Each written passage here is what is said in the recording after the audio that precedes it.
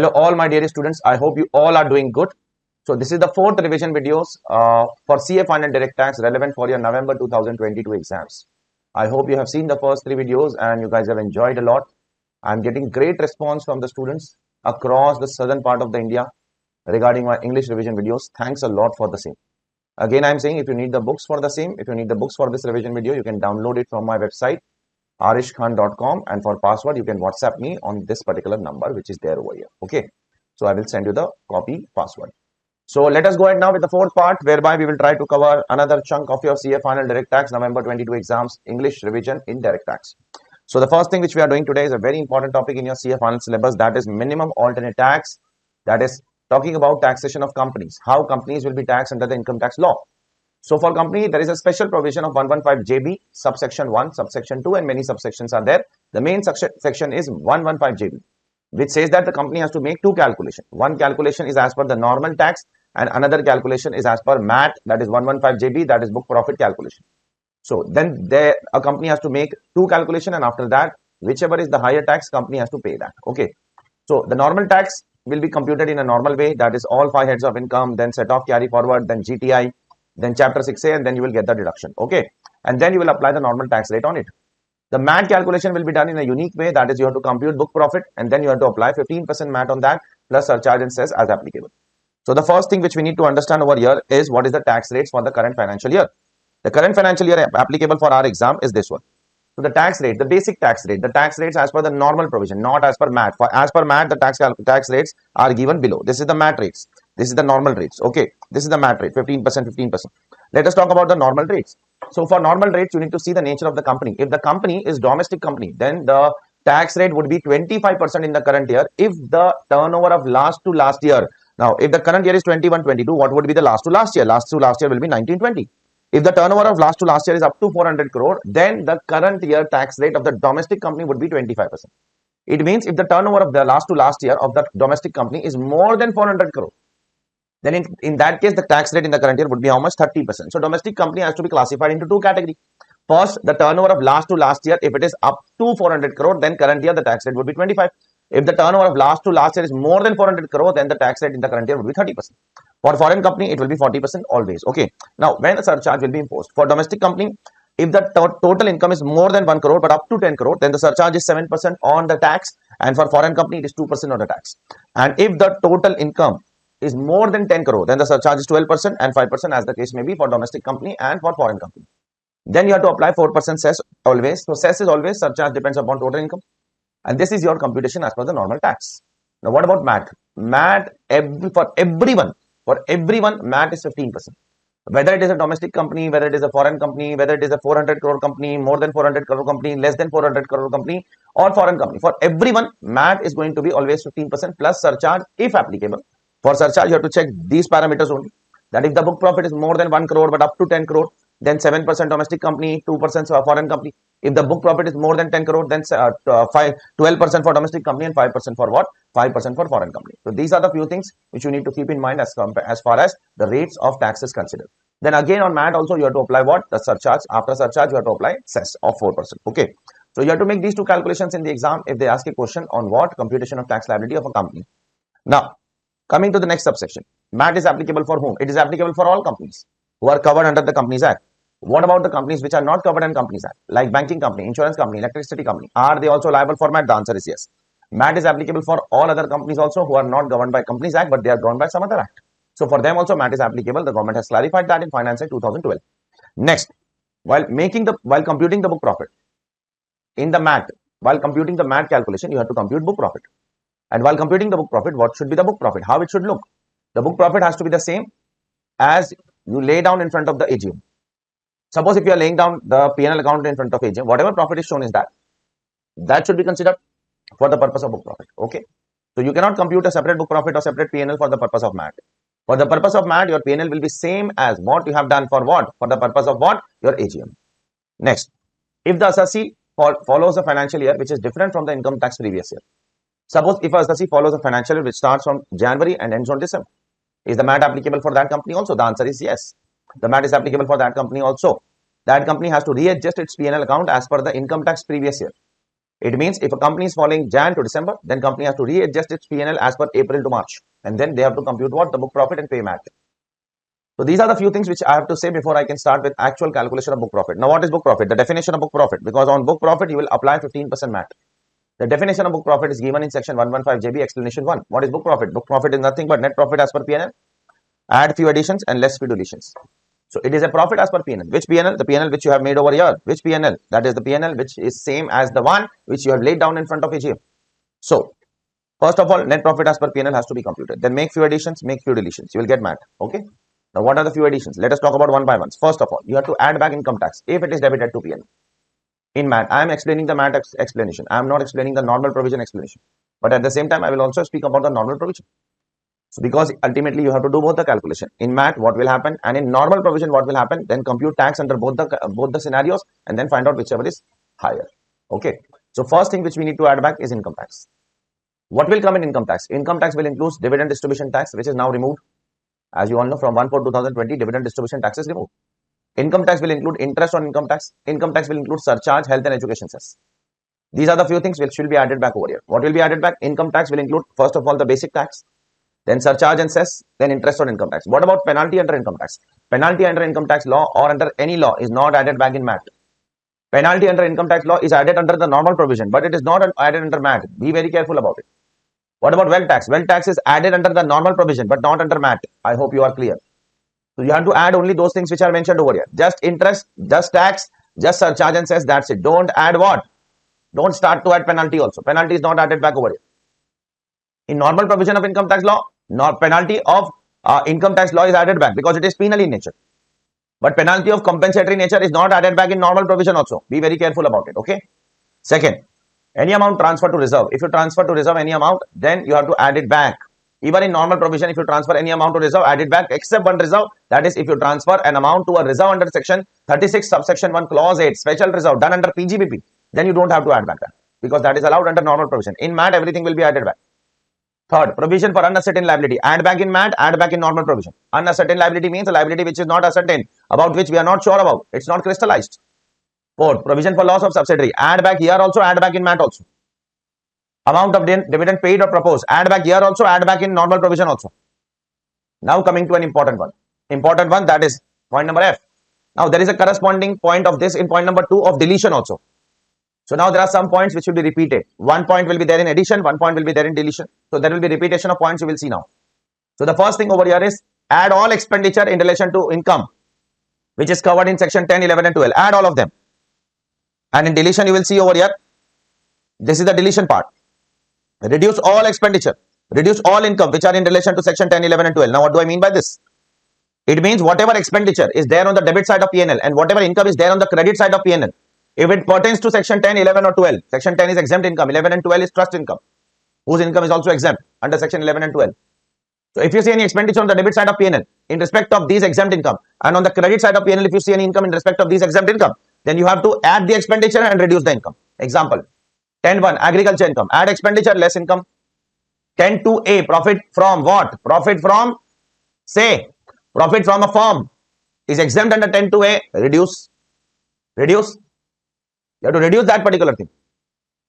Now what about if a profit is coming from a partnership firm, then you have to reduce because it is exempt under 10.2a. What about if a company is getting a profit from a AOP BOI? That is not exempt under section 10. That is exempt under section 86. Will that also be reduced? The answer is yes. For that, the government has made a separate clause later on. See over here. See over here. Because this cannot be called share of profit from a firm can be considered as exempt income under 10.2a. That will be taken care of under this clause. That will be taken care of under which clause? That will be taken care of under this clause. But share of profit from an AOP will not be covered under this clause. So therefore, the government has made a separate clause for share of profit from AOP because that is also what? Exempt under the normal provision. So in the MAT also they have what? Exempted it. So if there is any expenditure to that particular profit from the AOP, add back, and if there is any income, reduce it. I hope it is clear to all of you. So section 10.1, reduce income, add expenditure. 10.2a, reduce the profit. AOP BOI, reduce the profit. What about 10AA? What about ATIA? What about ATIB? What you will do with these incomes under the general provision? Under the general provisions, this income, nothing will be done. And from GTI, you will reduce this income because those are the deductions from chapter 6. What about these incomes under the mat? Will that be reduced and added back over here? No, it is not covered in section 10, 11 and 12. Therefore, this income will not be added back and reduced. It means it will be forming part of the book profit. And if it forms part of the book profit, it means you have to pay MAT on that. You have to pay MAT on ATIA. You have to pay MAT on ATIB, ATIC, ATID, ATIE, ATIAC, ATIBA, all profit link deduction. You have to pay MAT on all profit link deduction. Whatever profit link deduction, if you see in the P&L account, if you see an expense in relation to that or an income in relation to that, you will not add back the expenditure and you will not reduce the income. Let it be part of P&L account. Let it be part of book profit and bear the burden. Let assessee bear the burden of that particular tax. So this is the game which the government has played over here. Okay. So all these incomes are liable for MAT. Do not add the expenditure. Do not reduce the income. Let it be part of profit pay tax. Under the general provision, you will reduce from the GTI. I hope it is clear to all of you. Next is expenditure relatable to any income by way of royalty of patent taxable under 115 BBF. Similarly, there is a deletion also of this. Now, what does this income talks about? Again, there is a specific discussion on this issue, which I have done it over here. Let me show you where. It is done over here, 115 BBF. Let me explain you what this 115 BBF is all about. This is an option given to residents. If you are a resident assessee and if you develop a patent and if you register that patent, and later on, if you sell that patent and earn some royalty out of it, then that royalty income can be taxed. It has been given as an option to you. Then that royalty income can be taxed at how much percentage? Just 10%. Just 10% plus surcharge if applicable and cess. So this is an option given to residents who develop a patent and then sell the patent to earn royalty. This option is given and you have to exercise this option. Once you exercise this option, you have to follow this option for a period of 5 years. If you wish to withdraw that within 5 years, you can do so, but then you cannot follow that option for another 5 years after withdrawing. This is somewhat similar to what we have done in 44 AD. I am doing interlinking of the two sections. You have done this particular thing in 44 AD also, and here also it is similar to that only. So therefore, pay attention please. So this kind of assessee is getting a relaxed rate of 10%. For subject to some condition. What is the condition? That 75% of the expenditure in relation to research has to be done in India. So 75% of the expenditure in relation to research has to be done in India. That is an additional condition which these assessees have to fulfill if they want to opt for this. It is their wish. It is not mandatory. If they wish to opt, opt. If they do not wish to opt, do not opt. Your wish. So now listen carefully. On one hand, you are saying that these assessees will be liable to tax at the rate of 10%. So what about the expenses? Will they get a deduction of all the expenses? Expenses will not be deductible then. We are making you charge at a gross rate of 10%. Don't ask for any deduction of any expense or allowance. Spare us. Don't ask for any deduction of any expense or allowance. Spare us, please. So on one hand, you are charging them at 10%. On another hand, you are taking MAT on them. Is it justifiable? The answer is no. So that's the reason the government has said that any expenditure in relation to royalty, which is taxable under 115 BBF, add back that expenditure and reduce the income. There is a corresponding deletion clause also. So if you add back the expenditure and reduce the income, MAT implication is gone. You will not be liable for MAT. I hope it is clear to all of you. Okay. Next, depreciation. What has to be done? Add depreciation as per books of accounts. Then reduce as per point 2A. What is written in point 2A? What is written in point 2A? Let me tell you. What is written in point 2A is that you have to reduce the depreciation for other than revaluation. Suppose if you buy an asset for 100 rupees and you revalue them by 200 rupees. So the value of the asset becomes 300. Now if you claim depreciation of 10% on that, say 30 rupees. So add back 30. And then point number 2A says that of the reduction, that reduce other than revaluation. What is other than revaluation? Other than revaluation is 20 rupees because 200 rupees is revaluation and 10 rupees, 100 rupees is normal cost of the asset. So other than revaluation will be 10% of 100 rupees. So you have to reduce that. So this is what point number G has to say.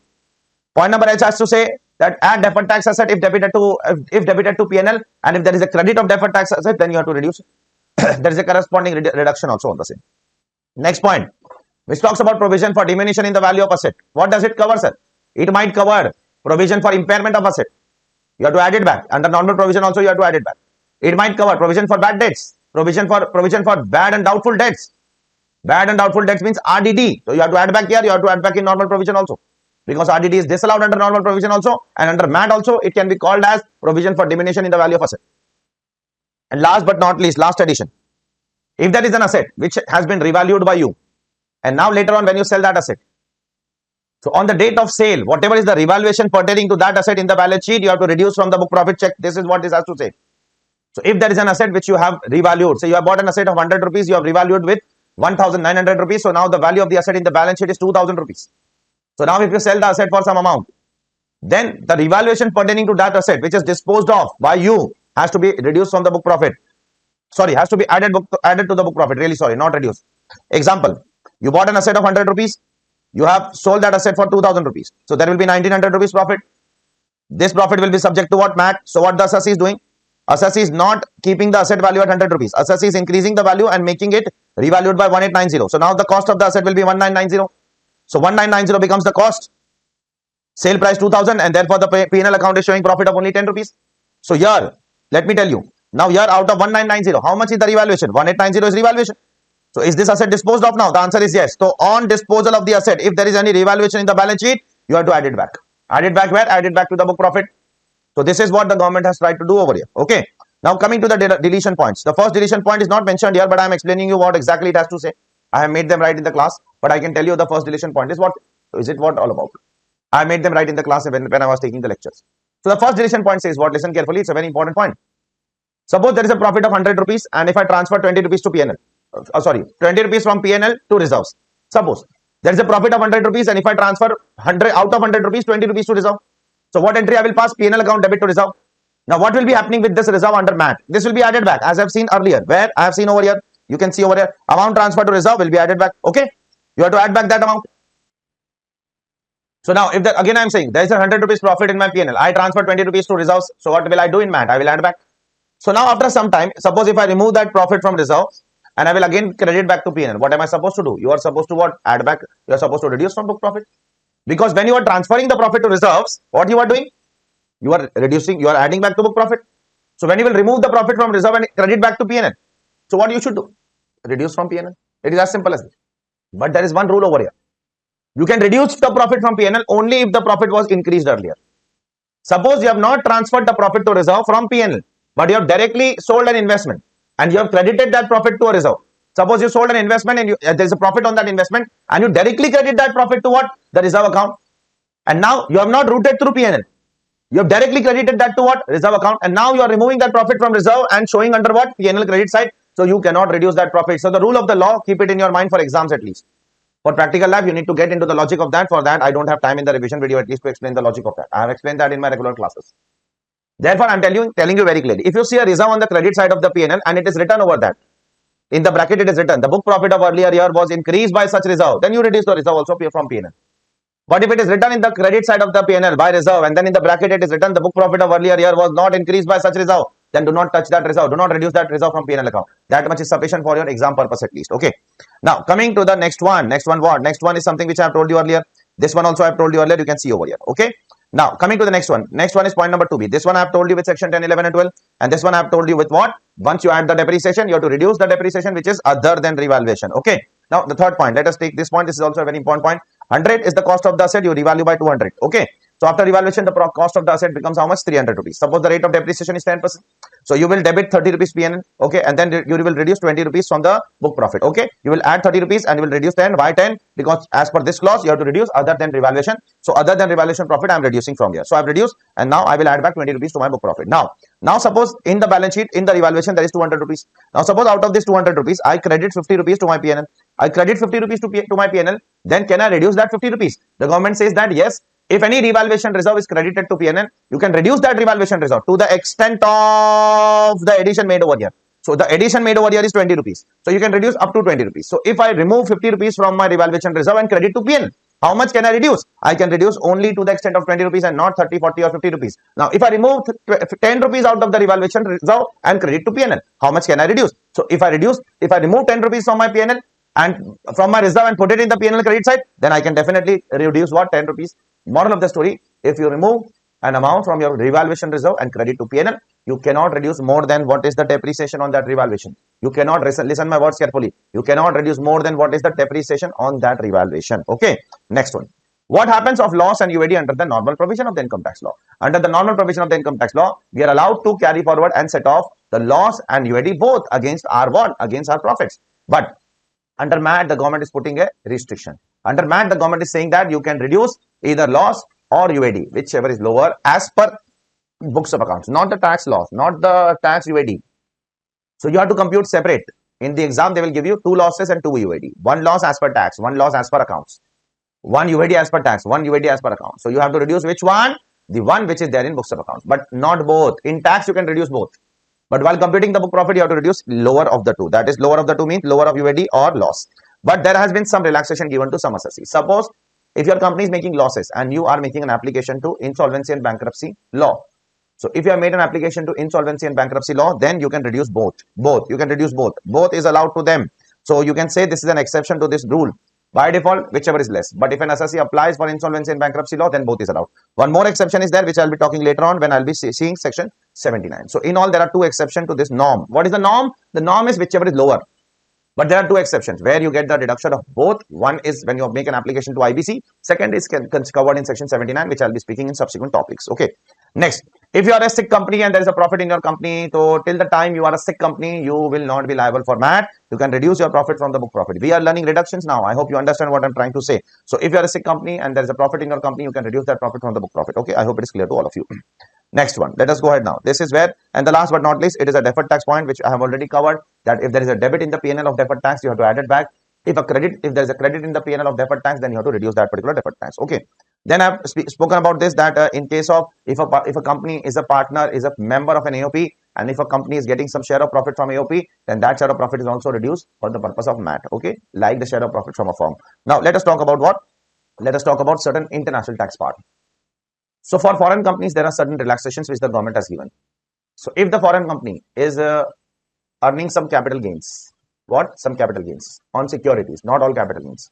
If the foreign company is earning four incomes, let me tell you those four incomes. If the foreign company is earning some capital gains on securities, not all capital gains, but only on securities. Or if the foreign company is earning some interest, or if the foreign company is earning some dividend, or if the foreign company is earning some royalty or FTS, keep these four incomes in your mind. And if the normal rate of tax is less than 15%, that is the rate of MAT.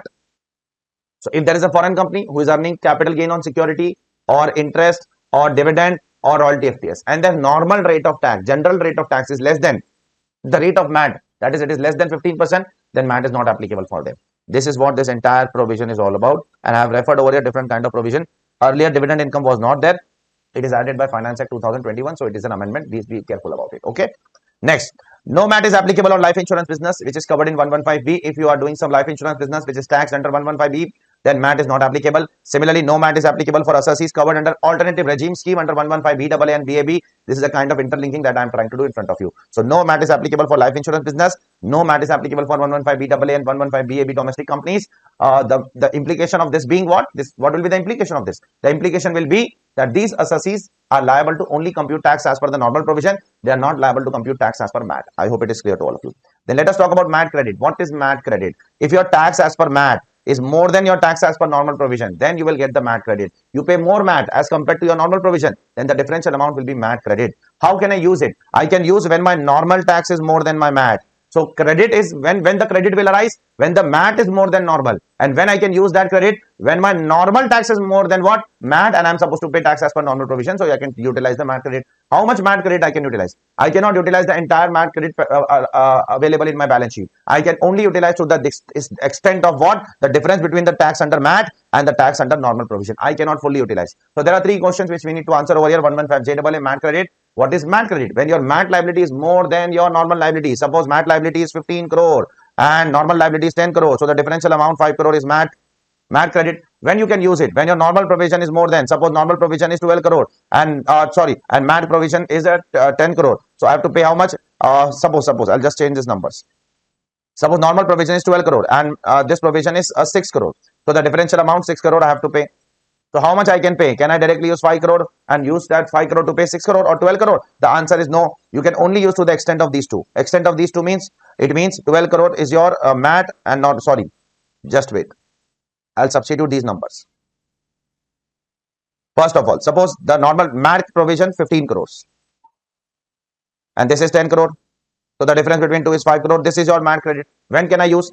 When my normal provision is more than this. Suppose normal provision is 12 crore and the tax payable under MAT is 10 crore. Okay. So I can use this to pay this 12 crore, but I cannot use entirely. I can use only to the extent of these two. It means I can use 2 crore to pay 5 crore and balance 3 crore I have to pay from my pocket. I hope it is clear to all of you. Okay. So balance amount has to be paid from the pocket. This is how the provision runs. Now then there are certain Supreme Court judgments and High Court judgments over there. I will tell you about them one by one. Apollo Tyres Limited versus CIT, a landmark judgment, a very important judgment in the reference of MAT. What does this judgment has to say? Does the AO has the power to change the book profit? Or does the AO has the power to change or make changes in the P&L account? The Supreme Court has held in the case of Apollo Tyres, AO does not have the power to change the P&L account itself. AO has the power to make the changes in book profit. To the extent the items mentioned in 115JB explanation 1. Whatever items we have learned just now in the preceding pages, whatever addition and deletions, if there is some mistake in that, AO can do that. But AO cannot altogether change the P&L account, which is certified by chartered accountant, which is accepted by the AGM in the shareholder in the AGM, and which is certified also by the annual accounts by the ROC. So the AO cannot start to change the P&L account itself. He can make only additions or deletion to the extent it is mentioned in explanation 1 to 115JB. He cannot make changes in the P&L account. That's it. That is what this particular provision has to say. Okay. Next, if an assessee is earning some capital gains and on that capital gains, assessee is getting exempted under 54EC.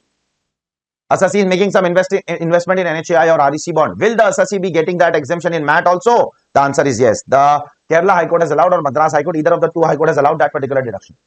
Even in MAT it is allowed. See, even in MAT the government has allowed that. Capital gain should not be taken into account while computing book profit. This is a big relief to the assessee. It means if you are having some capital gains under 54EC, then you can claim that exemption in normal provision also and in MAT also. Okay.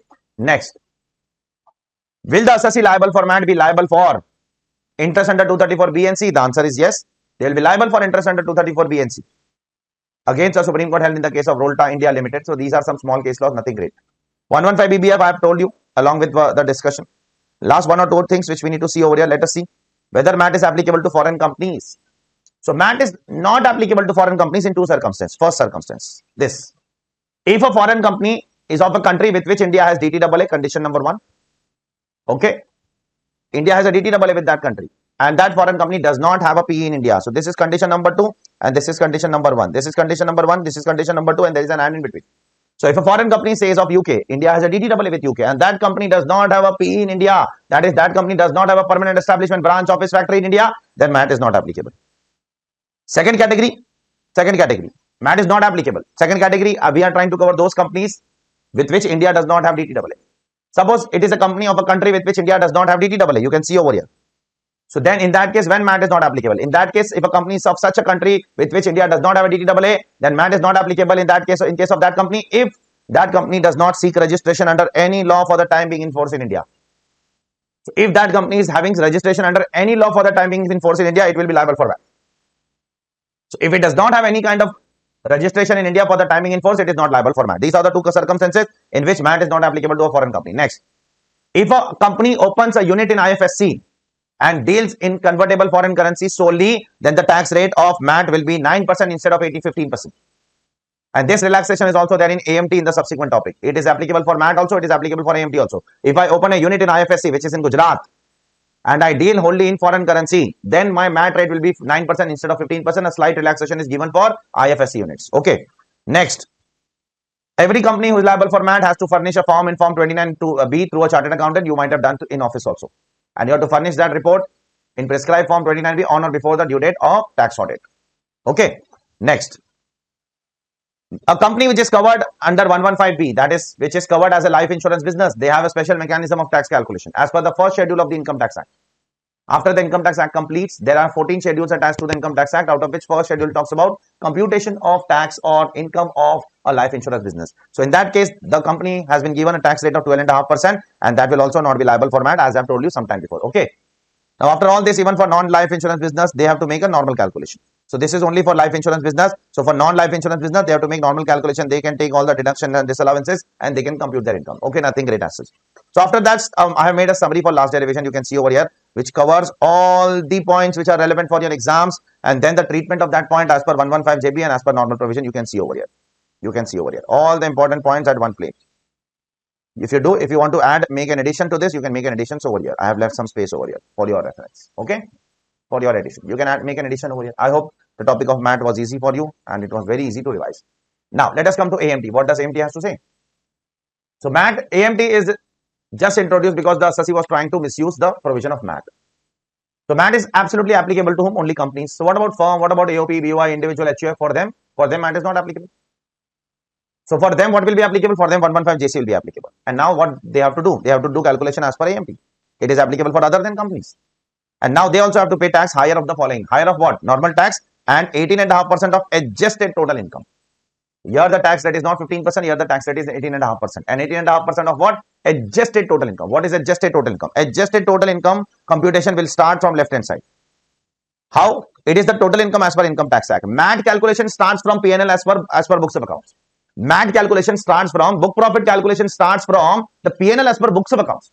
But here adjusted total income will start from the total income as per the normal provision. And then you have to make 3 addition and 1 deletion. Which are the 3 addition? First, you have to make addition of all the profit link deduction except ATP.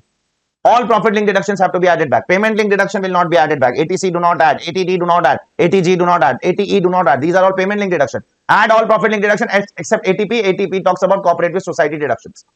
Then add 10 doubling.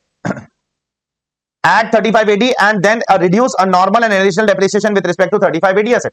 Suppose if you bought an asset of 35AD for 100 crore, a plant and machinery is bought. Then add 100 crore and then reduce the normal and additional depreciation of that plant and machinery. This one relaxation is given by the government of India over here. So 3 addition, 1 deletion, you will get adjusted total income. Once you get that, take 18.5% and then compare with normal tax, whichever is higher. Here also all those provisions of AMT credit is applicable. Here also all those things are applicable which are applicable in MAT. Now, if a unit of your entity, of your firm, of your AOP, of your HUF, of your individual, of your LLP is there in IFSC, then here also there is a relaxation that you will be liable for AMT of how much? Only 9%. Okay. Can I claim payment link deduction? Yes, you can claim payment link deduction. It will not be added back. Only profit link deductions will be added back. Now, some relaxation.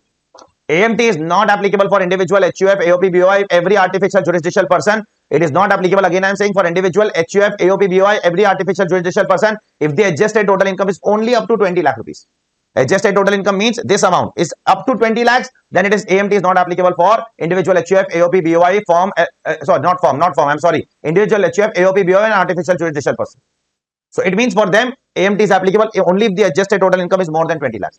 But for firm and LLP, this threshold of 20 lakhs is not applicable, meaning is that for firm and LLP, AMT is always applicable, irrespective of their adjusted total income. Even if their adjusted total income is 3 lakh rupees, 4 lakh rupees, 5 lakh rupees, 2 lakh rupees, 1 lakh rupees, they are liable for AMT. I hope it is clear to all of you. Here also you have to compute AMT credit, the way you compute MAT credit. That is how, when AMT is more than normal provision, then the difference is AMT credit. When you will use that credit, when normal is more than AMT, you will use the AMT credit. And how much you will use? To the extent of the difference of the two only, not the entire balance available in the balance sheet. And for how many years you can carry forward? You can carry forward the MAT credit for 15 years and even AMT credit will be carried forward for 15 years. Now suppose you have some MAT AMT credit available and in the current year there is no AMT applicable. You have some AMT credit available in the last year and now in the current year no AMT is applicable. Why no AMT is applicable? Because either my limit is less than 20 lakh rupees or either I am not claiming any of these deductions. If I do not claim any of this deduction, AMT cannot be made applicable to me. Because unless and until I claim any of the deduction, then only adjusted total income and total income will be different.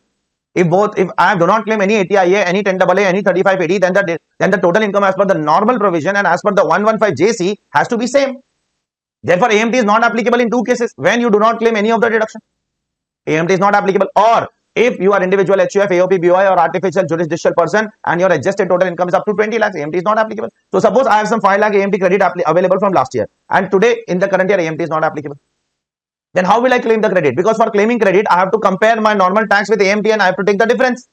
So the government says over here, please be careful with this point. This is a slightly tricky point. That government says that in 115JC, even if the AMT is not applicable for you, compute AMT for the sake of computing the credit.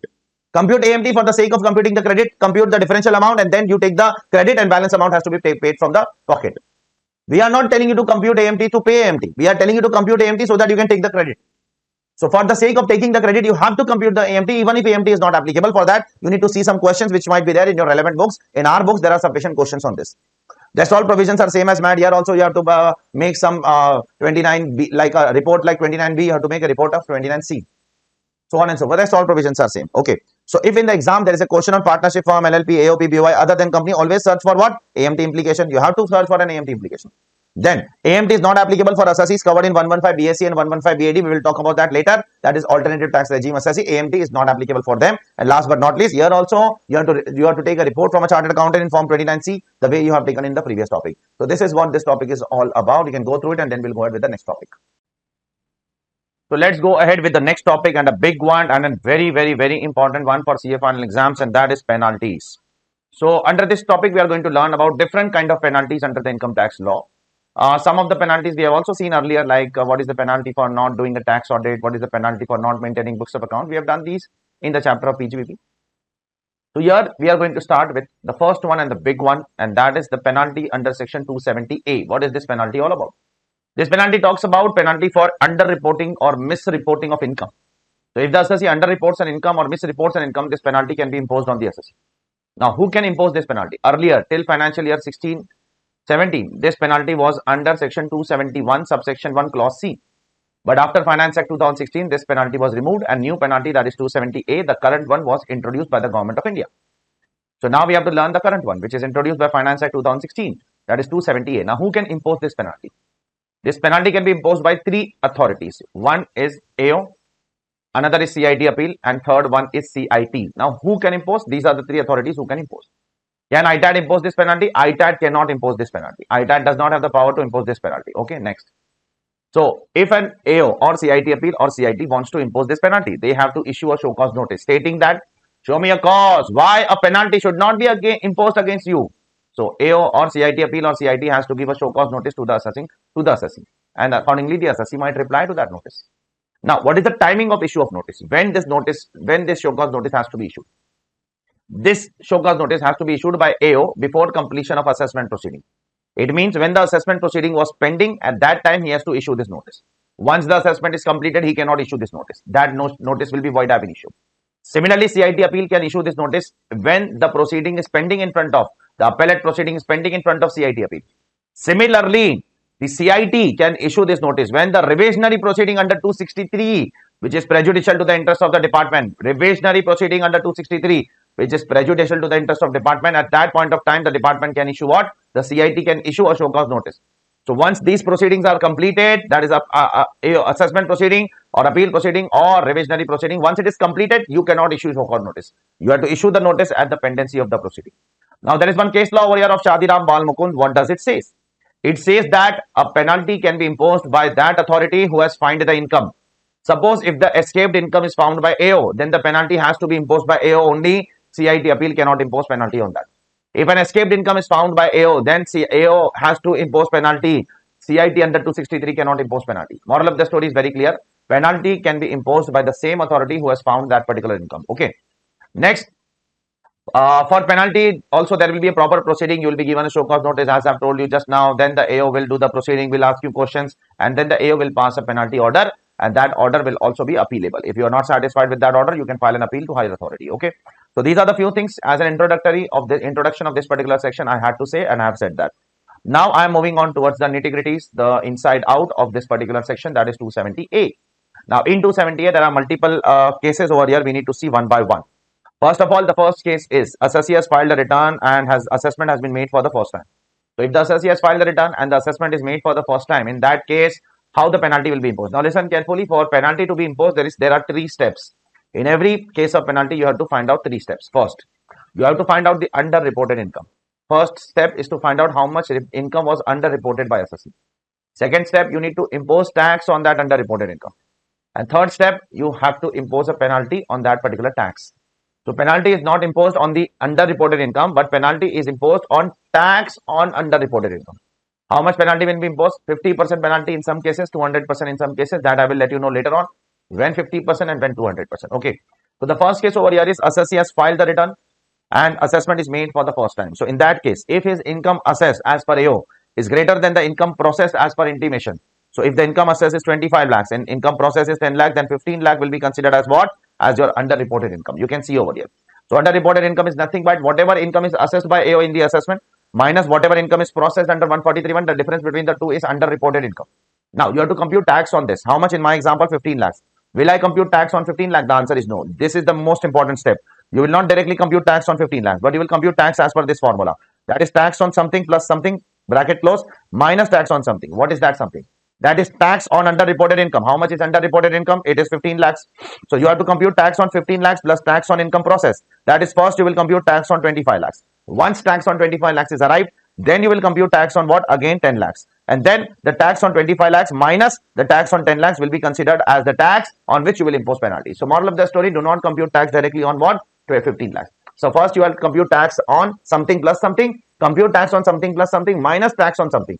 What is that something plus something? You can see on the board. Okay, this is the first case. Second case, where the assessee has not filed the return.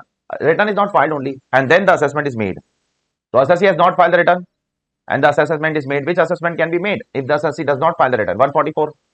In that case, you have to see what is the income assessed. Suppose the income assessed by AO is 10 lakh. Compare with maximum amount not chargeable to tax. Now, in case of individual and HUF, the maximum amount not chargeable to tax is 2,50,000. Okay, and in case of others, other than individual and HUF, the maximum amount not chargeable to tax is 0. Suppose in case of company, what is the maximum amount not chargeable to tax in case of company? It is 0 rupees. Obviously it is 0 now, because in case of company there is no concept of basic exemption limit. I hope it is clear to all of you. Therefore, you have to compare your income assessed by AO under 144 with the income which is maximum amount not chargeable to tax. So in case of individual HUF, it is income assessed 10 lakhs minus it can be 2 lakh 50, 3 lakh or 5 lakh as the case may be. Okay, once that is arrived, suppose the income assessed is 10 lakh and maximum not chargeable to tax is 2.5 lakhs. Okay, so therefore the differential amount will come to how much? 7.5 lakh. So now how will you compute tax on that? Don't compute again tax directly on 7.5 lakh. You have to compute tax as per this formula. That is tax on underreported income. That is 7.5 lakhs plus 2 lakh 50. In short, you have to compute tax on how much? 10 lakh rupees for individual HUF. For other than individual HUF, what you have to do? What is the maximum not chargeable to tax for a company? It is 0 rupees. So for other than company, the income, underreported income will be directly 10 lakhs. Other than for companies, for companies, the underreport entire 10 lakh will be underreported, and then you will compute tax directly on that 10 lakh rupees. Okay. So for individual and HUF, it will be 10 lakh minus basic exemption limit. That will be underreported income. But when you compute tax, you will compute tax on 10 lakh only. But for company, for firm, LLP, it is 10 lakh minus 0. When you will compute tax, you will compute tax on 10 lakh only. Okay. And then whatever amount of tax will come, you will apply 50% in some cases and you will apply 200% in some cases. Okay. Now, case of reassessment. What do I mean by this? It means that this is the second time the assessment is done of yours. Earlier also there was one assessment. So in the earlier assessment, the income assessed was 10 lakh. And now in the reassessment, the income assessed is 25 lakh. So what has to be done? Nothing. You have to compare the income reassessed with the income previously assessed. With the income what? Previously assessed. Previously it was assessed at how much? 10 lakh. And the differential amount will be considered as what? Differential amount of 15 lakhs will be considered as underreported income. Now, once you get the underreported income, again you have to follow the same formula. Do not apply tax directly on 15 lakhs. That is, first compute tax on 15 lakhs plus 10 lakhs. That is, first compute tax on 25 lakhs, and then whatever amount will come from that, compute tax on what? Compute tax on 10 lakhs. So do not compute tax directly on 15 lakhs. That is the underreported income. First compute tax on 15 plus 10, that is 25, and then compute tax on 10 lakhs. Whatever amount will come, you have to take the differential amount as what? As your tax on underreported income.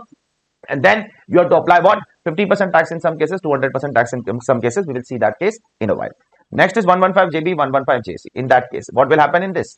Now, this is a very dangerous one. Very, very, very dangerous one. What will happen?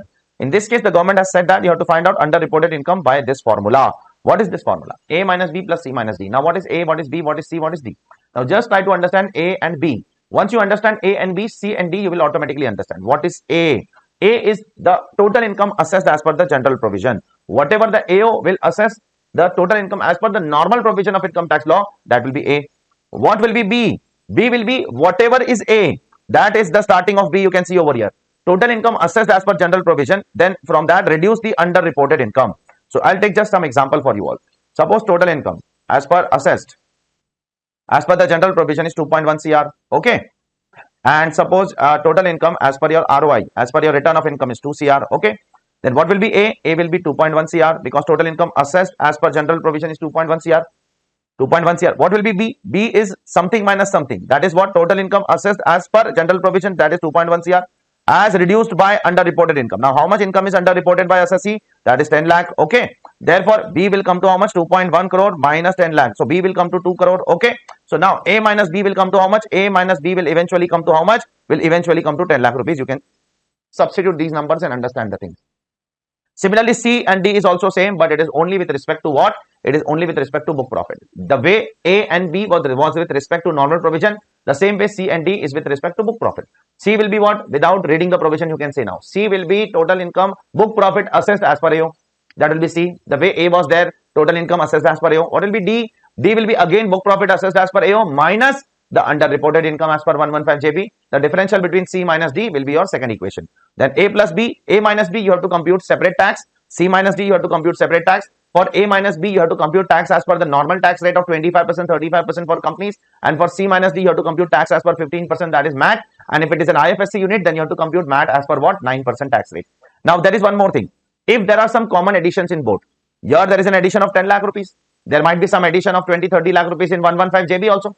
So if there are some common additions, there are say 5 lakh rupees is common in what? Normal provision also, and in MAT also. There are common additions in both. Then the government says that ignore that in D. Do not ignore that in B. Consider that under reported income in B, but ignore that in D. Why the hell they are saying that ignore in D and do not ignore in B? Why the hell they are saying consider in B and ignore in D? The reason is very simple, because in B there will be a tax rate of 30-25%, but in D there will be a tax rate of only 15%. That is a very simple logic that the government has to say. Okay. Now this is also a same case, but it is only in the case of reassessment, so it is somewhat similar. Now this one is very important. This one is very important. Suppose there is a loss.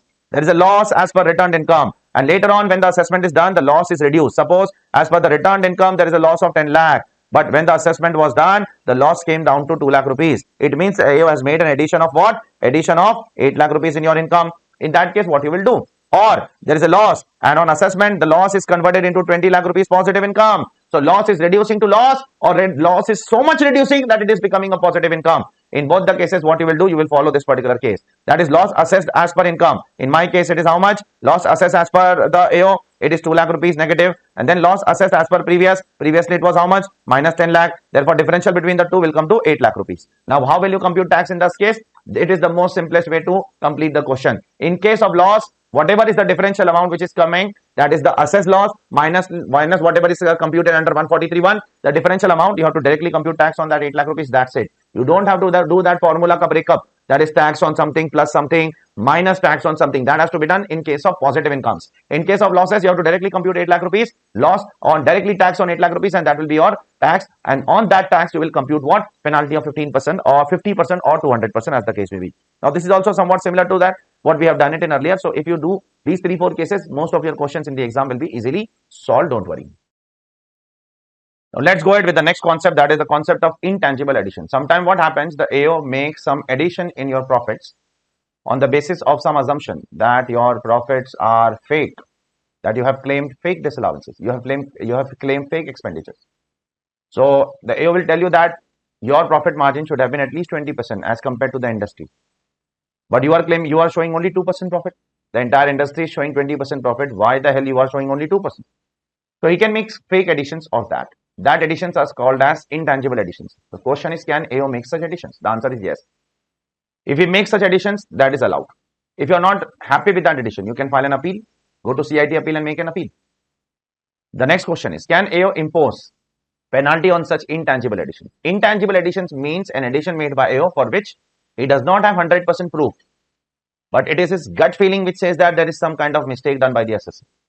There is some kind of mischief done by the assessor. So the court has held that in the case of Anantaram Veera Singhai, that intangible additions can be made by the assessing officer. It is allowed. AO can do that. But the question is, can AO impose penalty on that? The answer is no. The answer is no. So AO can impose tax on such intangible addition, but he cannot impose penalty on that. This was the stand earlier. So suppose today the assessment is completed and the AO made an addition of intangible addition of say 2 crore rupees. So he will impose 2 crore rupees tax on that. Tax on 2 crore rupees, and he will take tax, he will not impose penalty, and the proceeding is completed, assessment proceeding completed. Now after say 40-50 days, there is some money which is found at assessee's place of around 2 crore rupees. Now the AO is asking the assessee, from where the hell you have got this money? So now the assessee is saying the intangible addition which you have made now 40 days before while completing the assessment, this money is out of that. So the question is, can the assessee explain that this money is out of that intangible addition? So again, the court has held that the answer is yes. He can explain that the money which is found in my house or in my office, say around 2 crore rupees, I can explain that it is out of that intangible additions. But now the government has come into role.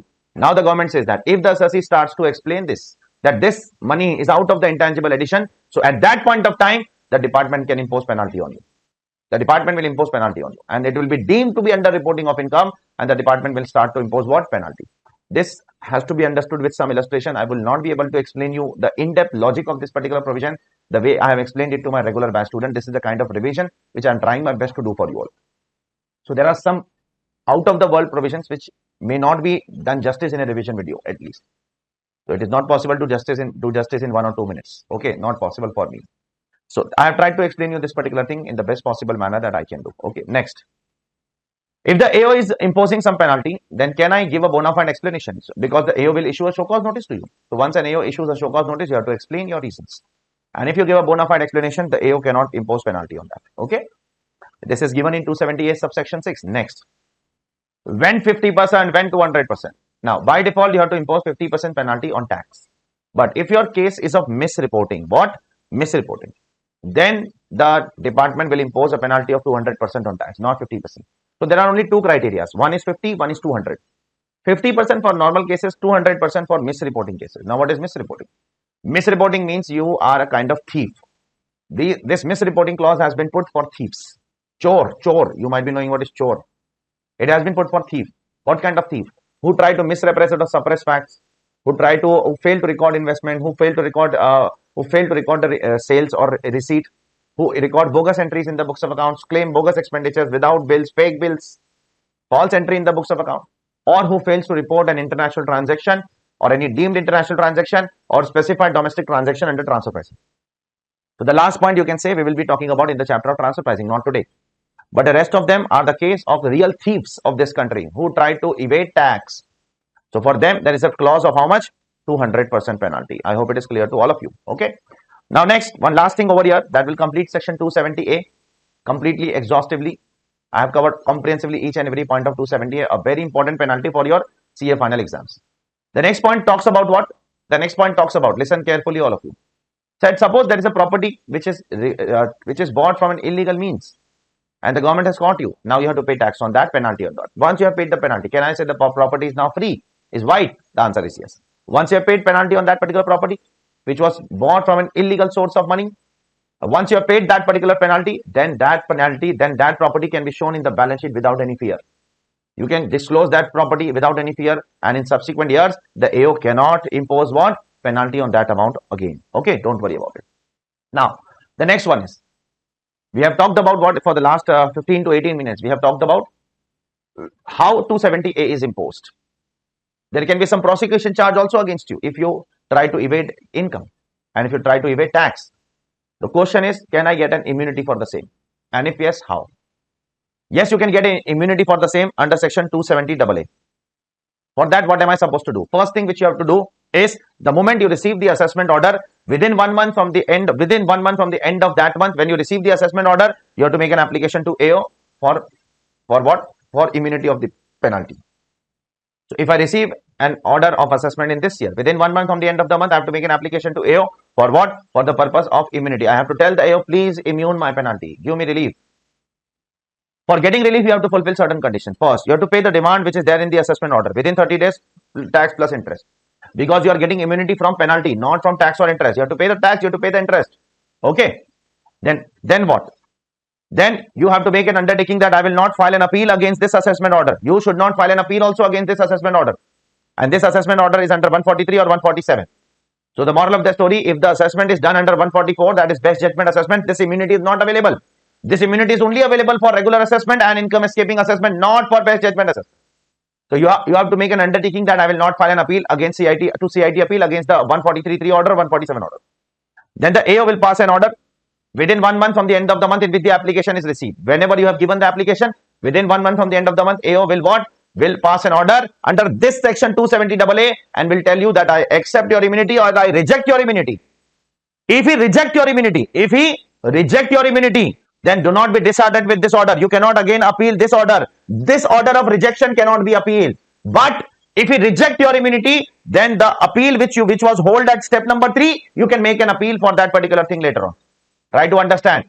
If the AO passes an order under 270AA and reject your immunity, then you cannot appeal against this order, but you can re-appeal. What? You can reinstate what? You can resume what? You can resume your original appeal of 143 or 147 against the AO order. You can do that. But this order is not appealable.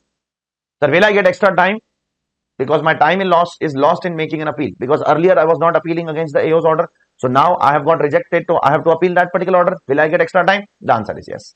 You will get the extension of that much time which is lost, whereby you were not able to appeal earlier. I hope it is clear to all of you. Okay. Last but not least, here the immunity will only be granted for 50% cases and not for 200% cases.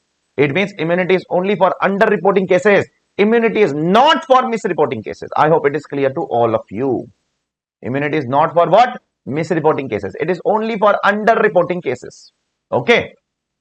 Let's move on to the next section. That is 271 AAB, which talks about what? Penalty in case of search and seizure. How penalty will be imposed in case of search and seizure. So for that, we need to understand this particular section, very important. For that, we need to understand two words first of all. First of all, we need to understand specified previous year. In specified previous year, there are two words, two cases, case 1, case 2.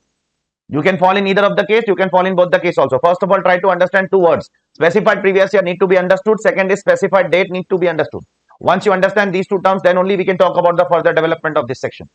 Specified previous year, point number 1 means, suppose today is the date of search. Today is the date of search, which is the date today. Today is the date, suppose today is 15th July. Example, 15th July is the date today.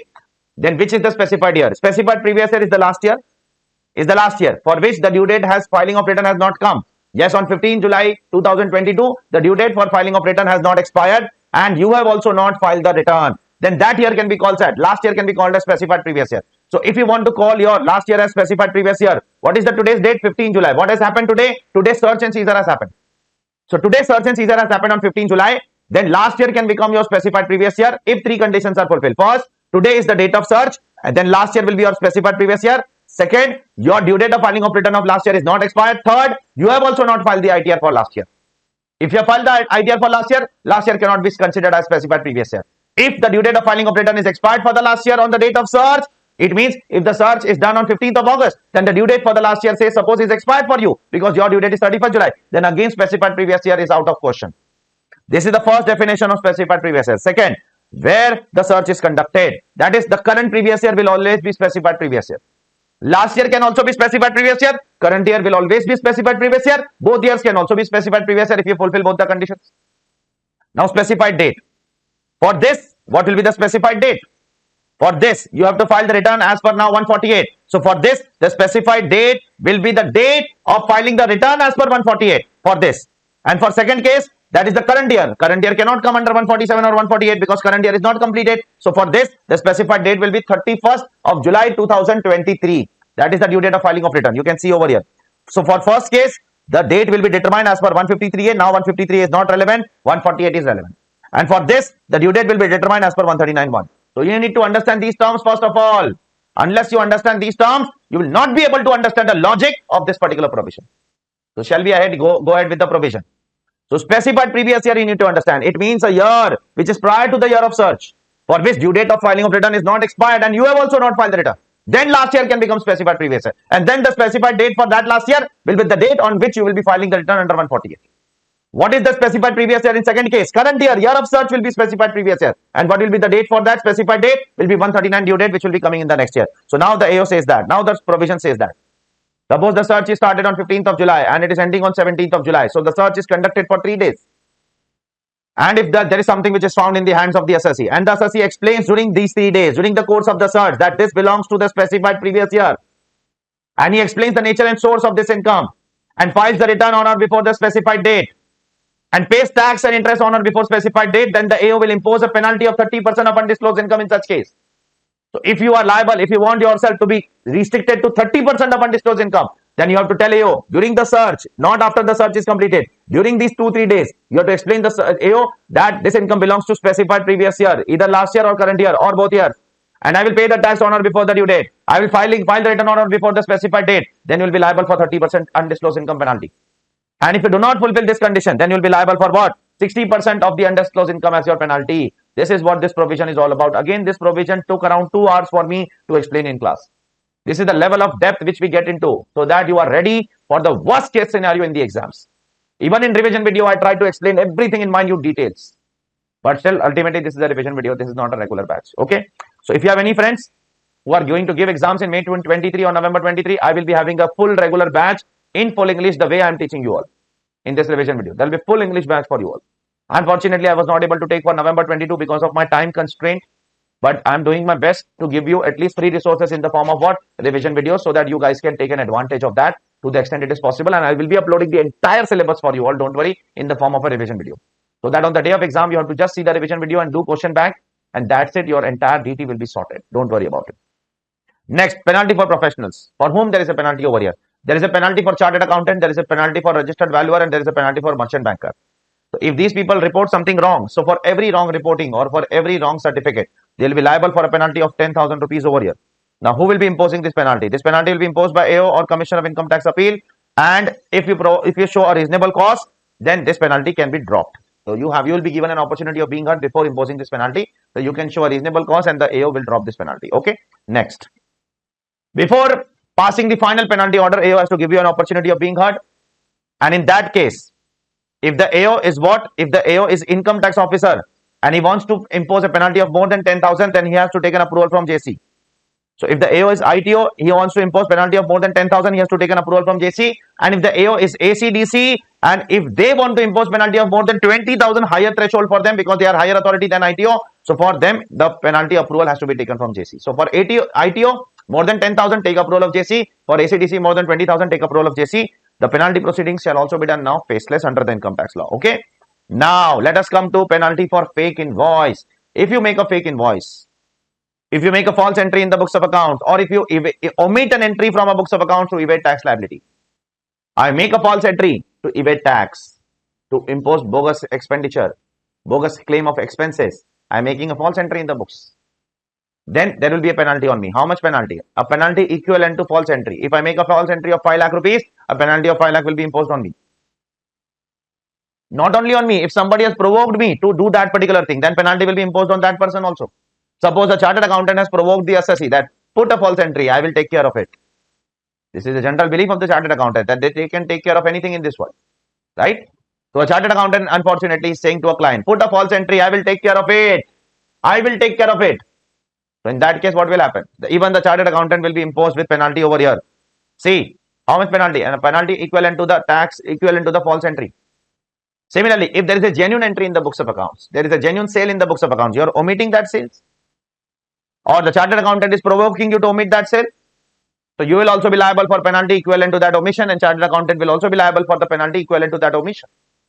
Very dangerous. Now, what is false entry? False entry means there is some false documents based on which you have claimed some expenditure, or there is some false invoice in the name of a person to whom you have not supplied any goods, but you are making any false invoice, or you are making an invoice of any goods or service for which there is, forget about any goods, there is no person only in that name. One can be you are making an invoice in the name of Reliance Industries. So Reliance Industries is there in this world, but the invoice is fake. Second is you are making an invoice in the name of XYZ person. That person itself does not exist. So all these things can be considered as what? False entry. I hope it is clear to all of you. Now let's go ahead with the next point, which is very important for exam. The power to reduce or waive penalty by CIT. Now CIT can reduce your penalty or waive your penalty in certain circumstances. Now what are those circumstances? First of all, there are two sections in which CIT can waive your penalty. One is 273A1 and another is 273A4. Let us first of all see the distinction between the two. In first section, CIT can revise. CIT, the power over here is with CIT. CIT can reduce or waive only the penalty of 271(1)(c) or 278, that is the underreporting and misreporting one. He cannot reduce or waive other penalty under the subsection 1. But under subsection 4, he can reduce any penalty including 271(1)(c) and 278. First distinction is that. Second distinction, in the first section, in this section, CIT can suo motu also reduce or waive penalty, or even assessee can make an application. In second case, only assessee has to make an application. CIT suo motu cannot reduce. Third case, if the CIT has to reduce a penalty or waive a penalty, where the concealed income exceeds 5 lakh rupees, if the concealed income of the assessee is more than 5 lakhs and the CIT wants to reduce the penalty, then he has to take an approval from Chief CIT or Director General. In right hand side, it is not the concealed income, it is the penalty amount. So see the difference. Left hand side, it is concealed income which should exceed 5 lakhs, and right hand side in subsection 4, it is the penalty amount which should exceed 1 lakh rupees. Then the CIT has to take an approval from Chief CIT or Director General. Now the most important difference, the conditions to be fulfilled. On the left hand side, the CIT should be satisfied that assessee always cooperates. Cooperation of assessee is necessary. The assessee makes payment of tax and interest. Assessee has to make the payment of tax and interest, because without payment of tax and interest, he will not give you waiver from penalty. The waiver is from penalty, not from tax and interest. So assessee has to make payment of tax and interest. Assessee has to give a proof to CIT. Third, the assessee has to make himself voluntarily a true and full disclosure at his end. Second side, it is a genuine hardship on the assessee if the penalty is imposed. So the important point difference between the subsection 1 and subsection 4 is, here the assessee has to make true and full disclosure. Here there is a genuine hardship on the assessee. That is the reason the CIT is what? Reducing or waiving the penalty. The assessee has to again cooperate while to the department at every stage. Okay, then only the penalty can be what? Can be waived or it can be reduced. Left hand side, penalty if paid on left hand side, it can also be refunded by the government. On the right hand side, if the penalty is already paid, then the refund is not possible by the department. Okay.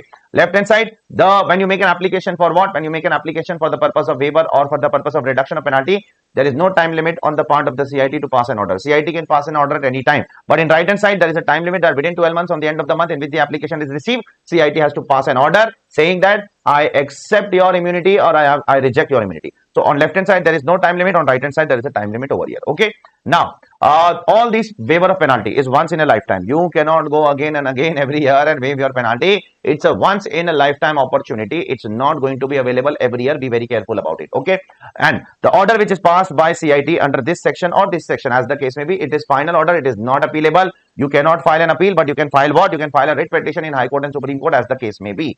The order under 273A has to be a speaking order. What do I mean by speaking order? It means the order should speak the reasons why the penalty is not imposed or why the penalty is imposed to a particular percentage only and not fully 100%. So the CIT has to give a detailed analysis of how he has arrived to his conclusion. That order is called as what? Speaking order. I can make application for n number of years. It doesn't matter. You can make application for 1 year, 2 year, 3 years, 4 years, 5 years, 6 years. You can make n number of applications. There is no harm in that. Next, if an income is detected in raid, that means if there is a search and seizure in your properties and income is detected there, then in that case the penalty will not be waived under this section. 273A is benefit is not available for search and seizure assessees. Next, if the assessee fulfills all the condition of 273A, a very important point, point number 7, point number 6. If CIT finds that all the conditions of 273A is fulfilled, then the CIT is bound to waive the penalty. He have to waive the penalty. He have to grant the relief. If the assessee fulfills all the conditions, CIT is bound to grant the relief under this section. Okay. Now, can CIT reduce the interest under 234 ABC? No. CIT does not have the power to reduce interest under 234 ABC. This power is given to Chief Commissioner or Director General of Income Tax or Income Tax Settlement Commission, which is now called as what? Interim Board. Now it is called as Interim Board. Now it is not called as what? Now it is not called as Income Tax Settlement Commission. Okay. Now, CBDT circular is there for genuine hardship. Genuine hardship is covered in 273A4. So, genuine hardship should be pertaining at the time of making an application and also at the time of passing the final order by the CIT. Suppose at the time of making an application, there was genuine hardship. Then you won a lottery of 10 crore rupees. So, while filing the order, while passing the order by CIT, you are very rich. So, the genuine hardship clause is not fulfilled. It has to be fulfilled at the time of application and also at the time of what? At the time of passing of order by CIT. Okay. Next, assessee can again make application for a number of years. That is the point which is repeating over here. Next, once penalty proceeding is dropped, even prosecution proceedings will be dropped. In your case, don't worry about it. Okay. Now, there is some list of individual penalties. You will not get it over here. You will get in the textbook. Don't worry. I have also uploaded that on my website. You can get it from the website also. And I've also uploaded one lecture on that. Unfortunately, that is in Hindi English. I don't know whether you'll be able to understand or not. But there is one lecture on all the penalty compilation in 30 minutes. If time permits, I can show you that. Just wait. Can you see this? Here, I will just open it.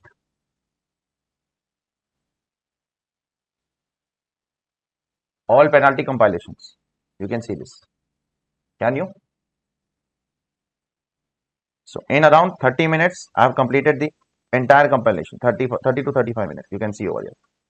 But if you don't understand Hindi, then I cannot do anything as of now. But you can at least go through the file, which is there what? Which is there on my website, aarishkhan.com, free resources. Okay. You can go through it. Compilation of all penalties are there over there. Okay.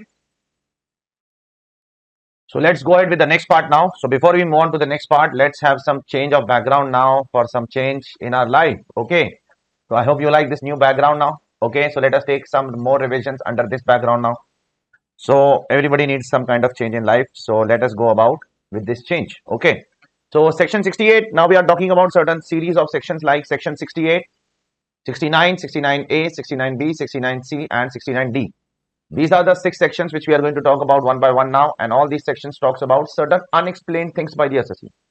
If the assessee is unable to explain certain things to the AO or the explanation is not satisfactory in the opinion of the AO, then the AO can do what? Then the AO can invoke these sections, and if these sections are invoked, believe me, then the tax rate under this case would be 78%.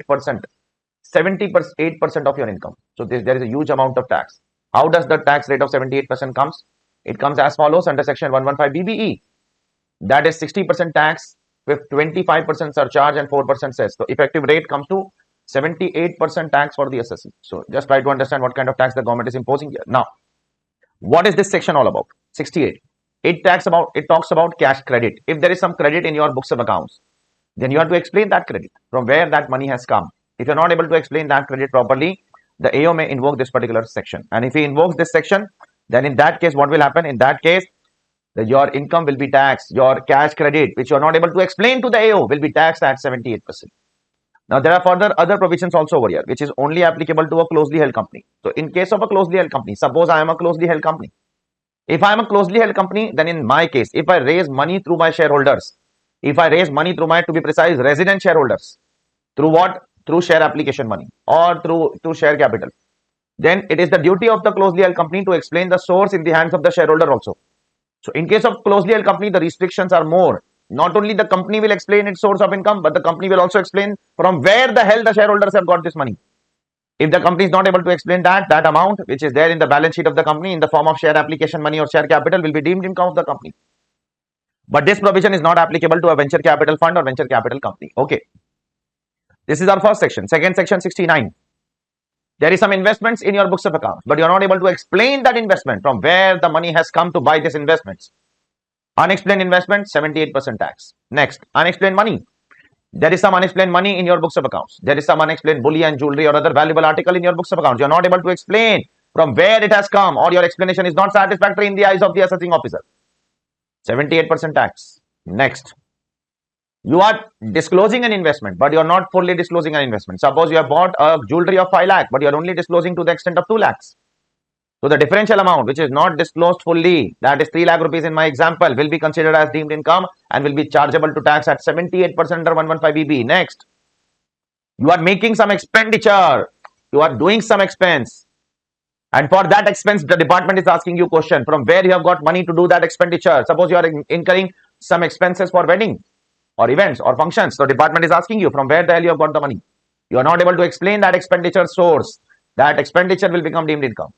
And in case of business and profession or in case of any other head, if you do an expenditure from a source which is not disclosed, then that expenditure is first of all deemed income, 78% tax. And secondly, that expenditure cannot be allowed as deduction also under any head of income, including PGBB. For example, I have some undisclosed income. From that, I am paying rent.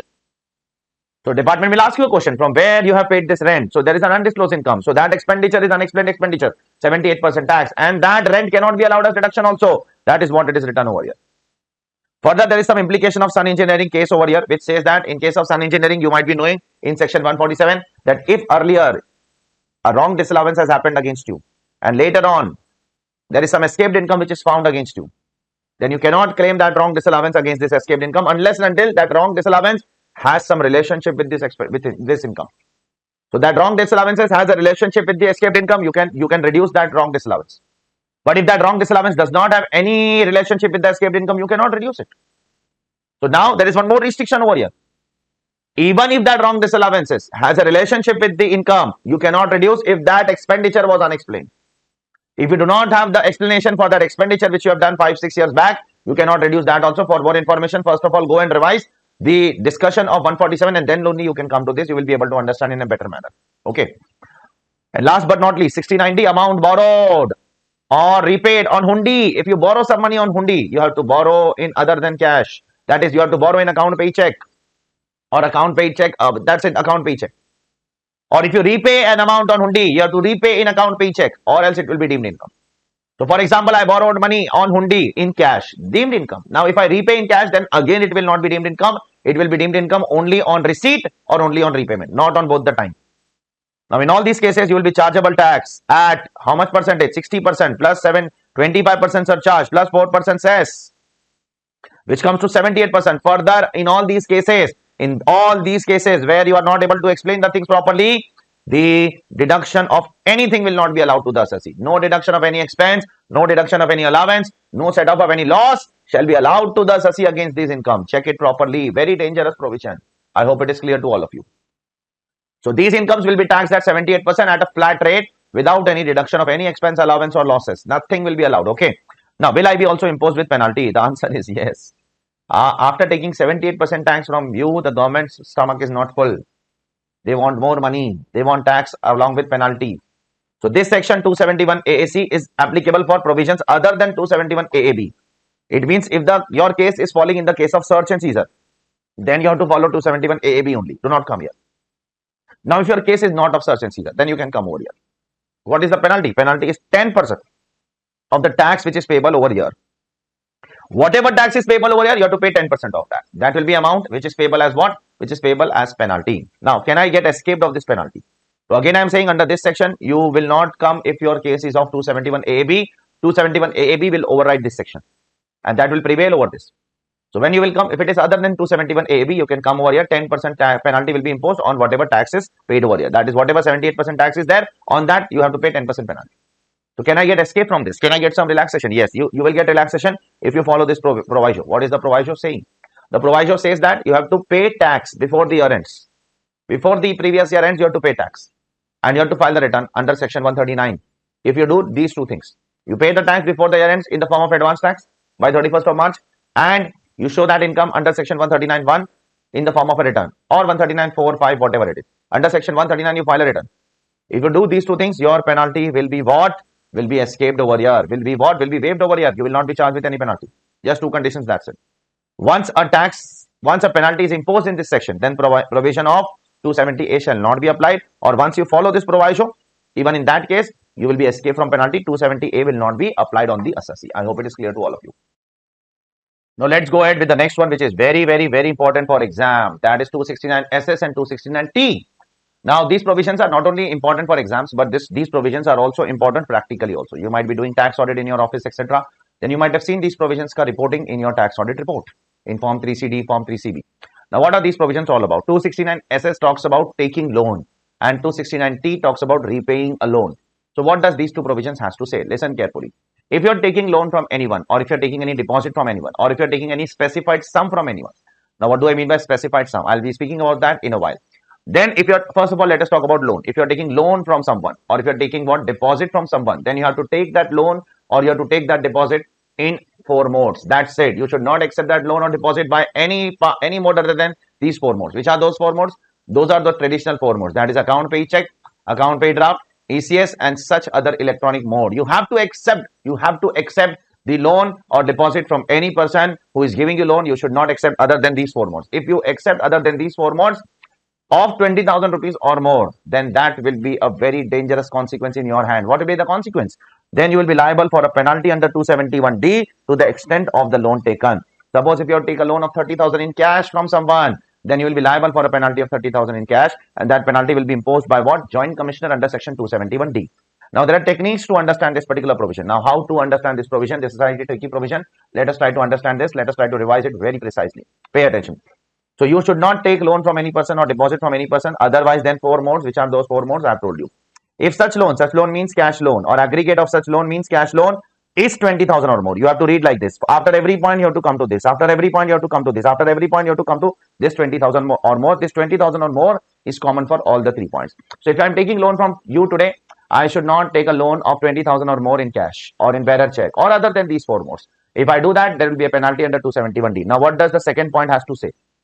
Second point is a very tricky point. Suppose on the date of taking a cash loan, suppose I am taking a cash loan today from you, and I already have an outstanding in your name in the balance sheet. So if I am taking a cash loan in the name of you, and I already have a balance sheet outstanding of 20,000 or more. So if I am taking a cash loan of 5,000 rupees from you today, only 5,000, but in your name there is already a balance of 20,000 or more in the balance sheet, then I cannot take a single penny from you in cash. I cannot take a single penny from you in cash in that case. This is what point number B has to say. What does point number C has to say? Point number C says that the outstanding amount and the cash loan together also should not exceed what? 20,000 rupees. Okay. So if I take a cash loan today, say of 5,000 rupees, and there is already outstanding of say 16,000 rupees in my balance sheet. So the total comes to how much? 21,000. Again, the section is violated. So the second point is very important in this particular section. Pay attention on that. Again, I am saying on the date of taking the cash loan, if there is already an outstanding of 20,000 or more in the name of that person from whom you are taking the loan, then that particular loan will be violation of provision of section 269 SS, and you will be liable for penalty under 271D.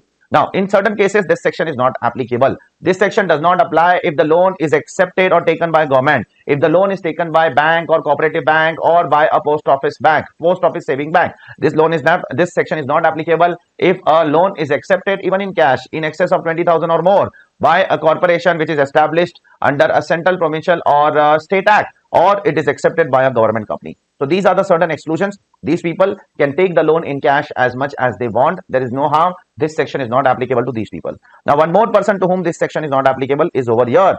Who is that person? That person is, pay attention all of you carefully. Suppose I am a farmer You are also a farmer, and both of our income is below the basic exemption limit, then we can take cash and we can give cash. There is no issue in that. So then in that case, I can take what? Cash loan from you.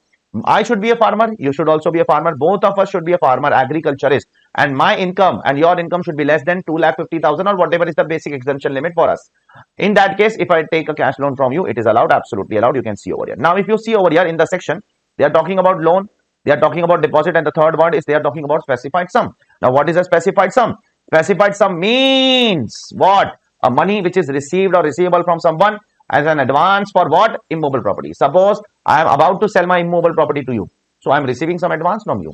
So in that case, I should not accept 20,000 or more in cash.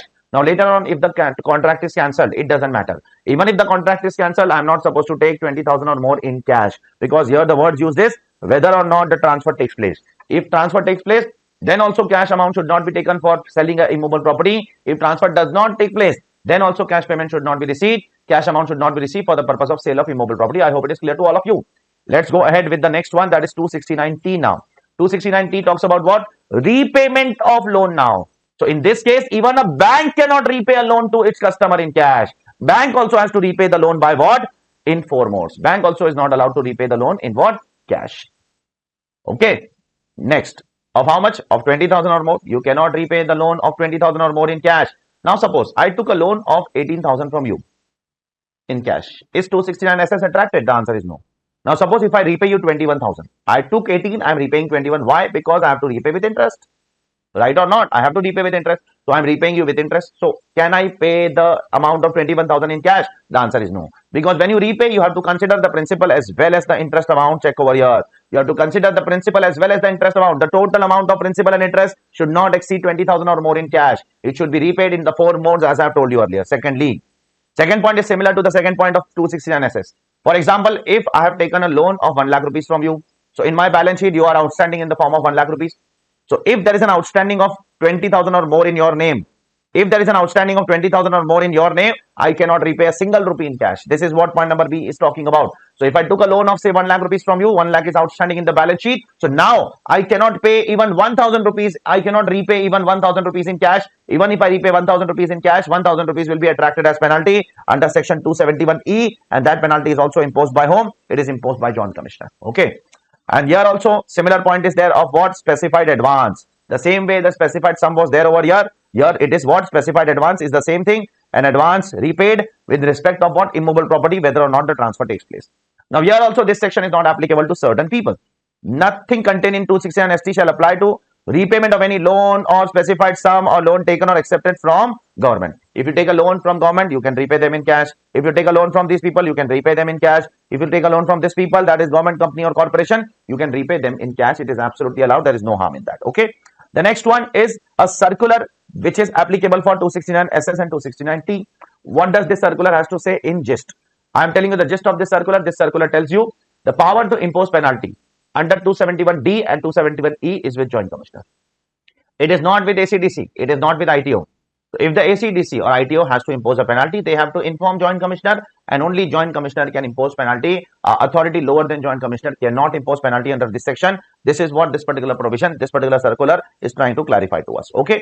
And last but not least in this topic, which talks about section 129, change of incumbent of an office. Now, what do I mean by this?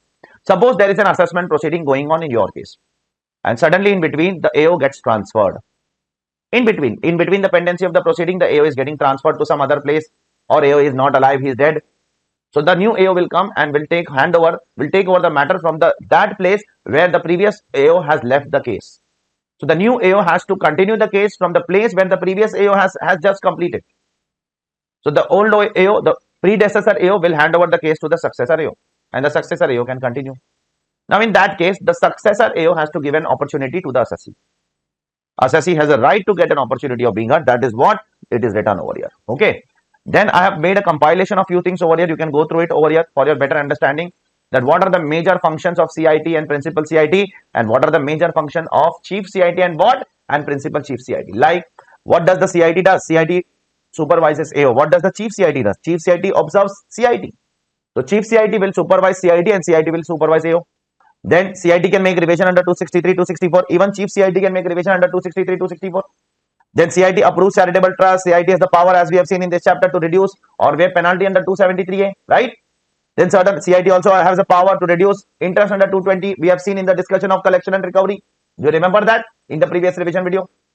Then Chief CIT has the power to do these things. That's some of the powers we have learned. Some of the powers are going to come in the future revision videos, or maybe in this revision video at the later part.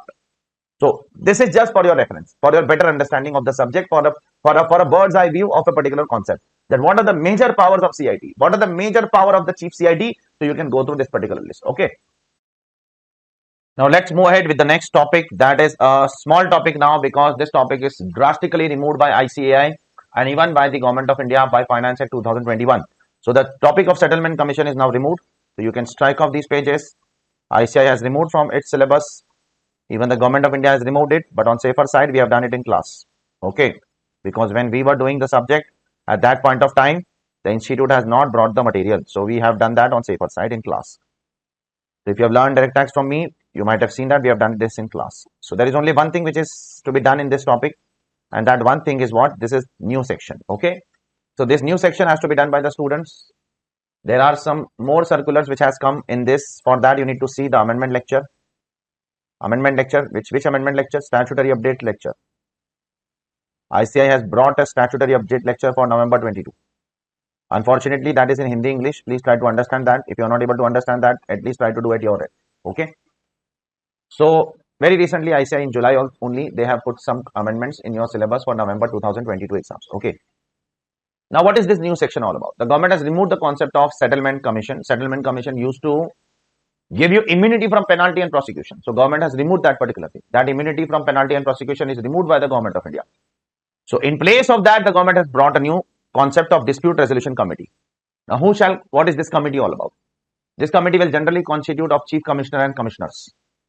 So generally a committee of 2 to 3 chief commissioner and commissioner will make a dispute resolution committee. Now who shall form this committee? The central government will form this committee. The central government will form one or more committee, depending upon the demand of the cases. Then, who is eligible to opt for this scheme? This scheme is optional. Whether the assessee wants to go for this scheme, he can go. If he doesn't want to go for this scheme, he can ignore this scheme. It is not mandatory on assessee. Let me tell you very clearly. Now, who can go? It can only be approached by those assessees whose returned income is 50 lakh or less. The income in the return should not be more than 50 lakh. And the variation proposed by the AO in the order should not be more than 10 lakh. It should be 10 lakh or more. So the return income has to be 50 lakh or less, and the AO, the addition which the AO is making should not be more than 10 lakhs. Because the proposed addition should not be more than what? More than 10 lakh rupees. If this is the case, you can go for this. Further, an assessee on whom a search is conducted or requisition is made or survey is conducted or an information is received under section 90 or 98, all these assessees cannot go for what? For immunity of penalty or prosecution from DRC. We will address this as DRC, that is Dispute Resolution Committee. You cannot go for that. It is not allowed. Now, what are the powers of DRC? DRC will reduce or waive your penalty, or will reduce or waive your what? Immunity from prosecution. Will give you immunity from prosecution. So, they have both the powers. Like, they can also give you immunity from penalty. They can also give you immunity from prosecution. Now, who is not qualified for going to DRC? There are certain assessees who are not qualified. Mainly, these are certain defaulters under different laws. Like, you can see over here a defaulter which is under Foreign Exchange Prevention of Smuggling Activities 1974. They cannot go. Like Indian Penal Code, like Narcotic Drugs Act, like Prevention of Corruption Act, Benami Transaction Act, PMLA, Prevention of Money Laundering Act. Are you able to understand? Like again Indian Penal Code, like again Special Code, Tribal Offences relating to Transactions Act, or who fulfill such other condition as may be prescribed.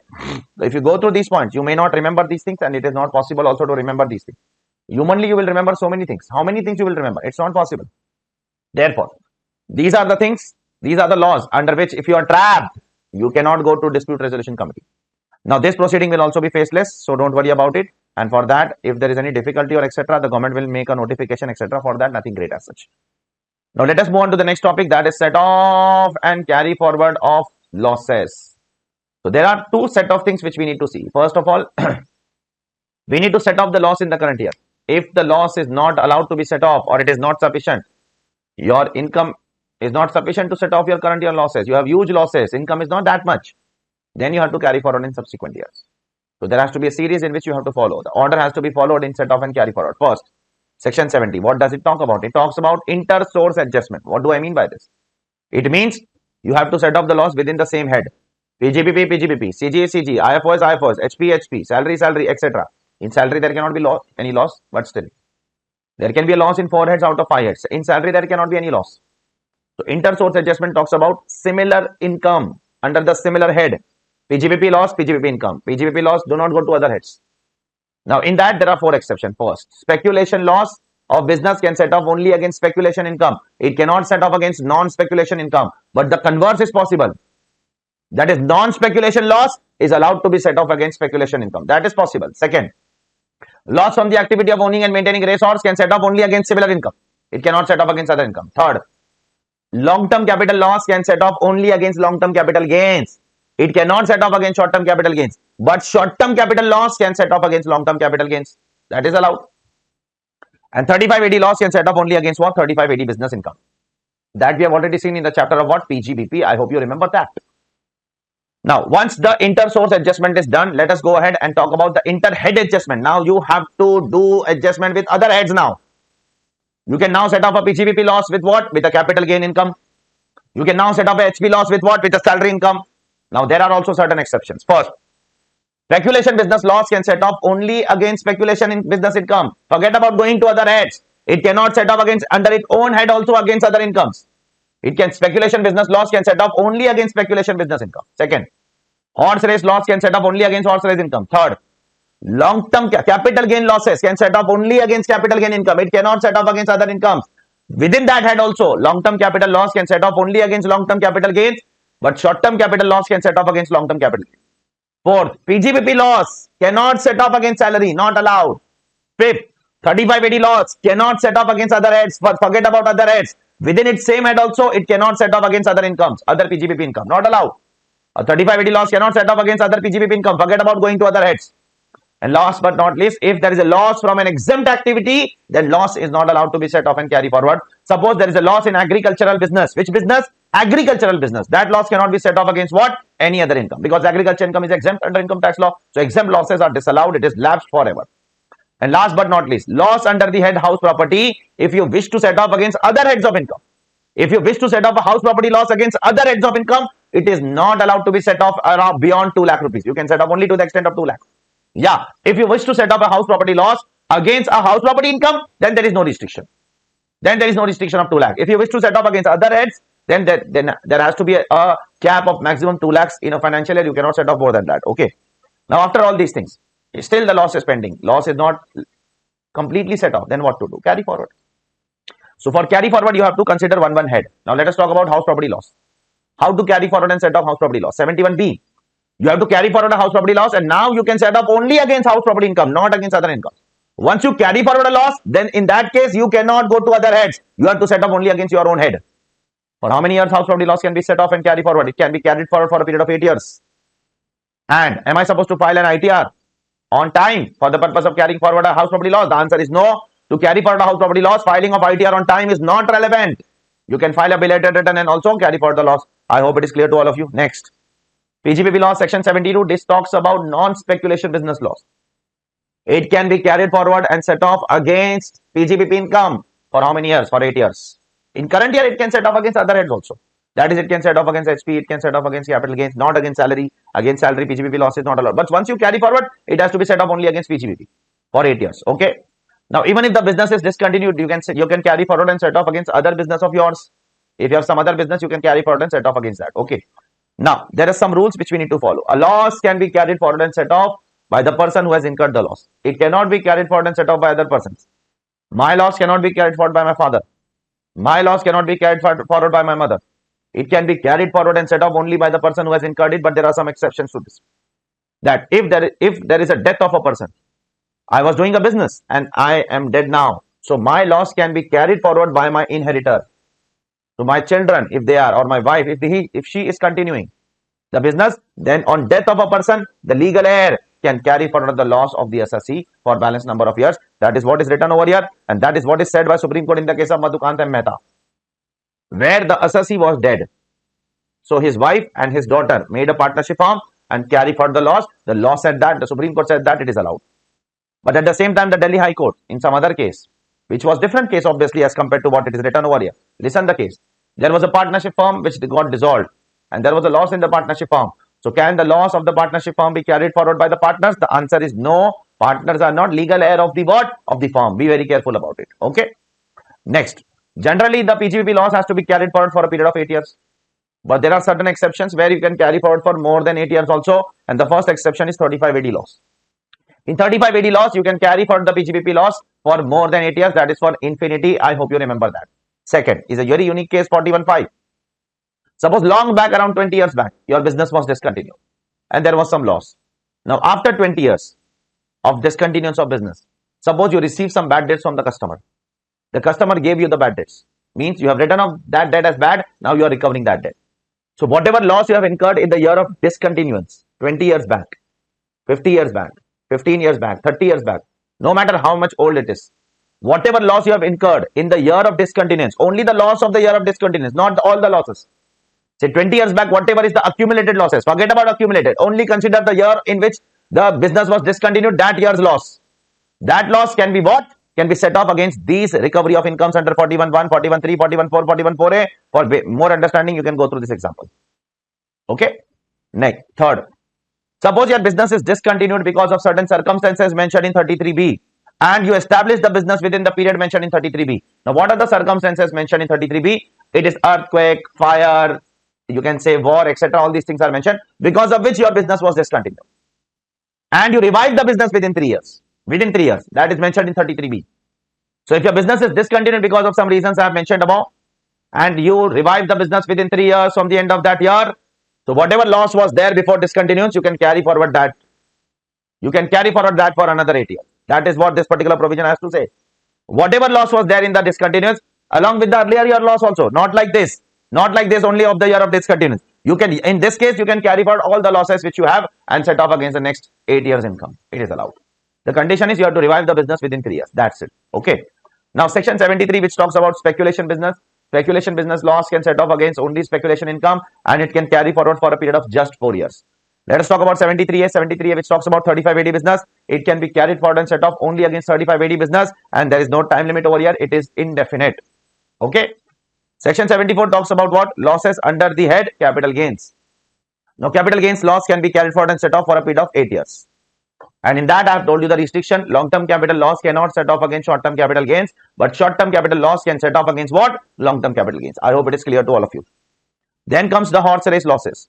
If there is a loss in the activity of owning and maintaining race horses, you can carry forward and set off only against similar income, not against other incomes, and you can carry forward and set off for a period of 4 years only. Now, it is only applicable for horses. It is not applicable for other animals. So, if there is a camel race, which race? Camel race, it is not covered here. Then how the losses of that particular business will be carried forward? It will be carried forward like a normal business under section 72. I hope it is clear to all of you. Now let's go ahead with the most important section of this particular topic, and that is section 79, which talks about a closely held company.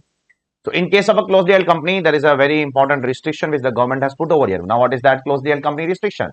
That the year of loss, the year in which you have made a loss and the year in which you wish to set off that loss, the last day of both the years, that is the year of loss last day and the year of set off last day, at least 51% of the shareholders have to be common. See here, at least 51% has to be common. If there is a change of more than 51% in the shareholder, then the loss will be lapsed.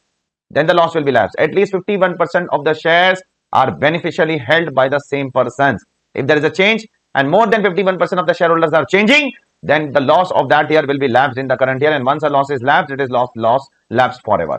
Now, certain changes are not considered as change. First, if there is a death of the shareholder and there is a change in shareholder, that change will not be considered as a change for the purpose of section 79. So, even if there is a genuine change, but it is because of the death of the shareholder, do not consider as a change only for the purpose of income tax law. Second, you are giving gift to your relative. So, if you are giving a gift to your relative, then that is also not considered as a change for the purpose of this section. So, if you are selling to a relative, then it will be considered as a change because the law says you have to give a gift. If you are gifting your friend, then also it will be considered as a change because the law says that you have to give to your relative and not to your friends. Okay. Then comes, suppose there is a foreign company which holds some shares in the Indian company, and that foreign company is a holding company for the Indian subsidiary. So Indian company is in India, obviously. Indian company is a subsidiary and foreign company is outside India. We are subsidiary, that foreign company is a parent company. That company holds around 70% shares in our company. So now if that foreign company gets amalgamated with another foreign company, now obviously my shareholder will change now, because now my shareholder is an amalgamating company. So if that amalgamating company gets amalgamated with another company, so my shareholder, now new shareholder, will be amalgamated company. In that case, the government has given relaxation over here that at least 51% of the shareholders, if 51% of the shareholders of the amalgamating foreign company continue to be the shareholder of the amalgamated foreign company, then my loss will not be lapsed. Okay, you can see over here. So I am an Indian company, there is a foreign company which is my holding company. If that company gets amalgamated with another company, my loss will not be lapsed. If amalgamating company's 51% shareholder becomes the shareholder of amalgamated company. Now this section is only applicable for losses. It is not applicable for UAD. It means UAD can be carried forward without any restriction. There is no issue in that. Okay. Now coming to the next point. For eligible startup, the government has given two options. One option which we have seen just now, that at least 51% of the shareholders have to be common. But in case their 51% of the shareholders are not common, their loss will not be lapsed. They have one more option with them, which is not available with other associates. So for startups, they have been given two benefits. First, if they maintain 51% of the shareholder, well and good, their loss will be allowed. But in case they do not maintain 51% of the shareholders, then what? Then they have been given another option. What is this option? This option talks about, listen carefully. They are not supposed to maintain now 50% to 51% over here. Even if all the shareholders which were there in the year of loss continue to be the shareholder in the year in which they are allowed to carry forward the loss, that is on the last day of the year of loss and the last day of the year in which they wish to carry forward the loss.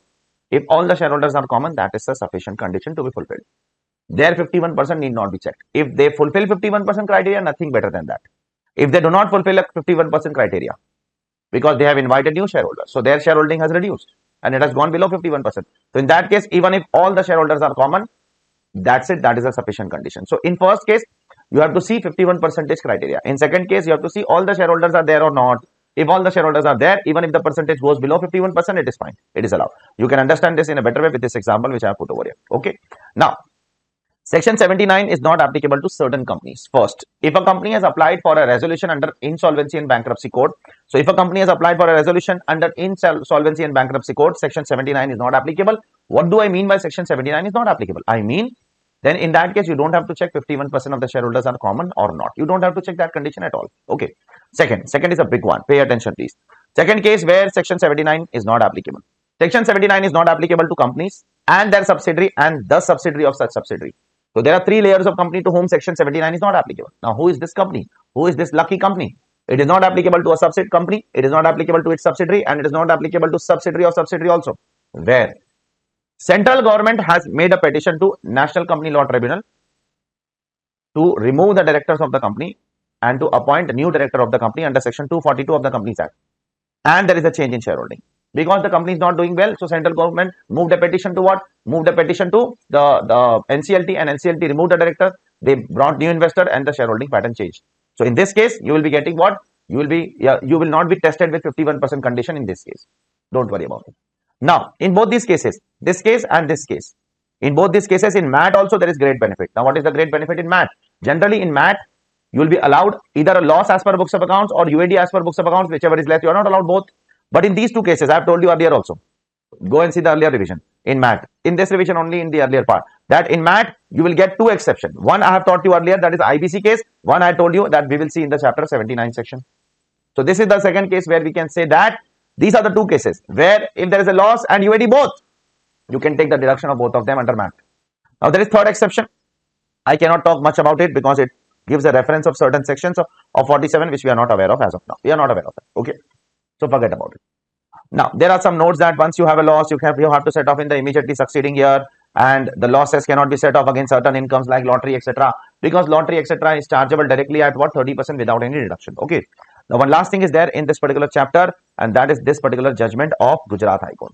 Now, what has happened in this particular case? Assassi is a fertilizer manufacturer. Now, the government has told Assassi to manufacture fertilizer and sell at a lower price. Now, the Assassi is saying that why the hell I will sell at a lower price? If I sell at a lower price, there will be a loss. So government said that whatever loss you will have, you let us know. We will give you a fertilizer bond in exchange of that. Government is not giving money. The government is giving a fertilizer bond to the assessee for whatever the loss the assessee is bearing because of lesser selling price. So government tells the assessee sell fertilizer at a lower price. So assessee is incurring losses. So government said that whatever loss you will incur, you tell us, we will give you fertilizer bond. You can sell the fertilizer bond in the market and you can realize the money. So I got that fertilizer bond and I sold that in the market. So now the question is, when I sold that market and I got the money from the sale of that bond, where that bond will be considered as an income, and I got a loss at that particular bond, whether that loss will be treated as a business loss or capital gain loss. So the Gujarat High Court held that if you sell that particular bond, that is fertilizer bond, which you have received in lieu of a business, you have received that bond in lieu of a business. If business would have not been there, you would have not got the bond. So you have received that bond in lieu of a business. So if there is a loss on sale of that bond, that loss will be treated as a business loss and not as a capital gain loss. It will be treated as a business loss because this is arising out of business, not out of investments. I hope it is clear to all of you. Now, last but not least, here you will see the order of set off. I have told you this earlier also. The first thing which you will set off in the current year is current year's depreciation because it is mandatory. Then you will set off what? The current year family planning expenditure, etc. Current year expenses have to be taken care of first. Then you will take broad forward losses because that will expire in 8 years. And then you will take what? Something which are similar to UAD. These three things are similar to UAD. You might be knowing it. Unabsorbed depreciation, unabsorbed capital expenditure of scientific research, and unabsorbed capital expenditure of family planning. All of them are treated as same as what? UAD only. I hope it is clear to all of you. Just go through it and then we'll move ahead with the next topic. So let's go ahead with the next topic now, a small topic which talks about taxation of investment fund and its investors. Now, what is an investment fund? Investment fund is a fund which takes money from people, which takes money from its members and then invest in the different businesses and other sources. So there are two types of investment funds which are recognized under the income tax law. One is AIF, Alternate Investment Fund Category 1. Another is Alternate Investment Fund Category 2. Okay, so now we have to analyze that which income will be taxable where. So there are three columns over here. One is particular, one is investment fund and one is unit holder. Now, if a PGBP income is earned by an investment fund, that will be taxable in the hands of PGBP. And if the investment fund is a company, it will also be liable for MAT. And that same PGBP income will be exempt in the hands of what? Investors. So PGBP income is taxable in the hands of the fund, exempt in the hands of the investor. What about other than PGBP? If it is other than PGBP, like IFOS, like HP, like capital gains, then it is exempt in the hands of fund, but it is taxable in the hands of the investor. Now, in the hands of investor, it will be taxable under which head? It will be taxable under the same head under which it is earned by the investment fund. Suppose investment fund has earned a rental income, then that income will be taxable in the hands of investor in the form of rent only. Suppose investment fund has earned an income of say capital gains, then that capital gains will be chargeable in the hands of the investor in the form of capital gains only. So now because this income is taxable in the hands of investor, the investment fund has to deduct TDS. So now the provision of TDS is given under section 194 LBB. Here it is not written, but still I am saying you, it is given under section 194 LBB, and here the TDS will be deducted at the rate of 10% if the investor is resident, and at the rates in force if the investor is non-resident. Rates in force we'll be talking about later on in the chapter of TDS, don't worry about it. Now what about if there is a loss to investment fund? If there is a PGBP loss to investment fund, then that PGBP loss will be carried forward and set off by the fund itself. It will not be passed on to the investor because even PGBP income is not passed on to the investor. So even the PGBP loss cannot be passed on to the investor. It will be carried forward and set off by the fund itself. Now what about the loss other than PGBP? If there is a loss other than PGBP, like HP loss, like CG loss, then what to do? Then there are two things over here. If the loss is pertaining to a period which has not been held for a period of at least 12 months. Now listen carefully. Now this is a slightly tricky point. CG loss, HP loss, in the current year you have to set off. That is, the fund has to set off. The fund has to set off. Now after the set off in the current year, who will carry forward that? Always remember, in the current year you will never give the loss to what? To the investor. In the current year you will yourself, that is the fund itself will set off the loss against its other income. But after the HP loss or CG loss is set off, then who will carry forward? So listen carefully. If the unit holders have held the unit for more than 12 months, then the loss will be passed on to the investor. If it is held for more than 12 months, if it is not held for a period of at least 12 months, it means if it is held for less than 12 months, then it will not be passed on to the investor. If it is held for 12 months or more, then it will be passed on to the investor. Be very careful about it. So other losses, PGBP loss, very straightforward. Always the fund will set off and carry forward, and also next year set off. PGBP loss will never be allocated to the investor. But other than PGBP loss, HP loss, CG loss, current year the fund has to set off. And after set off, if there is a loss which is left, it can be given to the investor if the investor is 12 months or older. If the investor is 12 months or older, you can pass on to the investor. If the investor is less than 12 months, the fund has to carry forward and set off that particular loss. Okay, I hope it is clear to all of you. Now, who can be an investment fund? Investment fund can be company, firm, or any other person. But what is the tax rate of investment fund? The tax rate of investment fund, if the investment fund is a company or a firm, then the tax rate will be 30% or 25% in case of company, as the case may be, as we have seen. when it can be 25% for company when the turnover of last to last year is up to 400 crore. And for firm, it will always be 30%. But if the investment fund is other than company and firm, then the investment fund will be liable to tax at the rate of maximum marginal rate, that is 42.744%. That is maximum marginal rate will be charged. Suppose the investment fund is individual or it is say a trust, then it will be chargeable at what? 42.744%. Now, then there is a deemed credit concept over here. Now, you all know that. Just now I have told you, other than PGBP income will be taxable in the hands of investor. Suppose the investment fund, suppose the fund has earned an IFOS of 100 rupees and has distributed 100 rupees to the investor. Then the fund will deduct 10% TDS on that in case of resident payee, and in case of non-resident, rates in force. Now, suppose the fund has earned 100 rupees IFOS, but has only distributed 70 rupees. Then in that case also, the government says that in this particular law, that the fund has to deduct TDS on the entire 100 rupees earned by the firm and not the 70 rupees which is distributed. So if I earn 100 rupees, I only distribute 70. I have to deduct 100 rupees TDS on 100 rupees. Even the investor will show income as 100 rupees. And next year when I will give the balance, an investor will pay tax on that amount today itself on an accrual basis. And in the next year, when I will distribute the remaining 30 rupees, I will not deduct TDS because last year I have already deducted. And even investor will show that income as an exempt income. I hope it is clear to all of you. Okay.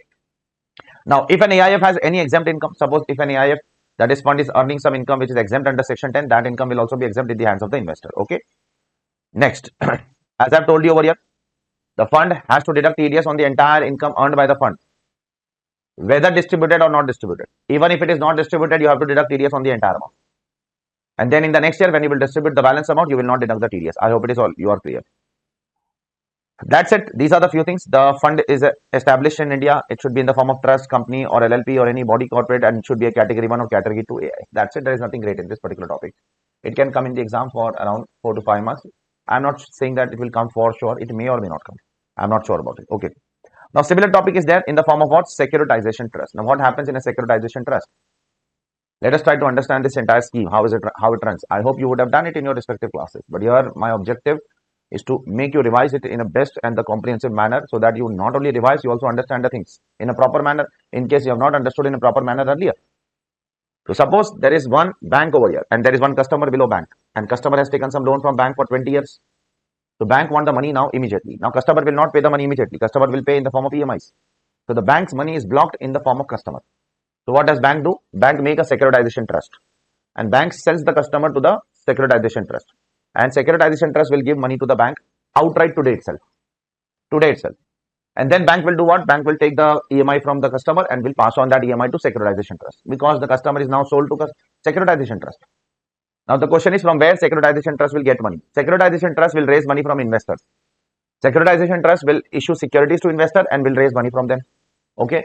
Investor can be resident individual HUF. It can be other than resident individual HUF. It can be non-resident. It can be foreign company. It can be, for example, say even mutual fund. Investor can be any person. So there are 4 people over here: bank, customer, securitization trust, investors. So bank has given loan to customer.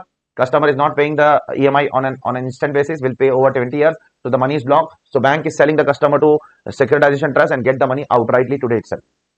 And then we'll take the money from the customer, EMI from the customer, and we will pass on that EMI to securitization trust. From where securitization trust will get the money? As I've told you, they will get the money from the investor in the form of securities. So in this entire scheme, first, tax implication. The income of the securitization trust from the activity of securitization is exempt, as you can see over here. Is exempt. Second thing, the securitization trust, whatever income they are earning, they have to distribute to the investor. What is their income? They are getting EMI from the customer. So that interest is the income of the securitization trust. So whatever income they are earning, they have to distribute to the investor. And suppose if they earn 100 rupees, they have to distribute entire 100. And if they do not distribute entire 100, only 70 rupees they distribute. Again, the logic of the previous year will be carried forward here also, that if you earn 100 and distribute 70, you have to deduct TDS on entire 100 itself. If you earn 100 and distribute 70 to the investor, you have to deduct TDS on entire 100 itself. You can see over here. There is also a deemed credit concept over here. Now, under which section the TDS will be deducted? The TDS will be deducted under section 194 LBC. At what rate? If the investor is resident individual HUF, then 25%. If the investor is resident but other than individual HUF, say company, firm, AOP, BOI, LLP, then 30%. And if the investor, so resident individual HUF, 25%. Resident others, 30%. Other than resident, non-resident, foreign company, rates in force. The investor can also make an application to the assessing officer for lower deduction or no deduction certificate. Now I have made some interlinking concept over here of 3 chapters. One is investment fund, securitization trust, and third is business trust. You can read this particular thing after you are done with business trust topic. Till that time, you will not understand what exactly this paragraph wants to say to us. Okay. Now again, there is one more small topic. Let us talk about that, and then we'll move on to a big one and a very important one, that is TDS. Okay. Now let us talk about these two small provision 94.7 and 94.8. 94.7 is slightly redundant in today's time. So I'm not talking much about 94.7. I will also tell you why it is redundant, because 94.7 talks about exempt dividend. So now in today's time, the dividends are not exempt. We all know that. Earlier, the dividends were exempt under section 1034, but today the dividends are taxable under IFRS. It's not exempt. So 94.7 is slightly redundant in today's time. But 94.8 is relevant, and I don't know how important this is in exam, but it is relevant in practical life. Now what has happened? Suppose today is the record date. Record date means the date on which the mutual fund companies will issue bonus units. So 94.8 is only applicable for units. It is not applicable for shares. Okay. It's only applicable for units, not applicable for shares. So what is 94.8 all about? It talks about, listen carefully. Suppose today is the date on which the company, that is the mutual fund company, has announced some kind of bonus units for you. And within 3 months prior to this date, you have purchased some original units. You have some purchase original unit within 3 months prior to this date, and then the company announces the bonus units. So now after the bonus unit is announced, you will be having original unit as well as bonus unit. Now, after the bonus units are announced, you might be knowing generally the prices of the units will fall. So the prices of the units have been fallen. So now if you sell the original unit, you will be under loss. So if you sell the original unit within 9 months after the date of bonus. So today is the date of bonus record date, and within 3 months before you have to purchase, and within 9 months after you have to sell. So today is say 1st of April. So you have to purchase from Jan, Feb, March, and you have to sell from April to December. And if there is a loss on sale of original unit, that loss will be lapsed under income tax law. But that loss, whatever loss is lapsed, that loss will be considered as a cost of acquisition of the bonus units. Generally, the cost of acquisition of the bonus unit is nil. But in this case, the cost of acquisition of the bonus unit will become that particular loss. So that's it. This is the only thing which is there in the chapter of bonus stripping. Nothing great as such, not going to be much important for your exams. Don't worry about it. Okay. So now let us move on to the big one and a very important topic for your CFR syllabus, which is a must topic in exams, which will always come in exam for around 8 to 10 marks. And that is what? That is TDS and TCS. So let us talk about TDS first of all, and then after some time we will also talk about what? TCS. Okay. So let's talk about TDS today, first of all. The first thing which I would like to tell you over here is, if you make a payment of any amount to a resident, and there is a contract with the resident, that TDS amount, that GST amount will be separately mentioned in the invoice. So if you make a payment to a resident and GST invoice is mentioned separately in the invoice, then you are not supposed to deduct TDS on that GST portion. TDS on GST portion is not supposed to be deducted. This is the first thing which you need to see over here, which is there over here. Okay. The second thing is talking about section 206AA. 206AA talks about the payee, the deductee, the person who is going to receive the money has to give the PAN to the payer. And if the other person is not giving PAN to me, I will deduct TDS at the higher of these rates. Now, what are these rates? These are some dangerous rates. First rates is the relevant provisions rate. That is the rate which is mentioned under the relevant provisions of the Income Tax Act. Then you will compare that with the rates or rates in force. Generally, the rates on rates in force are given in the Finance Act. So for your attempt, the Finance Act 2021 is applicable. So the rates or rates in force is given in Finance Act 2021. You can go over there and check over there. You will get the rates. And the third one is the most important rate. It is 20%. So you will compare your actual rate. Suppose 194J, what is the rate? 10%.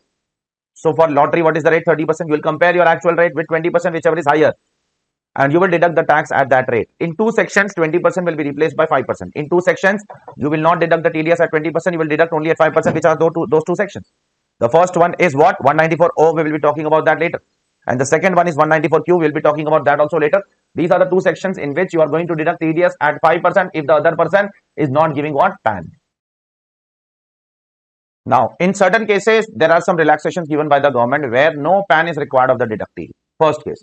In case the assessee, the other person that is deductee, is non-resident or foreign company, and the assessee is earning income from interest, royalty, fees for technical service or capital gains. These 4 incomes are earned by the non-resident, and the non-resident gives us certain details like the name of the non-resident, email ID, contact number, address of the non-resident, and a certificate that the non-resident is a resident of that particular country, and a tax identification number. If these things are given by the non-resident, then in that particular case, the non-resident is not liable to give what? Any kind of PAN to us. Okay, you can see this particular thing over here. Now there is one more assessee to whom the government has given relaxation that no PAN is required. If the assessee is earning interest from long-term bonds as referred to in 194 LC, again the assessee over here is non-resident or foreign company. So we will be doing 194 LC in the chapter of non-resident taxation and international tax. So it is over there, okay. But still I have done interlinking over here itself, okay. So the next one is when are we supposed to deduct TDS including surcharge and cess? Now listen carefully. If you are making payment to residents, payment to whom? Payment to residents other than salary.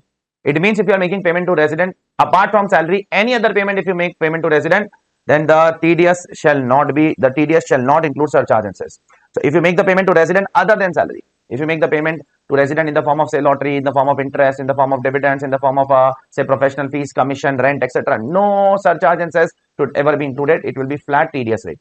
But if you make the payment of resident, if you make the payment to resident for salary, then you should include surcharge if applicable. That is, if the salary of the other person is say more than 50 lakh rupees, 1 crore rupees, then you include the applicable surcharge and cess always. And if you make the payment to non-resident, listen carefully, for any income, then include surcharge again if applicable, if the non-resident's income is exceeding the threshold limit, and cess will always be included.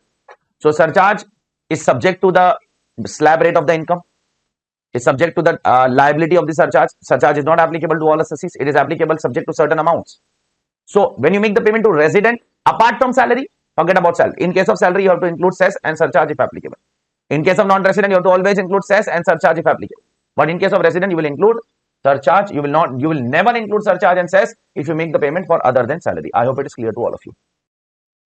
Now let's go ahead with the first section of TDS, that is section 192, which talks about TDS on salary. Now under this section, who will deduct TDS? The deductor will be any person. Now who will be the deductee? Who will be the payee? Payee will be a resident or non-resident. Even if the payee is a resident, the TDS will be deducted under section 192. And even if the payee is non-resident, the TDS will be deducted under section 192 only. We do not have to go to section 195 to deduct TDS on salary for a non-resident. Okay. Now, what is the timing of deduction? Here, the TDS has to be deducted on payment basis and not on credit basis. When you make the actual payment of salary to the employee, you have to deduct at that time. Okay. So, in all the sections, you have to see these things. That is, who is the deductee? Deductee is resident or non-resident or both. When the deduction will be made, whether the deduction will be made on credit or payment or whichever is earlier, whatever it is. Okay. Now, then one more thing which we have to search in every question, that is the rate at which TDS will be deducted. The TDS will be deducted under this section at slab rates.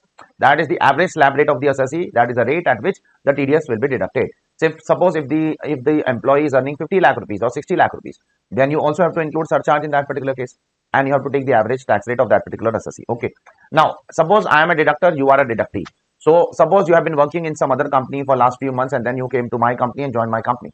Then am I supposed to consider the salary earned by you from the previous employer? I may or may not consider. It is not mandatory. I may or may not consider the salary earned from the previous employer for the purpose of deduction of TDS. Okay.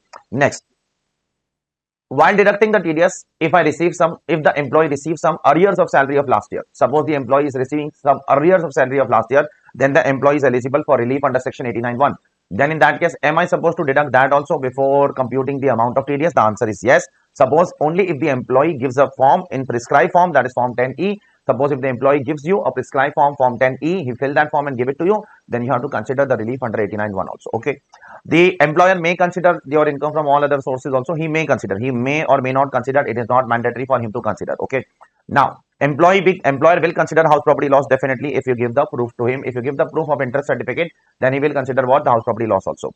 Then in some cases, what happens? The employer will give some non-monetary perquisite to the employee for which the employer itself has paid the tax.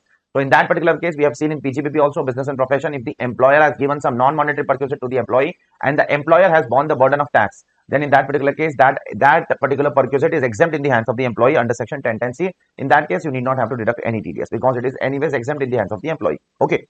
Next, employer can consider your ATC deduction, deduction, chapter 6, all deductions he can consider. Employer can consider your house property loss, etc., provided you have to give proof for the relevant things. Employer can consider your HRA exemption, but you have to give proof for the thing to the employer. If the employee is not giving proofs to the employer, then the employer will not consider those deductions while computing the TDS amount. Okay. Next, suppose there is a 5-star hotel or any hotel who collects some service charge from you. So suppose if a service charge is collected by a 5-star hotel from the customer, and that service charge is then attributed to all the employees. So whether the TDS will be deducted on that particular service charge also, and the answer is no. It was held by Supreme Court in the case of ITC versus CIT that the service charge collected from the customer and distributed to the employee is not a part of employment contract. It is not the obligation of the employer to pay that particular thing to the employee. It is just when the customer will give that particular thing to the hotel, and then at that moment the employer is obligated to pay that. Employer is by default not obligated to pay that amount to the employee. Okay, so in that case, TDS is not deducted on this particular amount. So this is your first section where the TDS of the employee will be deducted. Okay, whether a resident employee or non-resident employee, all of them will be covered over here. Next section. Suppose there is an accumulated PF account in which your money is getting accumulated, and if you withdraw that money within 5 years, so if you withdraw that money within 5 years, then it is taxable. And if it is taxable, the employer, while paying you that amount, will deduct TDS. So again, here the deductor will be what? The trustees of the employee provident fund. Okay, this will be the deductor who will be managing that particular fund. Now, who will be the deductee? Who will be the deductee? The employee, who is resident, non-resident, both will be covered. Again, the TDS over here will be deducted on payment basis, not on credit basis. Tax rate would be 10%. That's it. And then here there is a threshold. If the amount paid in a financial year is less than 50,000, no TDS. It means the amount paid in a financial year has to be 50,000 or more. So if I pay 70,000 rupees to you in TDS in a financial year, then how much amount will be subject to TDS? The extra 20,000 or entire 70,000? Remember, in TDS, in most of the section, you have to deduct TDS on the entire amount, not on the excess amount. So suppose if I'm making a payment of less than 50,000, no TDS. But if I'm making a payment of 70,000, 80,000, then the TDS will be deducted on the entire 70,000 or 80,000. In this case also, if the employee does not give a PAN, then in this case, in this section, only in this section, the TDS will not be deducted at 20%. Generally, if the employee or the other person does not give a PAN, you have to deduct TDS at the rate of 20%. But here, you have to deduct TDS at the rate of MMR, which is what? 42.744%.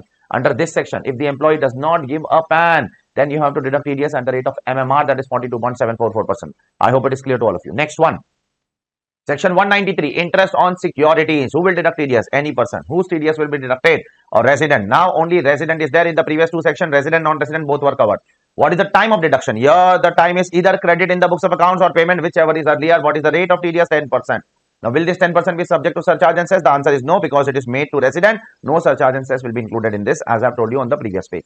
Now, in certain cases, TDS is not deductible. First, if the central government or state government is making you payment because you have bought their securities. Suppose if I buy a security of central government or state government and they make me a payment of interest, then TDS is not deducted. But there is one exception in that. That is, if I buy a Government of India taxable saving bonds 2018, if I buy this specific bond, then the government, while making the payment or while making the credit in the books of accounts, whichever is earlier, will deduct TDS, and the threshold over here is 10,000 rupees. It means if I buy a GOI bond, taxable bond, I will be liable for TDS if the amount paid is more than 10,000 in the entire year. Okay. Now, if you make the payment to LIC, GIC or any other insurer, no TDS. I am making a payment to LIC or general insurance companies or to any other insurance company. Then if I make a payment, then there is no need to deduct any TDS. Okay. Next, last one, but not least. If I buy a security which is listed and there is a demat on that, then in that case, no TDS is required. The security has to be listed, the security has to be demat, no TDS.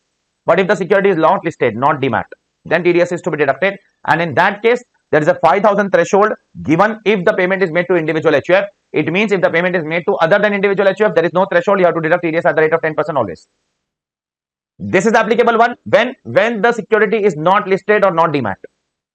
If the security is listed and demat, there is no question of TDS. But if the security is not listed or not demat, then in that case, you have to deduct TDS while making the payment of interest on that security. 5,000 threshold for individual HUF deductees and no threshold for companies. Pay attention over here and then we'll go ahead. Now let's go ahead with the big one and the next one. That is very important section of TDS. That is 194A. This talks about TDS on interest other than securities. It will not cover securities. It is other than securities. And there is some note which is referred over here. We will talk about that note in a while. Now, who will be the payee over here? The payee will be resident. What is the timing of TDS, credit or payment, whichever is earlier under this section? Unlike the first two sections where the TDS was deducted on payment only under 192 and 192A. What is the rate? The rate is 10%. Now, no TDS in the following 10 cases. So, we need to learn one by one all of the cases where the TDS is not required to be deducted. First, if a bank is making you a payment, then the TDS will not be deducted up to 40,000 rupees. If it exceeds 40,000 rupees, then the TDS will be deducted on the entire amount, not on the excess amount. The same is the case with post office. The same is the case with cooperative bank. And if the interest is paid by any other person other than bank, cooperative bank or post office, say the interest is paid by NBFC. If NBFC pays you an interest, then the TDS will be deducted on an amount exceeding what? 5,000 rupees. The threshold is quite lower in that case. In this case also, in first three cases, not in the fourth one, in first three cases, if the payee is a resident and senior citizen, that is 60-year age, then the threshold of 40,000 will become how much? it will become 50,000. So for resident, it is 40,000. For resident non-senior citizen, it is 40,000. And for resident senior citizen, it is 60,000 rupees. Okay. And now next, TDS is only deducted on time deposit. Time deposit means it is only deducted on FD or recurring deposits. It is not deducted on interest which is accrued or which is paid on saving bank. Saving bank interest are not subject to TDS. Be very careful. Next, let us talk about CBS system. Suppose a bank is connected through a CBS system. HDFC Bank is connected through core banking solution system. Then in that case, the limit of 40,000 or 50,000 will be counted by accumulating all the branches and not individual branch. Suppose if I have a FD in one branch of HDFC and another branch of HDFC, and one branch give me a interest of 30,000 and another branch also gives me an interest of 30,000, then the limit of 40,000 or 50,000 as the case may be will be determined by accumulating both the branches FD and not only one branch, because both of them are connected through a CBS system. Okay, next. This is the second exclusion. This was the first exclusion on which TDS is not deductible. Second exclusion, where you make a payment to any bank, no TDS is required to be deducted by you. If I make a payment to bank, I will not deduct TDS. Even if a foreign bank has a branch in India like Standard Chartered Citibank and I took a loan from them, I'm making a payment of interest. I'm not supposed to deduct TDS. Next, if you make a payment to cooperative bank, etc., then also you are not supposed to deduct TDS. Next, if you make a payment to any financial corporation established by under a central, state or provincial act, then also there is no need to deduct any TDS. If you make a payment to LIC, no TDS. If you make a payment to UTI, no TDS. If you make a payment to any company or cooperative society who is engaged in the business of insurance, no TDS. And if you make payment to such institution or association as the central government may notify, but now the government has said that after 1st April 2020, we are not going to notify anybody. So this point is now not of much relevance. Okay, next. Where a partnership firm is making payment of interest to partner, no TDS. But if the partner is non-resident, then tax has to be deducted in that case. If the partner is non-resident, then deduct TDS. If the partner is resident, don't deduct TDS. Okay. Point number 4, pay attention carefully. If you buy a deposit in a primary agricultural society or rural land development, etc., cooperative land development bank. In short, if you buy a deposit in the cooperative society mentioned in point number 4 here, and they pay you interest, they are not liable to deduct any TDS. Not liable to deduct any TDS. Second point number 5. If a cooperative society is making payment to a member, no TDS. But if a cooperative bank is making payment to a member, there is a TDS. If a cooperative society making payment to a member, no TDS. Cooperative bank making payment to a member, there is a TDS. If a cooperative society is making payment to another cooperative society, no TDS. No TDS. In this also there is one amendment. In these two cases, I have told you there are many cases in which there is no TDS. Like if you buy a deposit in primary agriculture credit society, they make a payment of interest to you, no TDS.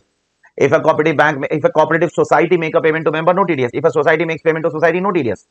But in this case also now government has made some amendment made by Finance Act 2020, which says that if these assessees, these cooperative societies last year turnover is more than 50 crore rupees, then these societies will be considered as large cooperative society and they will be liable for what? They will be liable for TDS. So I made ultimate chart of cooperative society. If a bank make a payment to customer, then they will deduct TDS obviously. If a customer will make a payment to bank, they will not deduct TDS because it is excluded over here. You can see over here, I made a master chart. Now, those point number 2, point number 4 and 5, these 2 points are covered over here. If a primary agriculture land mortgage, etc., make a payment to customer, no TDS. If a cooperative society make payment to a member, no TDS. Make payment to another society, no TDS. But if a cooperative bank made a payment to member, then there is a TDS. And in these two cases, there is no TDS by default. In these two cases, there is no TDS. But there will be a TDS if they are large cooperative society. It means if their last year turnover is more than what? 50 crore rupees. You can check over here the note. Next, no TDS on interest on saving account. Saving account is not liable for any TDS. Next, when the government gives you refund of income tax, they also give you interest, right? So that interest is also an income, right? But that interest will not be subject to TDS. Government will not deduct TDS on that interest. Yes, but if you are a non-resident and government is giving you interest, then on that interest, the government will do what? Government will deduct TDS. Okay, pay attention please over here. Next, there is some case which you have filed against the Motor Vehicle Act. In the Motor Vehicle Act, you have filed some case for some compensation. And there is a delay in compensation. So for delay in compensation, they are giving you some kind of interest. So that interest, if it exceeds 50,000 rupees, how much? 50,000 rupees. And if that interest is actually paid to you, not on credit basis. So if there is an actual interest payment to you, and even if that interest payment is exceeding 50,000 rupees, then only TDS is deducted over here. It means if there is an interest which is coming from Motor Accident Claim Tribunal, whereby the interest is less than 50,000, TDS is not deductible. If it is more than 50,000, then it is deductible, but not on credit, but on actual payment. I hope it is clear to all of you. You can read this particular point over here. Last but not least, last 1 or 2 points, zero coupon bond is not subject to TDS.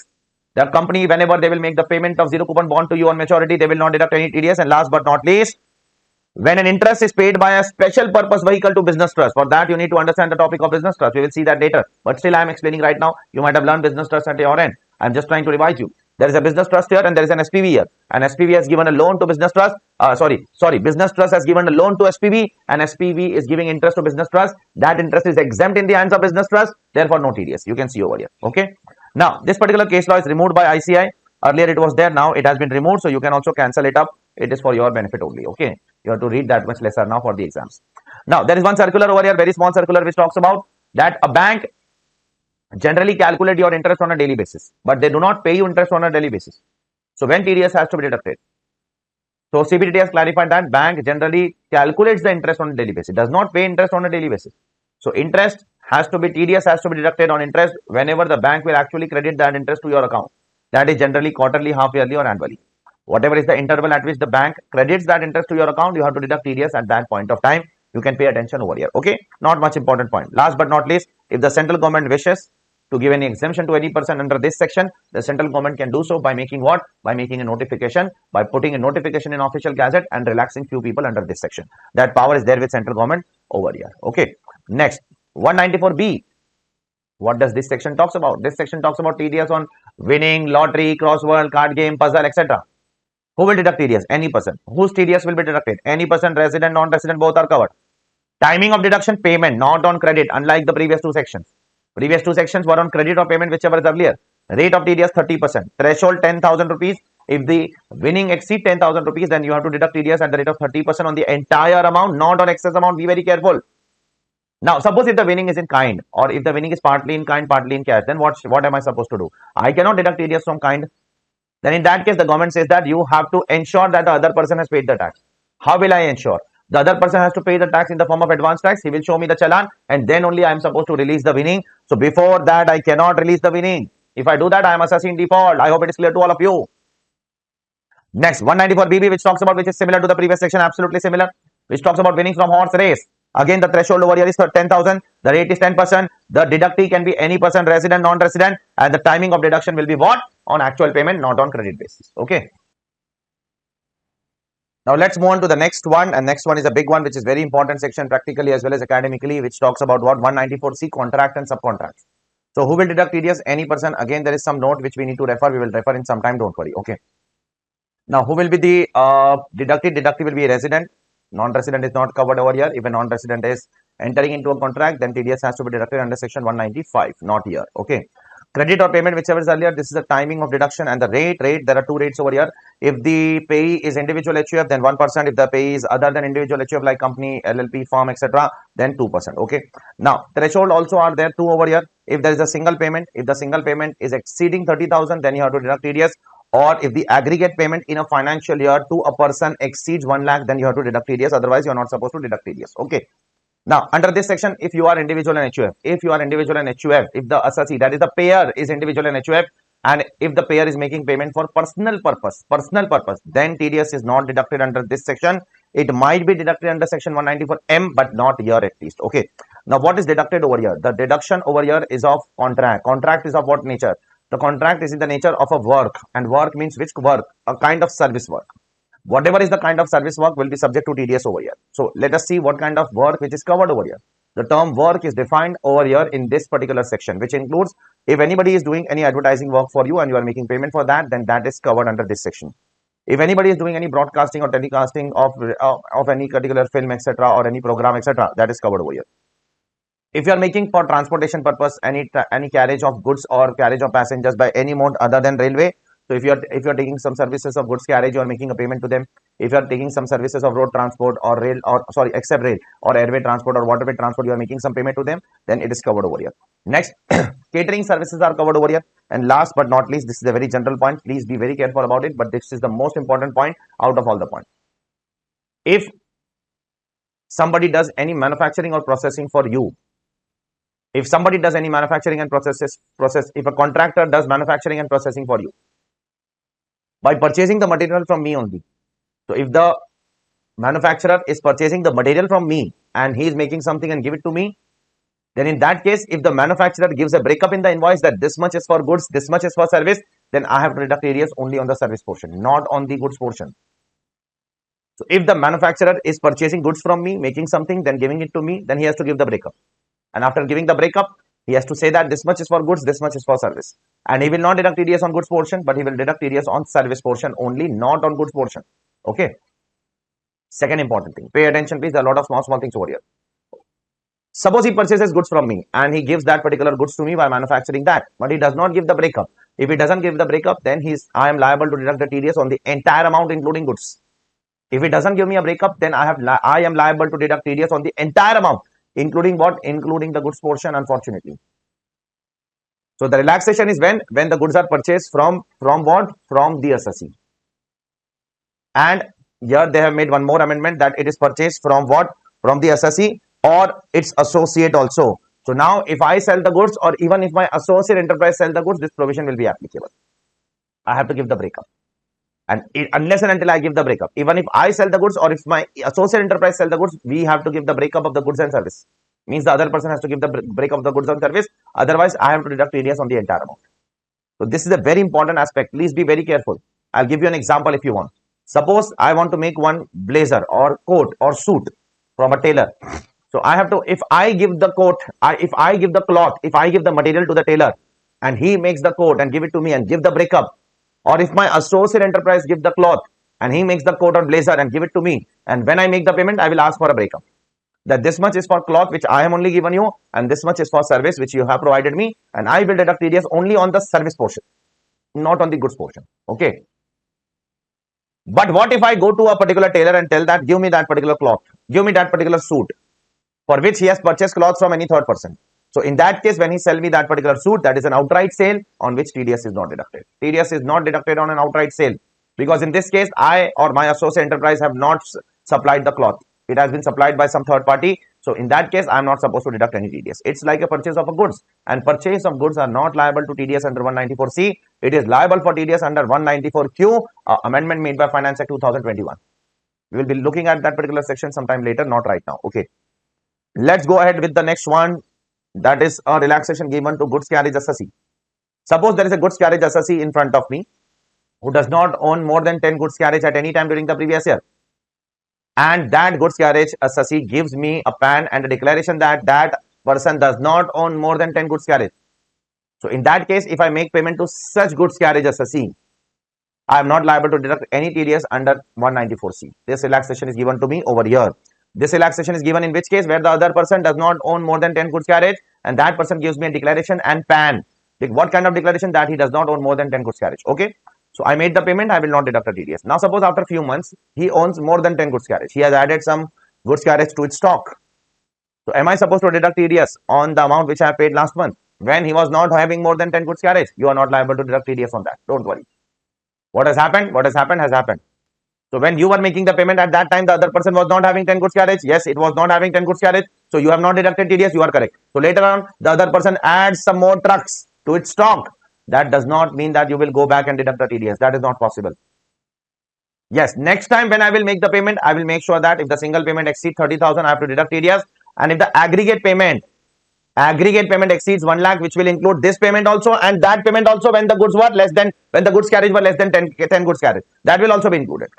To determine the aggregate 1 lakh, you have to consider the entire amount paid in the entire financial year. Whether at that time, the number of goods carriage in the hands of the other person were 10 or less than 10 or more than 10, it doesn't matter. So to determine the aggregate goods carriage, you have to consider that particular thing also. I have put an example over here. You can go through this example later on. Next. So suppose now after a few months, there are 11 goods carriage in the hands of the other person. So now if I make the payment, I have to deduct TDS. If the single payment exceeds 30,000, deduct. If the aggregate payment from 1st April of the financial year, forget about when you made the payment last time, the other person was having less than 10 goods carriage. It doesn't matter now. For determining 1 lakh limit, entire year payment has to be considered. So now in the month of say February or March, he again sold some goods carriage and the number of trucks went below 10 again. So now if I make a payment of 40,000 rupees, am I liable to deduct TDS? The answer is yes. Now when you make the payment, you are liable to deduct TDS because at some time during the previous year, he was owning more than 10 goods carriage. Then you have to deduct the TDS. The other person is getting relaxed only if the other person does not own any goods carriage more than 10 goods carriage at any time during the previous year. So now if few months back he was having 10 to 11 trucks, now he has sold. Now if you make the payment in the same financial year, you are liable to deduct TDS under this particular section. Okay. So these are the few things which are there over here. Last but not least, this relaxation is only available if the goods carriage is the owner of that particular goods carriage. Suppose the other person has taken the goods carriage on lease and he's giving me the goods carriage. Then in that particular case, when I make the payment, this relaxation is not available. This relaxation is available only if the other person is the owner of that particular goods carriage. He have to give that particular ownership details in the declaration which he will give it to me. Okay. Next clarification of CBDT. This talks about gas owner and the supply of that gas. Suppose I am a gas owner, LPG gas owner. So I am supplying that LPG gas owner through cylinders or through pipelines. So I am taking some supply charges, transport charges. Whether those transport charges are subject to TDS, the answer is no. Because the main intention over here is not transportation. Transportation is ancillary to the selling of gas. The main intention over here is to sell gas. So no TDS has to be deducted when you make the payment for what? That transport charges on supply of gas. But if I am a gas owner and if I give a contract to a third party to supply gas to a person to door-to-door basis, I am a gas owner. There is a third party to whom I have given a contract that you are supposed to supply gas door-to-door to every customer of mine. So in that case, whatever payment I am making to that particular transporter will be liable for TDS under section 194C. You can go through it. Okay. Now let us come to the next section. There are some small sections over here, 194D, which talks about TDS on insurance commission. So insurance commission will be paid by whom? Any person to a resident, that is generally insurance company to LIC agents. TDS will be deducted at the rate of 5%, threshold is 15,000 and it will be deducted on credit or payment, whichever is earlier, nothing great as such. Next one is an important one, 194DA, which talks about TDS on payment in case of life insurance policy. This will be paid by insurance company to the insured who has taken the insurance policy. So in that case, you might be knowing in some cases, the insurance amount received on maturity is exempt. In some cases, it is taxable. If it is exempt under 1010D, no TDS. But if it is not exempt under 1010D, then you have to deduct TDS. When it is exempt, when the annual premium does not exceed a specified percentage. You might have done that particular thing earlier. You will again do in the later topics. If the annual premium does not exceed 10% in some cases, 15% in some cases, 20% in some cases, then it is exempt. If it is exceeding that amount, then it is taxable. And if it is taxable, you are supposed to deduct TDS if it exceeds 1 lakh rupees in a financial year.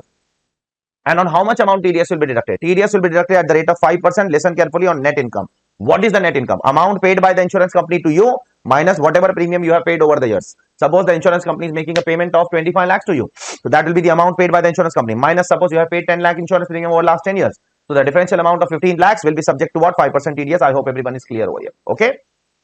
Next, TDS on commission on sale of lottery tickets. So if the state government is giving you some lottery to sell it and the state government is giving you commission, they will deduct TDS. So who are you? You are deductee. Deductee can be any person over here. Resident, non-resident, it doesn't matter. Timing of deduction, payment or credit, whichever is earlier, will be the timing of deduction. And rate of TDS will be 5%. Threshold is 15,000 rupees over here. You can check over here. Just go through it and then we'll go ahead. Now let's go ahead with the next one, that is TDS on commission other than insurance commission. Why so? Because insurance commission is already covered above over here. Okay, so now we will talk about TDS on other than insurance commission. Again, TDS will be deducted by any person. Again, there is a note which is disturbing us again and again. We'll try to resolve that note in a while. Don't worry about it. Okay.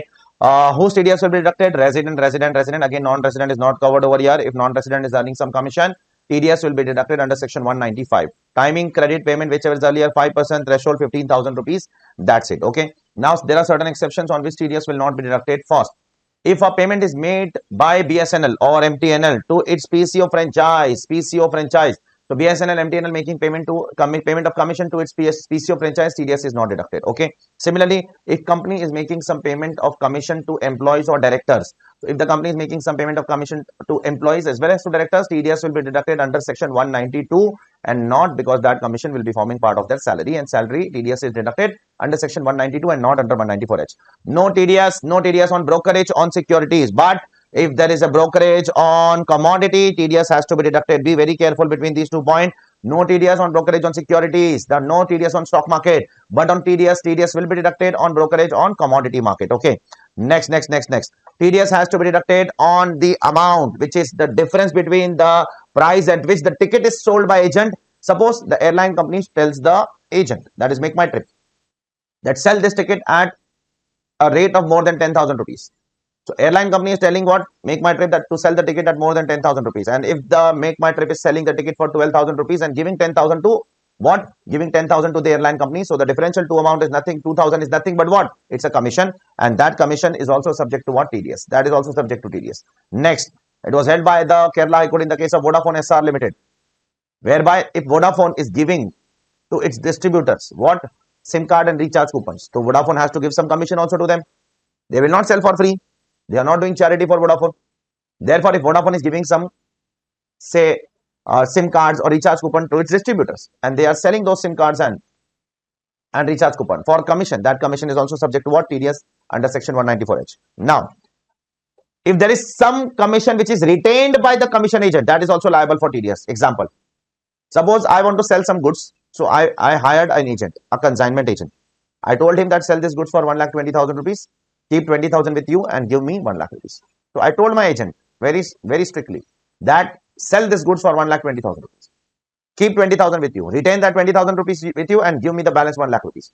So the amount which he is retaining in the form of 20,000 rupees, CBDT has clarified that in the year 1991, long back, around 31 years back, that is also liable for what? TDS. Even the amount retained by the consignment agent will be liable for TDS. Okay. Now there is one small case law which is similar to what it is written in this particular circular.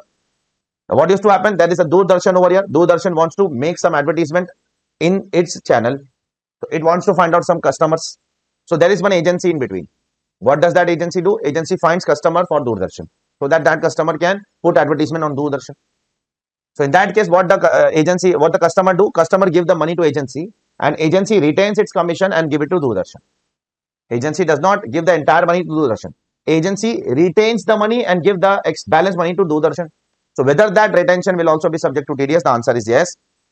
The Supreme Court held that by looking at the agreement between the agency and Doordarshan, it was very clearly written in the agreement itself. In the agreement itself, it is written that it is commission.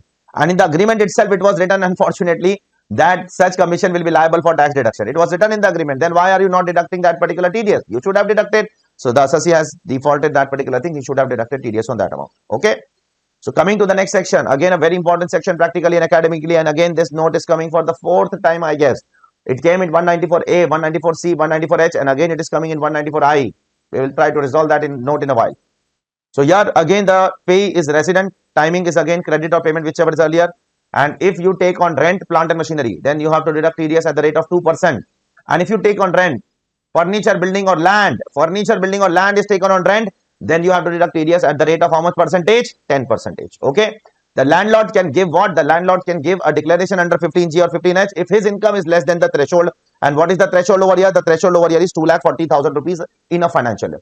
If the rental payment exceeds 2,40,000 in a financial year, TDS has to be deducted. Now, there is one exception over here where TDS is not liable to be deducted in case of business trust, where any person gives rent to business trust. That rent is exempt in the hands of business trust. Suppose business trust has invested in some property and given on rent, and that property is giving the rent, and that tenant is giving rent to business trust, that rent is exempt in the hands of business trust. Now, because that rent is exempt in the hands of business trust, that rental is also not liable for what? TDS. Okay.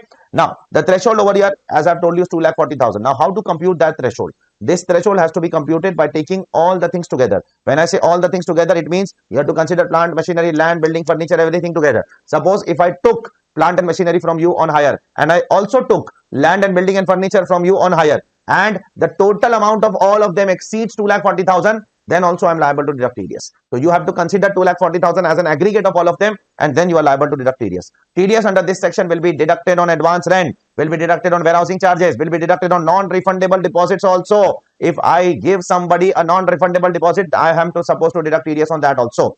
Next, suppose there are two co-owners, that is one owner, another owner, and I have taken a property on rent from them, and I am making a payment to both of them of 2,40,000, lesser than 2,40,000. Say to the first co-owner, I am making a payment of 1,80,000, and to the second co-owner also I am making a payment of 1,80,000. Am I liable to deduct TDS? The answer is no. You are not liable to deduct TDS because the limit of 2,40,000 is for every co-owner separate. This is also said by the Allahabad High Court in case of CIT versus Senior Manager SBI, that the limit of 2,40,000 under 194I is separate for both the co-owners. I hope you understood what I am trying to say.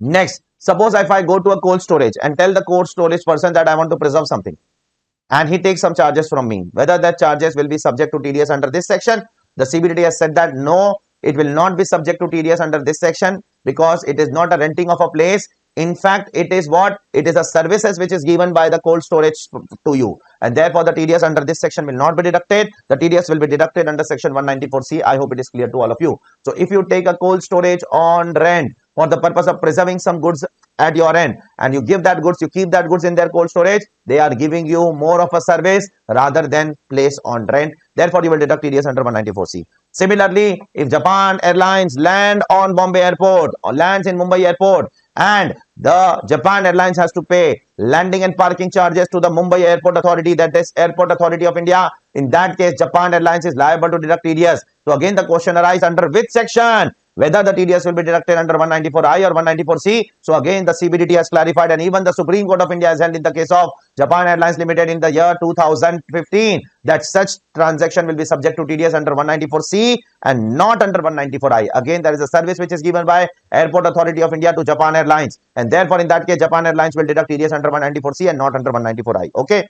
Last but not least, if you take some facility for the purpose of putting your mobile tower on your building. Suppose there is a person who has a building, I want to put a mobile tower over there. So if I make a payment of rent, whether the TDS will be deducted? The answer is yes. The court has said that the TDS will be deducted at 2% because I am taking that place for the purpose of placing my towers, and towers are plant and machineries. Therefore, it will be deducted at 2%, not at 10%. Okay, just go through it and then we'll go ahead. Now let's go ahead with the next one, and the next one is again a very important section, that is 194IA, which talks about purchase of immobile property from a resident. If you purchase any movable property from a resident other than the rural agricultural land is not covered over here. So if you purchase any immobile property other than rural agricultural land of rupees 50 lakhs or more from a resident seller, then you have to deduct TDS at the rate of 1% under this particular section. 1% TDS will be deducted on the entire amount of more than 50 lakh rupees. Suppose if you purchase an immobile property from a resident seller of 70 lakh rupees, then you have to deduct 70,000 rupees on that and pay to the government of India. Who will deduct? Any person who is a purchaser. Who is the deductee? Deductee can be seller who is a resident. If the deductee is non-resident and then the TDS is not deducted under this section, then the TDS will be deducted under section 195 and not here. Okay. Now, what is the timing of deduction? It is again credit or payment, whichever is earlier. At that time, you will deduct the TDS. Okay. What is the value? What is the threshold under this section? The threshold under this section is 50 lakhs or more. It means if the property value is less than 50 lakh rupees, then TDS is not required to be deducted. Okay. Now, there are a few things which we need to keep in mind one by one. Again, I am telling you that if the seller is non-resident, then this section is not applicable. Then the provision of what? Section 195 will be made applicable. What about the location of the property? Can the property be located outside India? Yes, the property can be located outside India. What is relevant is the seller has to be resident in India. If the seller is a resident in India who is owning a property in say Dubai or say UK or say US, and I am purchasing that property from a resident seller which is located in UK, Dubai or US, then also section 194IA is applicable. Okay. Now, a person to whom section 194IA is applicable is not liable to obtain TAN, tax deduction and collection account number is not required to be obtained. Generally, whomsoever is deducting TDS is liable to obtain a TAN, but in this case, TAN is not required. Only one simple form of 26 QB has to be filled. That's it. Okay. If the other person, that is the payee, that is the seller, that is the resident seller, is not giving PAN, then what has to be done? Generally, what happens if the other person does not give a PAN? You have to deduct TDS at the rate of higher rate, that is 20%. Here also, you have to deduct TDS at higher rate, that is 20%. Don't worry about it. It is the same provision. Next, if I purchase a property and if I make the payment in piecemeal, in installments, then when am I supposed to deduct TDS? You are supposed to deduct TDS at every payment and not on the final payment. Suppose if I buy a property of 2 crore rupees and if I make a payment of 30 lakhs, then 40 lakhs, then 30 lakhs, then 40 lakhs. So every time I make a payment, I am supposed to deduct TDS under this particular section. Okay. Now, if the seller is a joint owner, there are two sellers over here and not one seller, then what am I supposed to say? What am I supposed to see? One seller I am paying 30 lakhs, another seller I am paying 30 lakhs, the property value is 60 lakhs. Am I supposed to deduct TDS? The answer is yes. You have to see the value of the property and not the number of sellers.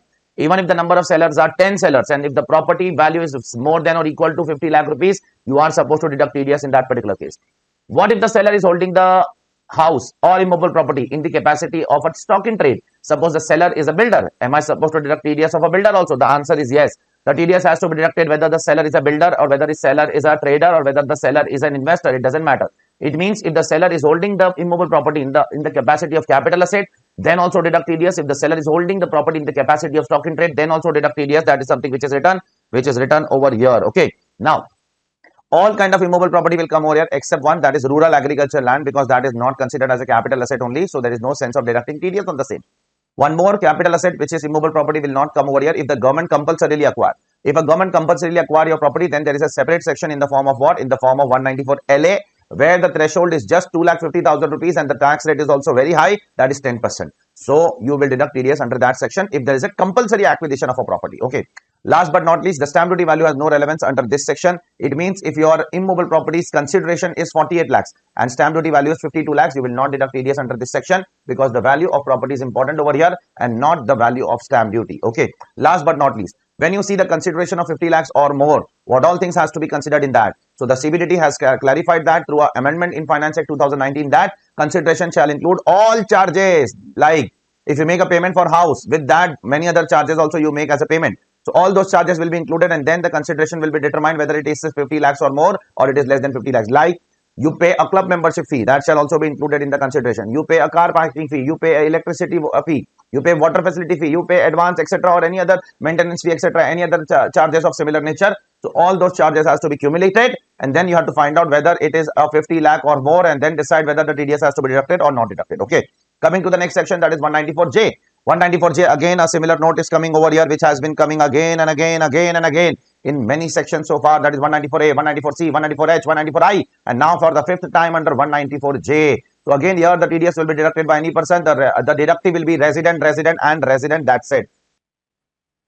Now, what is the timing of deduction? Timing of deduction is same credit or payment whichever is earlier. What is the rate? Now there are multiple rates in this. By default, the rate is 10%.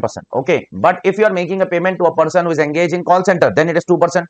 Similarly, if you are making a payment for technical service, then also 2%. Similarly, if you are making payment of royalty only for one purpose, not all royalty. Generally, royalty will be deductible at 10%, but one kind of royalty will be deductible at 2%, and that is royalty in the nature of consideration for sale, distribution, or exhibition of cinematographic film. So, if the royalty is in respect of distribution or exhibition of cinematographic film, then it is 2%. So, there are three categories which are 2%. The rest all are 10%. One is call center 2%. Second, technical services 2%. Royalty in the nature of that cinematographic film 2%. The rest all are 2%. Okay. Now, what all nature of payment are covered over here? First, professional fees. You will deduct TDS at how much? 10%. Second, fees for technical service. You will deduct TDS at how much? 2%. Third, royalty. You will deduct TDS at 2% or 10% as the case may be. 2% for cinematographic, rest 10%.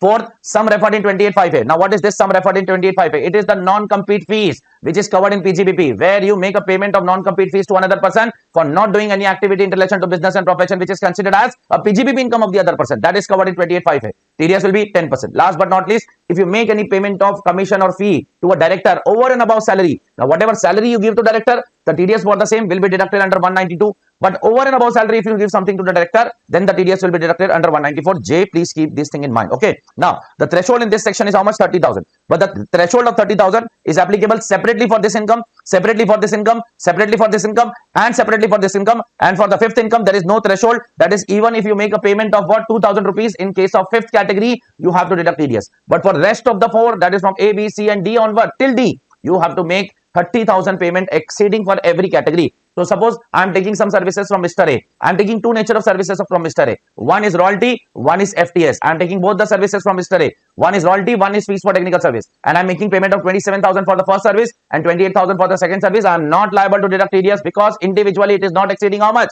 It is not exceeding 30,000 rupees. I hope it is clear to all of you. This is what is written over here. Next point, pay attention please. Suppose in India, there is a chartered accountant, or there is a lawyer, or there is an advocate, or there is a solicitor. Where they are located? They are located in India who are resident of India. And there is a non-resident over here who does not have a P in India, permanent establishment, who does not have a place of business in India, who does not have an agent in India, who does not have a business connection in India. So the non-resident does not have anything in India. But the resident chartered accountant, lawyers, etc., they are resident in India. Now, these chartered accountants are giving some services to non-resident. And in return, if the non-resident is such non-resident who does not have anything in India, that non-resident is paying some amount to the chartered accountant or lawyer, etc., who are resident in India through banking channel, not through cash, then TDS is not required to be deducted. Please pay attention over here. Okay. Next one. If I am individual HUF and if I am making a payment for the personal purpose of individual HUF, if I am an individual HUF and I am making payment for personal purpose of individual and HUF, then TDS is not deducted under this section. It might be deducted under 194M, but it is not deducted under this section. Similar point was also there in what? It was also there in 194C, if you remember. Even in 194C, similar point was there that if you make a payment of contract for personal purpose, then individual and HUF are not liable to deduct TDS. Okay. Next, CBDT has notified certain sports services over here. All these people's income will be covered under what? 194J. That is sports person, umpire and referee, coaches, trainees, trainers, team physician, physiotherapists, commentators, anchors, sports columnists. All of them will be covered in what? all of them will be covered under 194J. So there is one point over here. Event managers will also be covered. Which event manager? Sports event manager will be covered in what? 194J. What about if an event manager is managing an event of say award functions of Bollywood or Tollywood? South Industry Award function is managed by an event manager. Then the TDS will not be deducted under this section. Then the TDS will be deducted under 194C and not under 194J, because what is notified under 194J is only professional services with respect to sports activities and not with respect to entertainment activities. I hope it is clear to all of you. Next. Suppose there is some amount which is paid by a third party administrator of an insurance company to a hospital to settle the claim of that particular customer. So suppose there is a third party administrator who is working on behalf of what? On behalf of the hospital and making the payment to hospital. Who's working on behalf of the insurance company to settle the claim for hospital and making the payment to hospital. Then the TDS is deducted under this particular section. You can go through it. Next section, 194LA. If there is a compulsory acquisition by the government of India of any movable property, if the government is compulsorily acquiring any movable property other than rural agricultural land, then they will deduct TDS under this section. Who will deduct TDS? Any person, generally government. Whose TDS will be deducted? Resident. Non-residents are not covered over. How much rate? 10%. When? At the time of payment, not at the time of credit. Be very careful. And the most important point is, what is the threshold? The threshold is 2,50,000 over here. Very less as compared to what it is written in 194IA. Okay. Then there is a common paragraph. This paragraph is there in almost all these sections, which says that you are supposed to make the TDS. In many sections, you know that TDS is to be deducted on payment or credit, whichever is earlier, right? Many sections.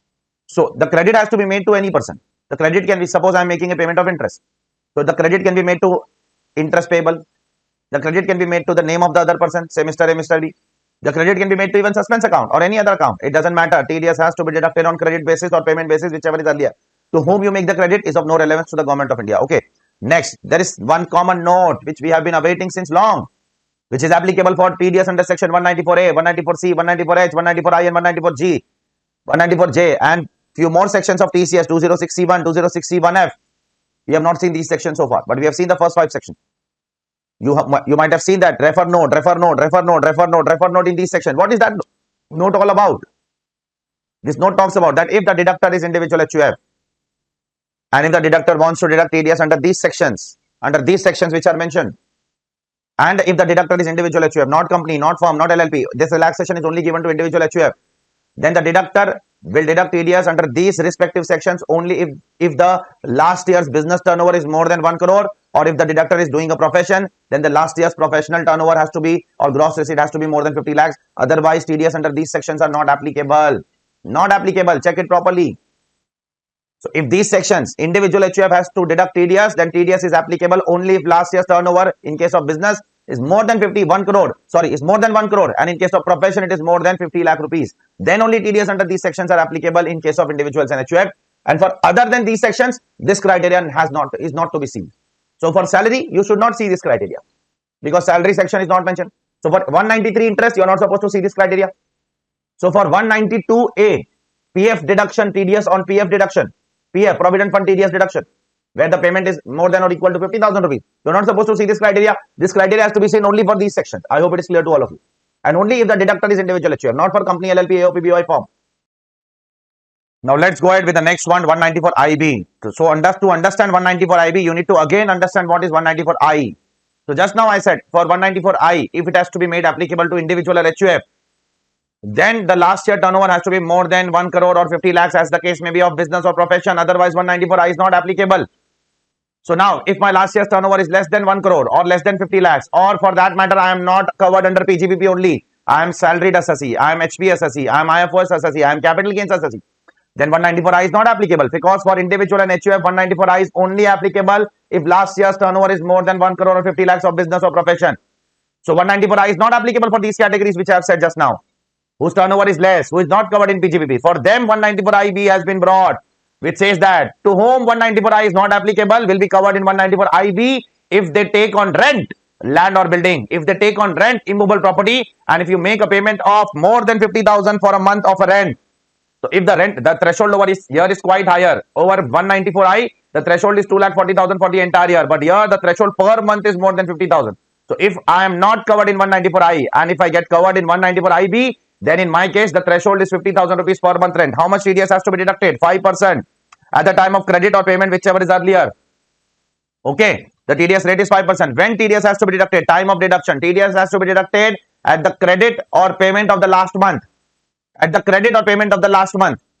Or if the tenant is leaving before that, suppose if the tenant is leaving in December, then the tenant has to deduct TDS in the month in which he left that particular property. So cumulatively, you have to deduct only once in the last month.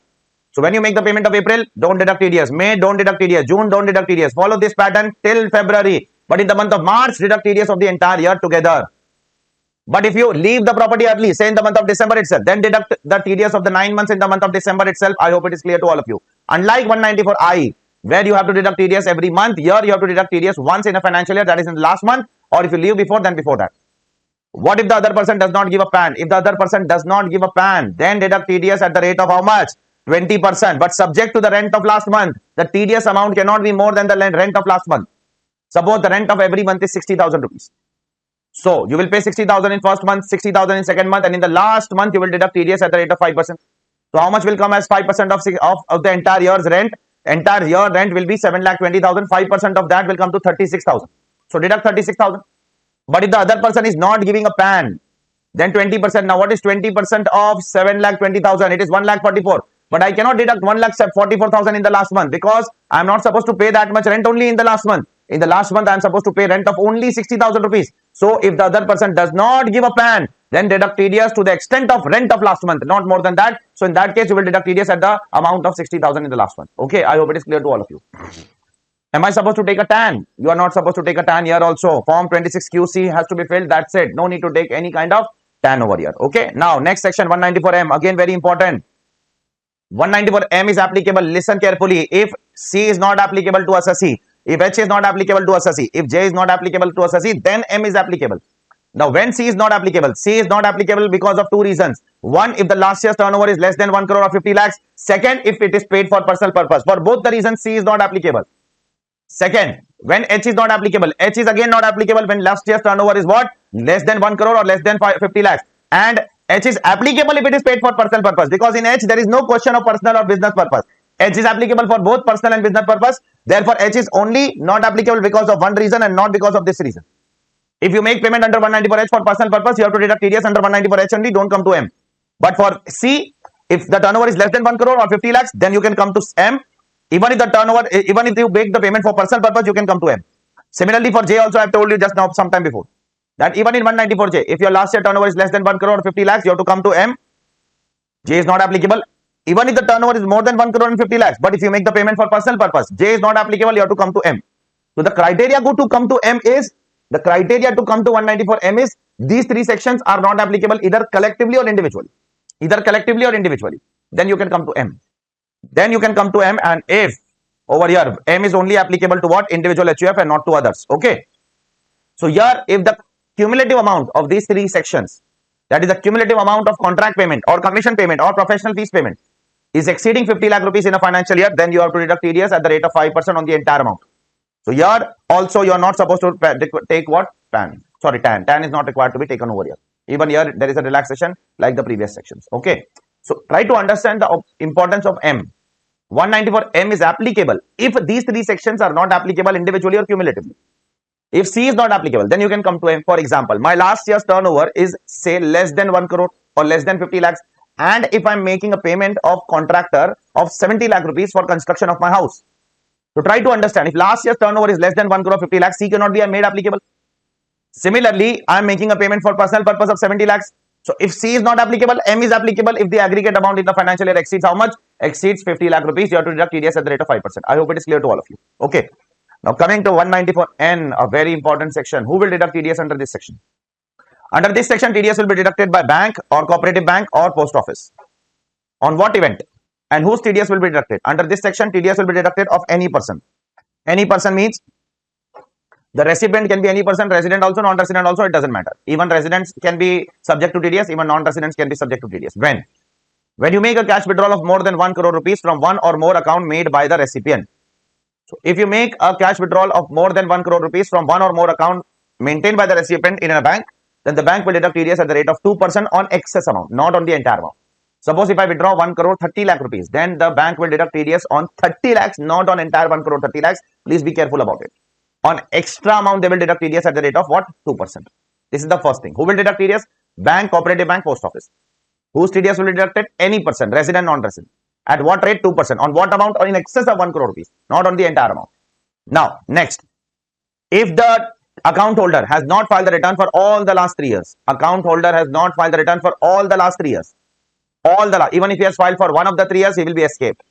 But if he has not filed the return for all the last 3 years, then in that particular case, listen carefully what I am trying to say. If he has not filed the return for all the last 3 years, then the threshold is slightly stricter. How? Then the bank is liable to deduct TDS in excess of rupees 20 lakhs and up to 1 crore 2%. And in excess of 1 crore, it will be 5%. So suppose if the account holder has not filed the return for the last 3 years, then in that case, if the account holder withdraws 1 crore 30 lakh rupees from the bank, then the bank will deduct TDS as follows. From 20 lakhs to 1 crore, that is on 80 lakhs 2%, and on remaining 30 lakhs above 1 crore, it will be 5%. I hope it is clear to all of you. Okay. Now, the central government may relax few categories of assessees over here if they wish to do so. Okay, they can do so. Now, there are following people who are not liable to deduct TDS, who are not liable for TDS deduction under this section. First, if the amount is withdrawn by government, if government withdraws from bank, then TDS is not applicable. Okay. If the amount is withdrawn by bank or cooperative bank or post office from another bank, from another cooperative bank, from another post office, then it is not applicable. Okay. If the amount is withdrawn by business correspondent of a banking company, banking companies has lot of business correspondent who go to rural area and try to do what? Spread the business of the bank. They need money, so they withdraw the money from the bank and use that money for the purpose of giving loans in rural area. So those business correspondents are also relaxed over here. White label automated teller machine operator of the banking company, they are also excluded from what? They are also excluded from the TDS obligation. So if the money is withdrawn by white label automated teller machine operator of a banking company, who are white label automated teller machines? These are independent agencies who own ATMs. So these are third party ATMs, not the ATMs of the bank. Bank's ATMs are called as brown label ATM, but the third party ATMs are called as white label ATMs. So what they do? They maintain an account with bank, they withdraw money and they deposit in the ATM as per the bank's convenience, so that the customers of the bank can come to their ATM and withdraw the money as per their convenience. Okay. So even they can withdraw the money as per their convenience. Okay. So these are the few people to whom the government has relaxed that this section is not applicable. There are few more people to whom the government has relaxed. Now, for white label ATM, they have made a complete notification with lot of detailing. They have said that the white label ATM operators, who are also called as cash replenishment agencies. So white label ATM operators or cash replenishment agencies, they have to maintain separate account in the bank. And they have to reconcile that particular thing every month. That whatever they have withdrawn from the bank, they have reconciled and they have deposited in the ATM. They have to give that reconciliation to the government of India. Okay. Second, the government has relaxed the commission agent. The commission agent can make a bank account. Commission agent who is withdrawing the money to buy agricultural produce from the farmers. So if the commission agent is opening a bank account and giving a declaration to the bank that I am withdrawing the money so that I can purchase agricultural products from the farmers, it is allowed to them to withdraw money. They have to give just their PAN account. PAN and details of the PAN. Okay, that's it. And they can withdraw in excess of 1 crore rupees. There is no issue in that. I hope it is clear to all of you. But for what purpose they are using the money? They are withdrawing the money in excess of 1 crore rupees. They will give the PAN to the bank. Bank will not deduct TDS. And in that case, they will use that money for the purpose of purchasing agricultural products from the farmers. Okay. Third, authorized dealers and their franchise agents and their sub agents, like full-fledged money changers, etc., etc. They can also withdraw the money from bank in cash. Suppose I am an authorized agent. Why I need cash? I need cash because people come to me to take cash. Suppose there is a tourist, foreign tourist who come to me, who is taking cash from me and giving me dollars. So I have to give him money. Suppose there is an Indian who has gone to visit abroad and he has come back from a tour and now he has left with some dollars. So he's giving me dollar. I have to give him cash. So I need cash. And suppose there are some Indians who are staying outside who are sending some dollars in India to their beneficiaries in India, to their family in India. So they are sending dollars. So I have to give cash to their family members in India. So all these purposes I need cash.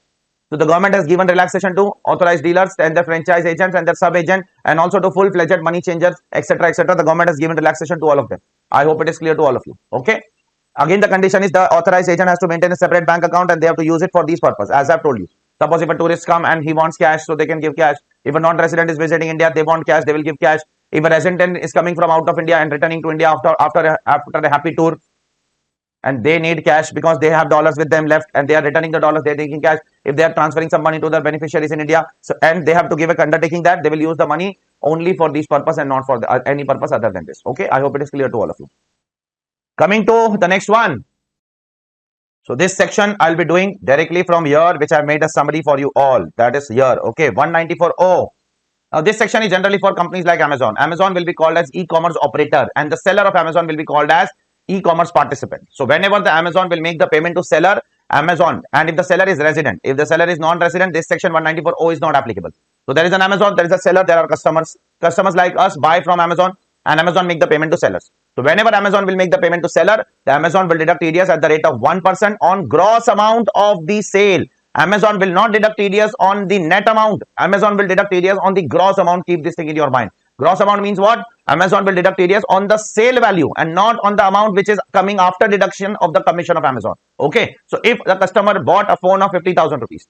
So what Amazon is doing? Amazon is making the payment of 50,000 minus 5,000 rupees commission of Amazon. So Amazon, while deducting the TDS, will not deduct TDS on 45,000 after deducting commission. But Amazon, while making that payment, will deduct TDS on the gross sale, that is on 50,000 rupees itself, 1%. What is the timing of deduction? Timing of deduction is payment or credit, whichever is earlier by the Amazon. If the Amazon credit first, then the TDS has to be deducted on credit. If the Amazon pay first, then the TDS has to be deducted on payment, not whichever is earlier. Now, suppose now to evade this particular tax liability, if the customer directly makes the payment to what? To the seller and not route through Amazon. The customer directly make the payment to seller, then also this provision is applicable. The Amazon has to deduct TDS on the gross amount. There is no escape route given to the Amazon. Now there are certain relaxations given to certain small sellers. If the seller is a resident, obviously, because this section is only applicable to resident seller. If a seller is a small seller, that is if the seller is individual or HUF, and if the gross sales during the year of the seller is up to 5 lakh rupees, it is not exceeding 5 lakh rupees. And if the seller is individual HUF and the seller gives either PAN or Aadhaar, then the Amazon is not liable to deduct TDS of seller. Such seller, that is such individual or HUF, will be relaxed from deduction of TDS. Okay. Now, once a transaction is subject to TDS under this section,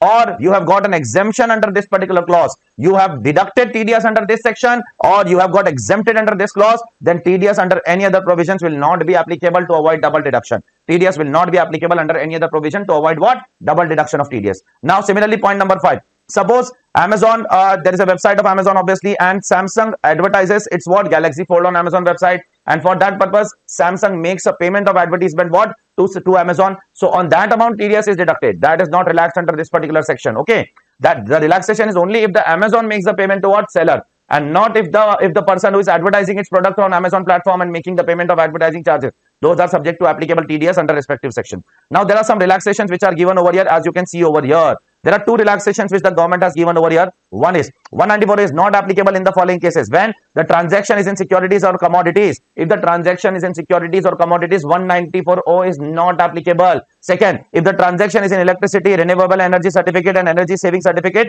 traded through certain exchanges, then also 194O is not applicable. Okay. So this section is a very, very, very important section for exam. There are a lot of questions which can be asked on this particular section in the exam. Okay. Next, 194P, an absolutely new section, absolutely newly inserted section by Finance Act 2021.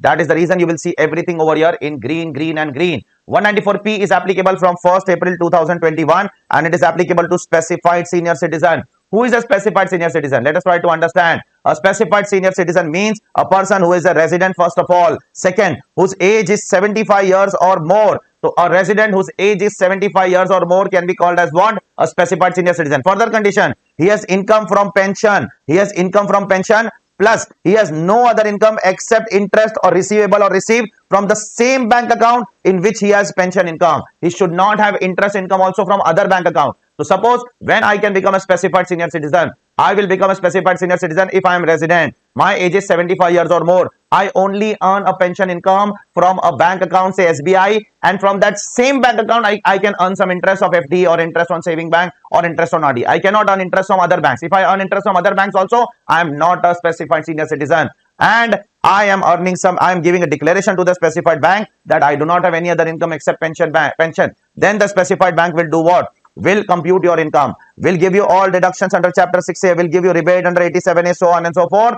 And then the bank will deduct TDS under 194P. Once the bank has deducted TDS under 194P, you as a senior citizen is not liable to file what? Return under section 139(1). You will be relaxed from filing what? The return under section 139(1). I hope it is clear to all of you. Is it? So senior citizens have been given relaxation. Which senior citizens? Resident senior citizen. Age 75 years. Only pension income from specified bank. No other income except interest from that same bank. Interest on FD, RD, saving bank, all will be fine. Then the bank will compute your total income, will give you chapter 6 deduction, will give you rebate, will compute your tax and will deduct your TDS. Once TDS is deducted, you are not liable to what? File return under 139. What is the timing of deduction? Unfortunately, when TDS has to be deducted is not mentioned by the government of India. That is missed. The government has missed that particular point. maybe a mistake which they will rectify in subsequent years. Okay. Let's move on to the next one, and a big one. For this section to understand, you also need to understand 206C1H. I hope you might be knowing what is 206C1H. So if you do not know what is 206C1H, go ahead in the video. First of all, understand what is 206C1H and then come back to 194Q. Otherwise, you will not understand 194Q. In 194Q, a buyer is liable to deduct TDS. Buyer of what? Buyer of goods. A buyer of goods is liable to deduct TDS. When? If the buyer's last year's business turnover is more than 10 crore rupees. I am a buyer. My last year's business turnover is more than 10 crore rupees. I am liable to deduct TDS under this section. Whose TDS will be deducted? Seller's TDS will be deducted. Who is seller? Seller is resident. How much I have to purchase? You have to purchase more than 50 lakhs. If I purchase more than 50 lakh rupees in a financial year, I am supposed to deduct TDS at the rate of what? A very minimal rate of 0.1%. And if the other person does not give a PAN, here the rate is not 20%. As I have told you, in two sections it is not 20%. In two sections it is only 5%. That is 194O and 194Q. I have said you at the beginning of this chapter, if you remember. Okay. So under 194Q, the buyer has to buy goods. Who is a buyer whose last year's business turnover is more than 10 crore rupees? Then the buyer is liable to what? Deduct TDS under 194Q. Whose TDS will be deducted? Seller's TDS. Seller is who? Seller is resident. And I am buying more than 50 lakh rupees goods. Then I am supposed to deduct 0.1% TDS on excess amount, not on entire amount. Suppose if I buy 70 lakh rupees goods, then I will deduct TDS at the rate of 0.1% on 20 lakhs and not on the entire 70 lakhs. I hope it is clear to all of you. Okay. TDS will be deducted when? Timing is same. Credit or payment, whichever is earlier, the routine point. Nothing great as such. Okay. Now, there are certain cases, threshold is 50 lakhs as I have told you earlier. If the other person does not give PAN, then 5%, not 20% as I have told you. Now, certain cases when this particular section will not be applicable. Listen carefully. If the tax is deductible under any other section, listen carefully. This is very important point. If the tax is deductible under any other section, it is deductible under any other section. Understand the word deductible. So, if it is deductible some other section, then you will not deduct under this section.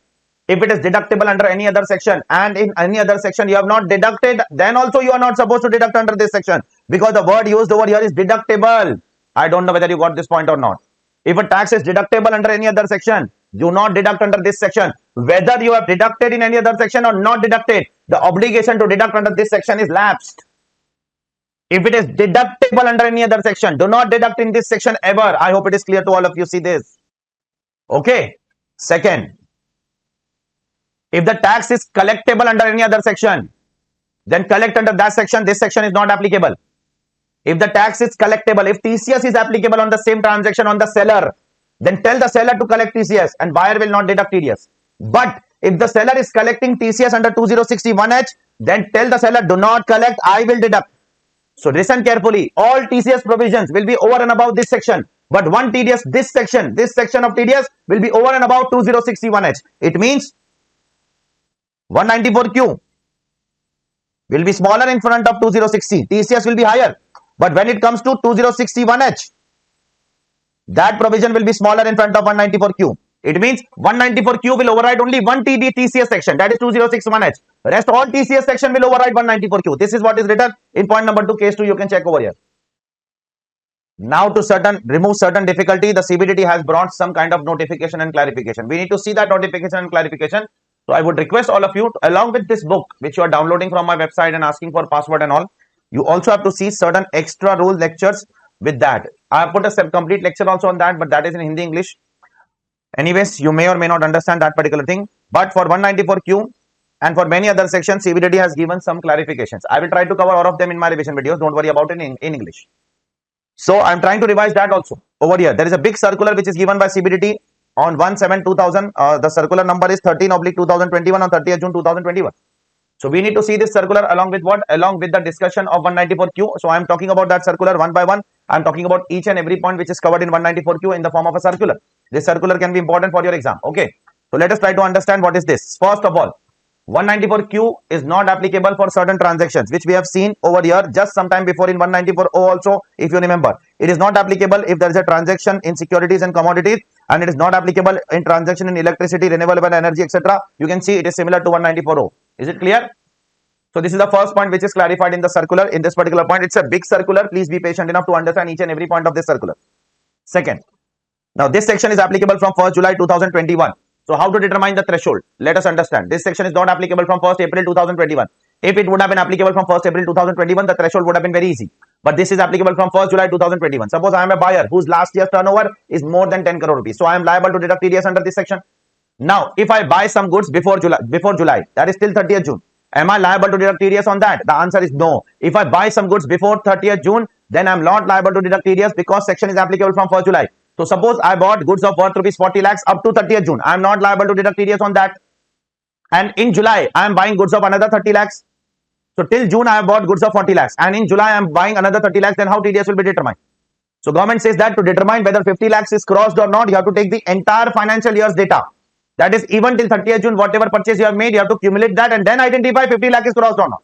So till 30th June, I have bought 40 lakh rupees ka goods. Do not deduct TDS. But to identify whether 50 lakh is crossed or not, you have to consider that also. So 40 till 30th June total. After 30th June, 30 lakhs more total 70 lakhs. Now deduct TDS in excess of 50 lakh rupees. I hope it is clear. Now you will deduct TDS on how much? Only on 20 lakh rupees because it is in excess of 50 lakh rupees. Similarly, before 30th June, if I have bought 70 lakh rupees goods, okay, and after 30th June, if I bought another 30 lakhs goods, so to identify whether 150 lakh is crossed or not, accumulate both. So till 30th June, 70 lakh is purchased, no TDS on that 70 lakhs. But after 30th June, whatever amount will be paid, that will be subject to TDS because now 50 lakh is already crossed. This is how the threshold will be determined under this particular section. I hope it is clear to all of you. Similarly, one more point is mentioned over here. The TDS is deducted on payment or credit, whichever is earlier. The government says that if either of the two events, that is payment or credit, happens before 1st July, TDS is not liable to be deducted. So if the payment is before 31st July or if the credit is before 1st July, TDS is not required to be deducted. I hope it is clear to all of you. Next, whether the TDS has to be deducted on GST portion. The government has said it very clearly. Generally, TDS is not deducted on GST portion. Not deducted. But the government has given some more clarification over here. That if the TDS is deducted on credit, it means there is an invoice in front of you and you know the breakup of the basic amount and the GST amount. So if the TDS is deducted on credit, you have an invoice in front of you, you have a breakup of GST and the basic amount, then do not deduct TDS on the GST portion, only deduct TDS on what? Only deduct TDS on the basic amount. But if you are making the payment in advance, then you do not have a breakup. When you make a payment in advance and you are deducting TDS on advance, you do not have a breakup of that particular amount. In that case, if the payment is preceding the credit, then in that case, you have to deduct TDS on the entire amount. On the entire amount, you have to deduct TDS. Next, what has to be done on purchase returns? Suppose I purchase goods of rupees 80 lakh rupees. Then I am deducting TDS on 30 lakhs at 0.1%. Now, suppose I do not like the goods, so I return the goods. And the seller has given me the refund. Then what has to be done? Then the TDS deducted on 30 lakhs will be adjusted against the next purchase against the same seller. So whenever you will purchase from the next time up to 30 lakh rupees, you will not deduct TDS because you have already deducted TDS earlier and the amount is refunded to you.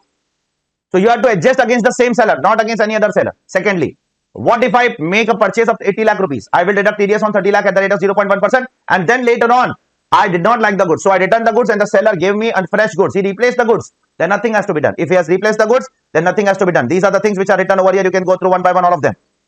Whether the buyer can be non-resident. Can the buyer be a non-resident? Yes, the government has said that the buyer can be non-resident. But pay attention, please. The buyer can be resident. Definitely, the buyer can also be non-resident. But the buyer will not include that non-resident who does not have a permanent establishment in India. Check. Shall not apply to a non-resident who purchases goods from seller in India is not effectively connected with a PE who does not have a permanent establishment in India. That buyer will not be covered over here. Okay. Next. If the seller is exempt under certain law, then am I supposed to deduct the TDS? The answer is no. If the seller is exempt under certain law, like say RBI law or etc., certain other laws, if the seller is exempt, then TDS is not to be deducted. Okay. Whether TDS is to be deducted on advance payment? Yes, TDS is to be deducted on advance or credit, whichever is earlier. And as I have told you, if the TDS is deducted on advance payment, then you also have to include the GST portion and deduct the TDS because you do not know the breakup in advance. You will come to know the breakup only if there is an invoice in front of you. Okay. Whether 194Q shall apply to a buyer in the year of incorporation. Suppose this is my first year of incorporation. Is 194Q applicable to me? The answer is no. Because for 194Q to apply, last year's turnover has to be more, business turnover has to be more than 10 crore. And in my first year of incorporation, my business turnover is 0. Is it clear? So 194Q will not be applicable in that case. Okay. Whether 194Q will be applicable if my business turnover is less than 10 crore and my total turnover is more than 10 crore.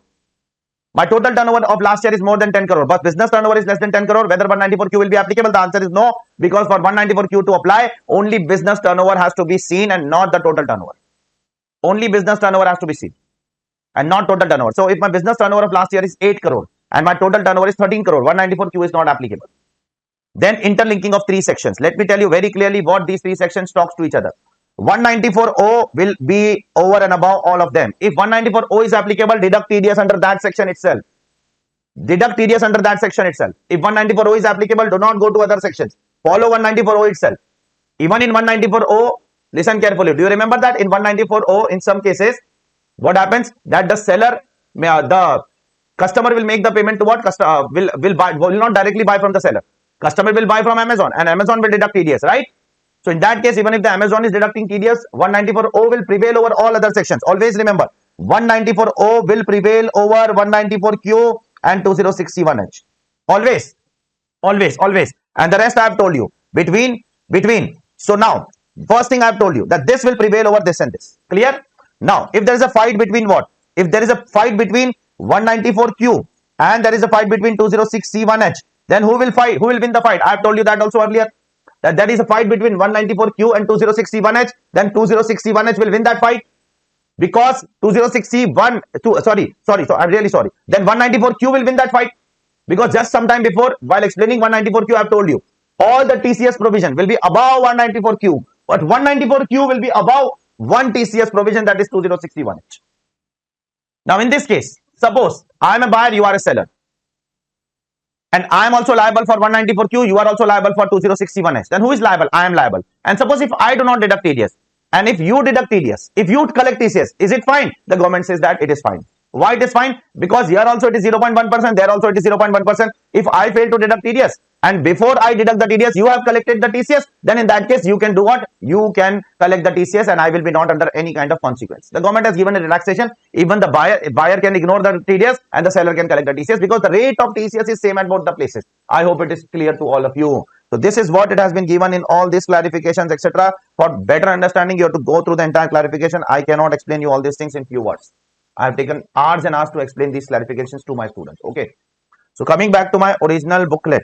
So you have to see this extra rules booklet, please. You have to see that. Otherwise, you will not understand the things in a proper manner. Okay. Now, there is one master section which the Government of India has brought in Finance Act 2021. And that is 206AB. And this master section talks about what? Some harsh measures on non-filers of returns. If the payee, that is the deductee, is not filing the return, for the last 2 years, he has not filed the return for the last 2 years, payee, and his aggregate TDS and TCS collected for each of the 2 years is 50,000 or more. Listen carefully. I am a deductor. Other person is deductee. Other persons has not filed the return for the last 2 years. And their aggregate amount of TDS and TCS in the last 2 years each is 50,000 or more. Okay. Then I'm supposed to deduct TDS at the rate of, listen carefully. At the rate of, listen carefully. I'm supposed to deduct TDS at the rate of 5% or twice the applicable rate, whichever is higher. So if the other person is not filing the return for the last 2 years, both the years, even if he has filed the return for one of the 2 years, he will be escaped.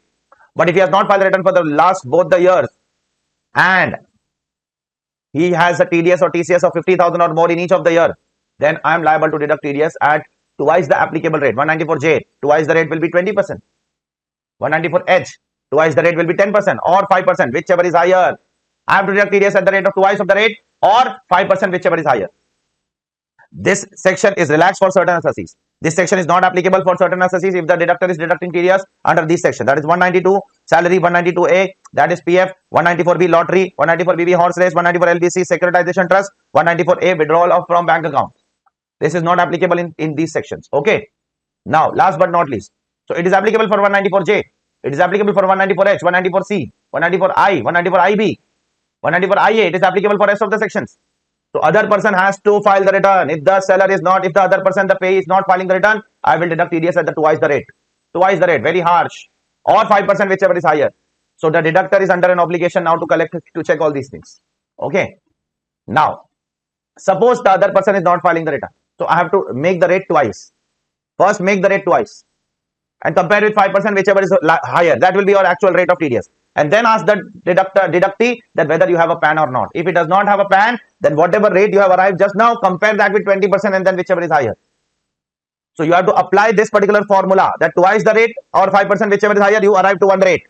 Keep that rate aside and then ask the other person for PAN.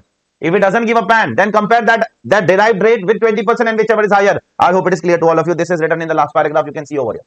Is it clear? I hope it is clear to all of you. Now let us talk about certain small things over here, and then we'll move on to the discussion of TCS. The first small thing is when you make the payment to these people, no TCS, no TDS. Boom. If you make the payment to government, no TDS. If you make the payment to RBI, no TDS. If you make the payment to mutual fund companies, no TDS. If you make the payment to certain corporations whose income is exempt, no TDS, no TDS, no TDS. Okay. Then section 197 talks about what? Lower deduction or no deduction certificate. What am I supposed to do? It is the duty of the payee, the deductee, to go to the assessing officer and tell that my income is not liable for tax, my tax should not be deducted, or my income is liable for tax at a lower rate, and then the AO will give a certificate of lower deduction or no deduction to the payee. Payee can give that certificate to the deductor, and then deductor will accordingly not deduct or deduct at lower rate. Okay, so this process has to be followed by the payee. Payee has to take the initiative, and this is applicable for these sections. All these sections are subject to what? Subject to 197. In all these sections, if you feel your income is getting taxed unnecessarily, your income is getting deducted unnecessarily, you can go for what? The longer route of AO. You can go and make an application to AO. Similarly, there is a self-declaration which is an easier route.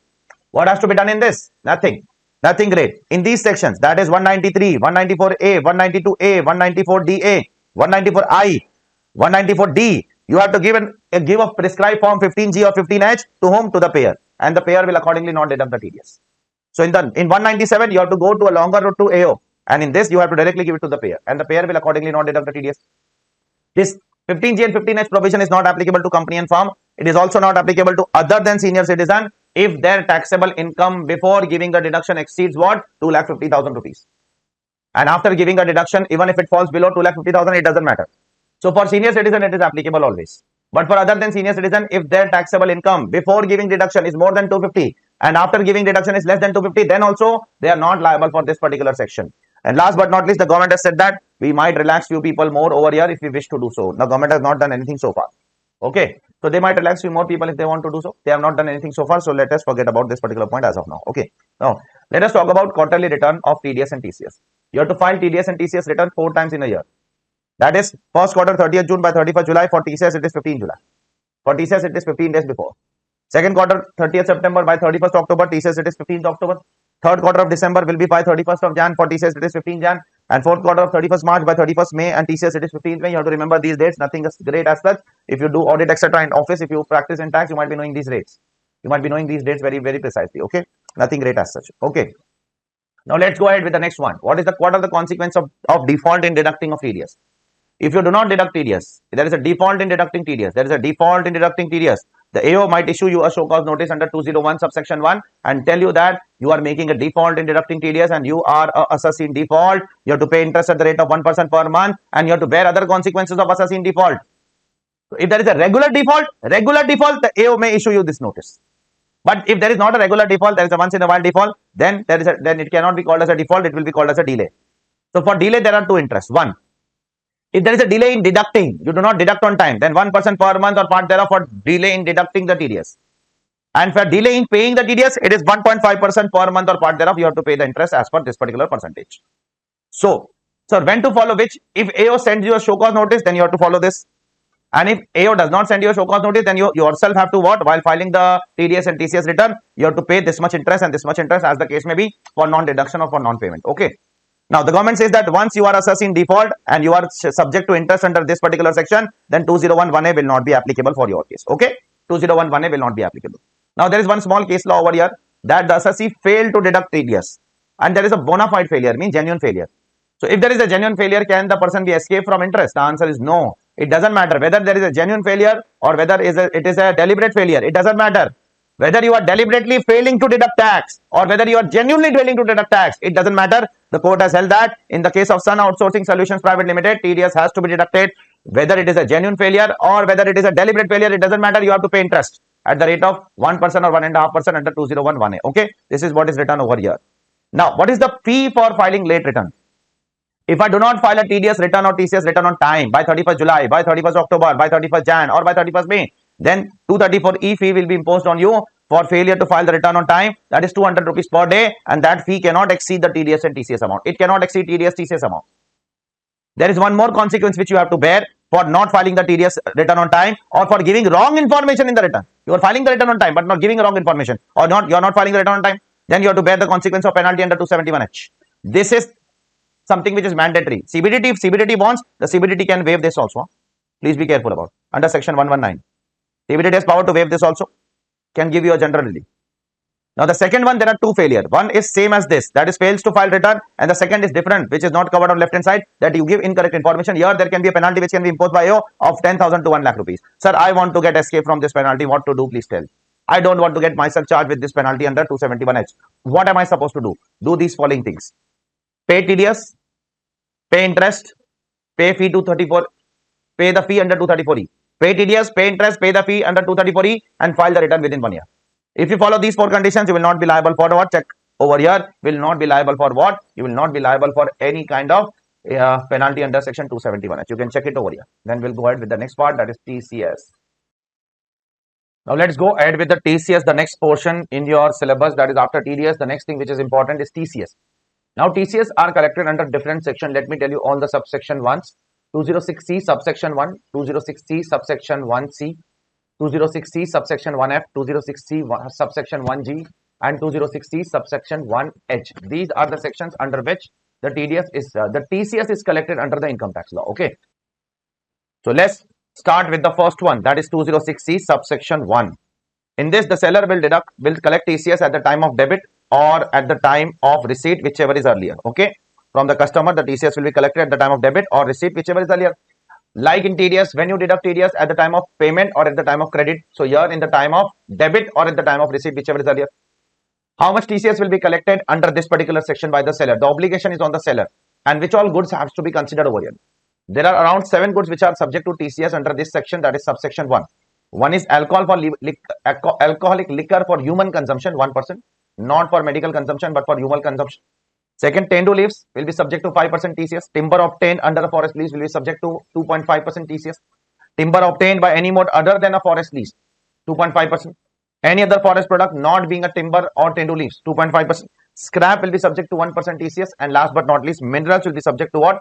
Minerals like coal, lignite and iron ore. Only these 3 minerals are covered. These 3 minerals will be subject to TCS at the rate of 1%. Okay.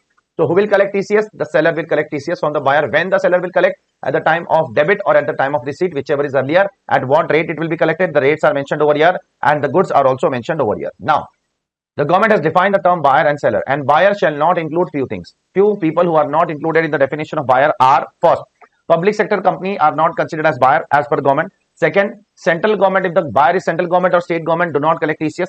If the buyer is certain clubs, do not collect TCS. And if the buyer is certain embassy or high consulate or foreign trade representative people, then also do not collect TCS. And last but not least, if the buyer buys the goods for his personal consumption, if the buyer buys the goods for his what? Personal consumption, then also you are not supposed to collect TCS. So these are the 5 cases where the buyer is not included in the definition of buyer. So if these 5 people are buyer, then you are not supposed to collect TCS. Now who is seller?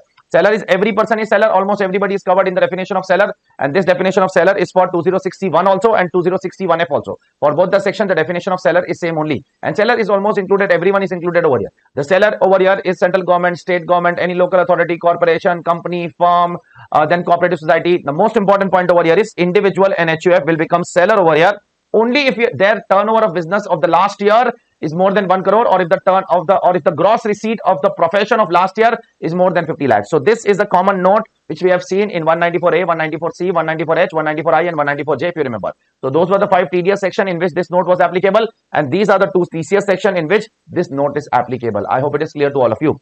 Now there is certain exemptions given to certain assessee. This section shall not apply to a buyer who is a resident. Suppose if the buyer is a resident and buyer is giving a declaration to the seller that he will not trade these goods. He will not buy these goods and sell these goods. In fact, he will use these goods for either manufacturing or for power generation in India.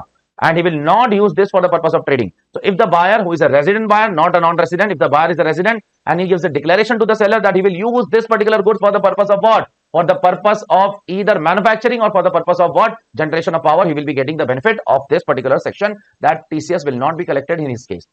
In such cases, the seller is responsible to deliver a statement to the commissioner by 7th of the following month that these are the buyers who have bought the goods from me and they are not liable for TCS under this particular section. Okay. Next TCS is 206C1C. In this, there is no seller or buyer. There is a service provider, you can say, and service receiver. Now, who is a service receiver and service provider? And what kind of service I am giving? I have parking lot. Try to understand. I have toll plaza. I have mines. I have quarries. I have lot of parking lots in this country. I have lot of mines in my name in this country. I have lot of quarry in my name in this country. I have lot of toll plaza in my name in this country. And I am trying to give that on lease to you. So if you are taking these things on lease from me, and if the buyer is any person other than public sector company is excluded from this section. Only public sector company is excluded, not any other buyer. So if the person who is receiving all these things from me on lease, then I am supposed to collect TCS at the rate of what? At the time of debiting or at the time of receipt, whichever is earlier, at the rate of 2% of such amount. So I am supposed to collect TCS. So what am I doing? I have a lot of parking lots and I am giving on lease to all the people. So I will collect TCS at the rate of 2% from all of them at the time of debit or at the time of receipt, whichever is earlier. Okay.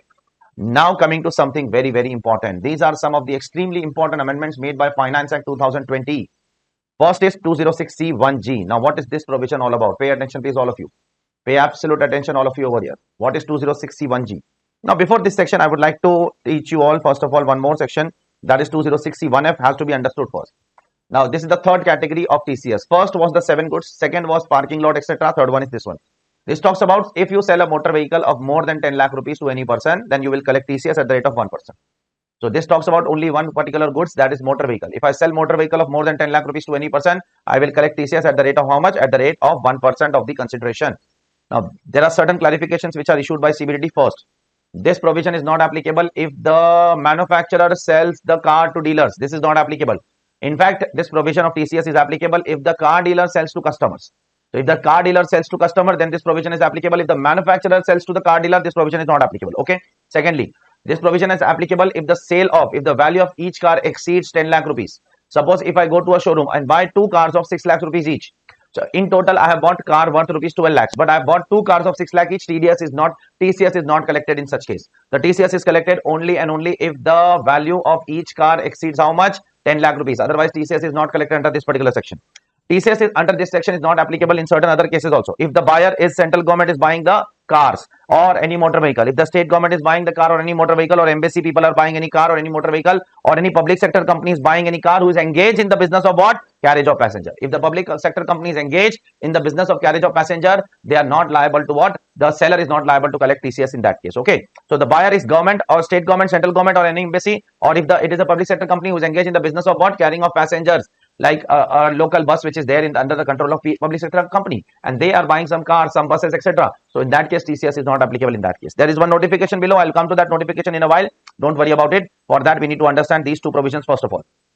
Now coming to this provision, 206C1G. 1G talks about what? I am a buyer and I want to remit some money out of India through an authorized dealer. So I am a buyer and there is an authorized dealer through whom I will send some money out of India. And this scheme is called as liberalized remittance scheme. Liberalized remittance scheme. So when I will give him the money, he will collect what? He will collect TCS at the rate of 5%. He will collect TCS at the rate of 5% on what? On, listen carefully. At the time of debit or at the time of receipt, whichever is earlier. At the time of debit or at the time of receipt, whichever is earlier. So listen carefully. This is a tricky point. Pay attention. Once again, I am saying, suppose if I want to send some money out of India under liberalized remittance scheme, then I am sending that money to an authorized dealer. So the authorized dealer will collect 5% TCS from me at the time of debit or at the time of credit. Similarly, if I want to go outside India on a tour, if I want to go outside India on a tour, then the seller of a tour package program will collect TCS at the rate of what? 5% on me. Will collect TCS at the rate of 5% on me. So there are two cases in which TCS will be collected. One, if I want to send money out of India, then 5% TCS will be collected by the dealer. Or if I want to send money out of India for the purpose of tour operator, etc. purpose, for tourism purpose, then also TCS will be collected at the rate of 5%. Now there is some threshold which is given to me, and TCS will be deducted at what time? At the time of debit or at the time of receipt, whichever is earlier. Now you need to understand there is some threshold which is given by the government. First, authorized dealer shall not collect TCS if the aggregate amount received in a previous year is less than 7 lakh. So if the aggregate amount received is less than 7 lakh, no TCS is required. It means there is a threshold of 7 lakh for TCS. It means if I send money out of India and if it is say 9 lakh rupees, then only TCS is applicable. If I send 6 lakh rupees, then TCS is not applicable. And second point, authorized dealer shall not collect TCS if it is for a purpose other than OTPP. What do I mean by this? It means if it is for OTPP, then you have to collect TCS. Right? Let me try to explain you what exactly this provision has to say. This provision has to say that if you are transferring money from out of India for any purpose other than OTPP, then you will get an exemption of 7 lakh rupees. It means if you transfer the money out of India for tourism purpose, then the exemption of 7 lakh is not available to you. This is the simple interpretation of this entire provision. If you transfer money out of India for not for tourism purpose, for general purpose, then you are not liable for a tax up to 7 lakh rupees. You will be liable for tax TCS above 7 lakh rupees. But if you transfer the money out of India for OTPP, then you are liable for tax even from a single rupee onwards. Even if you transfer 10,000 rupees for tourism purpose out of India, you will be liable for TCS. You can read this particular point over here. I hope it is clear to all of you. So now, if you are transferring for other than OTPP, because for OTPP there is no basic exemption limit, you will be liable for TCS on an amount in excess of 7 lakh rupees, not on the entire amount. Let me give you a complete clarity. Suppose if I am transferring money out of India, not for tourism, but for normal purpose, and in excess of 7 lakh, then TCS is collected on excess amount. Suppose if I transfer 10 lakh out of India for other than OTPP, not for OTPP, then TCS will be collected at the rate of 5% on 3 lakh rupees. If I transfer out of India for other than OTPP again, less than 7 lakh, then TCS is not collected. If I transfer out of India for OTPP, even if I transfer 1 lakh or 2 lakh rupees, TCS at the rate of 5% is deducted or whatever collected on that particular amount, because in case of OTPP, the exemption of 7 lakh is not available. So just try to understand that these are the two cases on which you collect TCS. In first case, you will get an exemption of 7 lakh, and in second case, you are not going to get an exemption of 7 lakh rupees. That's it. In first case, you will be liable for TCS in excess of 7 lakh. So if you transfer 10 lakh, you will be liable for TCS only on 3 lakh. And in second case, if you transfer 3 lakh, you will be liable for TCS on entire 3 lakh without any exemption. Okay. Now, if you take a loan from a financial institution in India,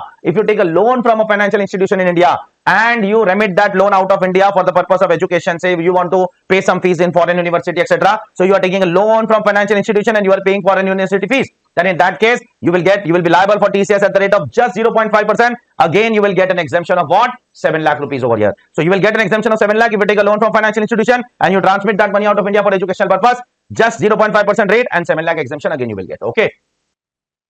Okay, so I will again conclude. If you make the payment for normal purpose, not OTPP, 7 lakh exemption 5%.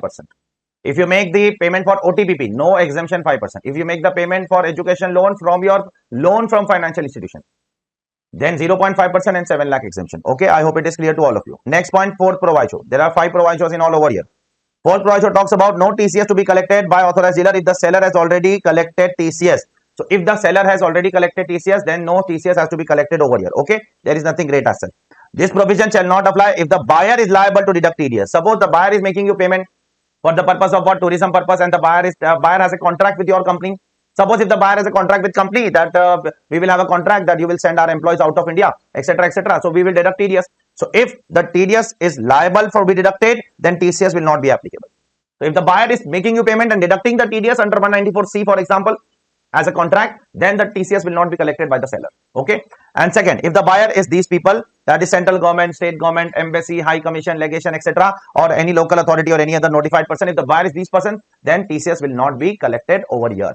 So if the buyer is liable to deduct TDS, TCS is not collected, or if the buyer is the special person, again TCS is what? Not collected under this section. I hope it is clear to all of you. Now let us move on to the next one. This is an important one and a very, very, very critical one, 2061H. What will happen over here? This has to be learned along with 194Q, as I've told you earlier only, that 194Q and 2061H has to go hand in hand. So in 194Q, who is liable to deduct TDS? The buyer in excess of 10 lakh, in excess of 50 lakh rupees of purchase, where the turnover of the buyer of the last year is more than what? More than 10 crore. So here it is exactly opposite. Here the seller is liable to collect TCS if the turnover of business of the seller of last year is more than 10 crore and if the seller sells you goods in excess of what? 50 lakh rupees in a previous year. But in case of certain goods, TCS is not collected. Like if the goods are exported out of India, TCS is not collected. If the goods are covered under 206C1, TCS will not be collected under this section but will be covered under 206C1 only. If it is covered under 1F, then motor vehicle section will be applicable. If it is covered under 1G, then above 1G provision will be applicable. So the following sections have been removed from this section. That is, if the goods are exported, TCS will not be collected under this section. If the goods are covered in 206C1, 1F or 1G, then respective provisions will be applicable. This provision will not be applicable. And here also TCS is collected in excess of rupees 50 lakhs. So if you sell 70 lakhs, then TCS is not collected on 70 lakhs, but it is only collected on 20 lakhs. And that too here it is not collected on debit. It is always collected on receipt. It is not debit or receipt, whichever is earlier. It is always receipt and it is 0.1%. I hope it is clear to everyone. In certain cases, TCS, now there are certain provisos over here also. We need to see one by one all of them. If a buyer has not given PAN, generally the buyer has to give a PAN. If the buyer does not give the PAN, then the tax rate will be twice the rate or 1%, whichever is higher. Generally, if the buyer does not give a PAN, it is 5% or twice the rate. Generally, it is written over here. I can show you. See you. Generally, if the buyer does not give a PAN, then it is twice the rate or 5%. But for the purpose of this section, the government has made this 5% as what? Only 1%, as you can see over here. That if the buyer is not giving PAN, then twice the rate or 1%, whichever is higher. Now, second proviso. This section shall not apply. Means TCS is not applicable if the buyer is liable to deduct TDS on the goods purchased by him. It means I have told you earlier only 194Q will prevail over 2061H. Do you remember that? That if the buyer is deducting TDS under 194Q, then the provision of 2061H is not applicable. And rest of the provisions of TCS, that is 2061, 1C, 1F and 1G will prevail over what? 194Q, as I've told you earlier only in the discussion made earlier. So if the buyer is deducting TDS, you are not supposed to collect TCS under this particular provision. Next, what is the definition of seller? The seller means over here, again, the same way the buyer was defined over here, seller is defined over here. The seller over here means a person whose last year's business turnover is more than 10 crore rupees. Then only a seller will be considered as a seller for the purpose of this section. And seller does not include a person as central government may notify. They have not notified anybody over here so far. Who is a buyer? Buyer means any person who purchases any goods, not services. Services are not covered in this section. Only goods are covered in this particular section. Secondly, buyer does not include again those people which are covered above also, like central government, state government, embassy, etc., foreign legation, trade commission, trade representation, local authority or any other notified person. This same proviso was there in 2061G also. You can go through that also. Now, after I sell and there is a sales return, or if I give a discount, or if there are some GST involved in that particular thing, no adjustment has to be made. Include everything and then collect TCS. You have to collect TCS including GST. Generally in TDS, you will not include TDS and deduct TDS. In TDS, you will exclude TDS, you will exclude GST and then deduct TDS. Do you remember that? But in TCS, you will include GST and you will collect TCS. Because the TCS is collected over here on receipt of the amount. And receipt will include also GST. Even if there is a sales return, include the sales return and collect TCS. If there is a discount, include discount and collect TCS. That's it. These are the things which are written over here. Similarly, if there is a non-resident airline company who comes to airport and fill some fuel in the tank of the airplane, then TCS should not be collected from them. So they are also what? Buyer of goods. Fuel is a goods. They are also buyer of goods. They will not be liable to what? Pay you TCS. And you are not supposed to take TCS from them. Okay. Then I took the discussion of 2061F earlier only. I am going ahead now. And there is an interlinking of few sections over here. As you all know that in 2061H, the motor vehicle which is mentioned in 2061F are excluded. So the question is, are all motor vehicle excluded from 2061H? No, only that motor vehicle is excluded which is covered in 1F. If a motor vehicle is not covered in 1F, then it will come over here. For example, you remember that if the motor vehicle is less than 10 lakh, then it will not come in 1F. Then it will come in 1H. Suppose if I buy 8 vehicles of 8 lakhs each, if I buy 8 vehicles of 8 lakh each, then the total amount of vehicle which I have bought is 64 lakh. But individual value does not exceed 10 lakhs. So 1F is not applicable, but 1H will be applicable. Similarly, if a manufacturer sells the vehicle to dealer, then 1F is not applicable. So if the manufacturer is selling the vehicles to the dealer, 1F is not applicable, then 1H can be made applicable. So don't be under an impression all kind of motor vehicles are excluded from 1H. No, only those motor vehicles are excluded from 1H which cannot be covered in 1F. So if it is covered in 1F, like if you buy one vehicle of more than 10 lakhs and you are a customer, not a dealer, then it is covered in 1F. Then don't take that particular vehicle in 1H. I hope it is clear to all of you. Okay. Now coming to what? Again, a similar section which we have done earlier in TDS like 206AB. Do you remember in TDS, there was one section 206AB which was introduced by Finance Act 2021 which says that the buyer, the payee, if the payee is a non-filer of ITR for the last 2 years, and the TDS and TCS collected in each year is more than or equal to 50,000 rupees, then the deductor will deduct the rate, will deduct the TDS at twice the rate or 5%, whichever is higher. The same provision is applicable here also. That the specified person, that is the buyer, if the buyer is a specified person, that is the buyer has not filed the return for both the last 2 years, and the aggregate of the TDS and TCS collected in each of the year is 50,000 or more, then the seller has to collect what? Twice the rate or 5%, whichever is higher. You can see over here, it is exactly same like what? It is exactly same like 206AB. So both these sections have been introduced by Finance Act 2021. Please be careful about these two sections. Okay. Now coming to 269ST and 271DA. What is 269ST? 269ST restricts an assessee to sell, to accept money of 2 lakh or more by other than the 4 modes mentioned by the law. Which are the 4 modes? Account pay check, account pay draft, ECS and such other electronic mode as may be prescribed.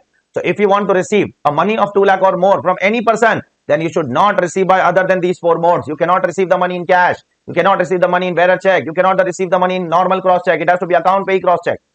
So how this 2 lakh rupees is to be computed? I am not supposed to receive 2 lakh or more in cash from a person in the entire day.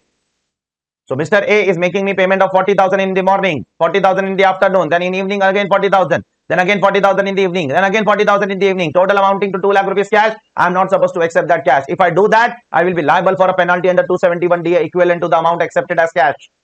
Equivalent to the amount accepted as cash. Very dangerous provision. Similarly, if I sell goods of 5 lakh rupees today to you, okay, and the invoice is of today, then I cannot break that invoice and receive 5 lakhs in 5 different days in cash. That is also not allowed, because the invoice of a particular day is 2 lakhs or more.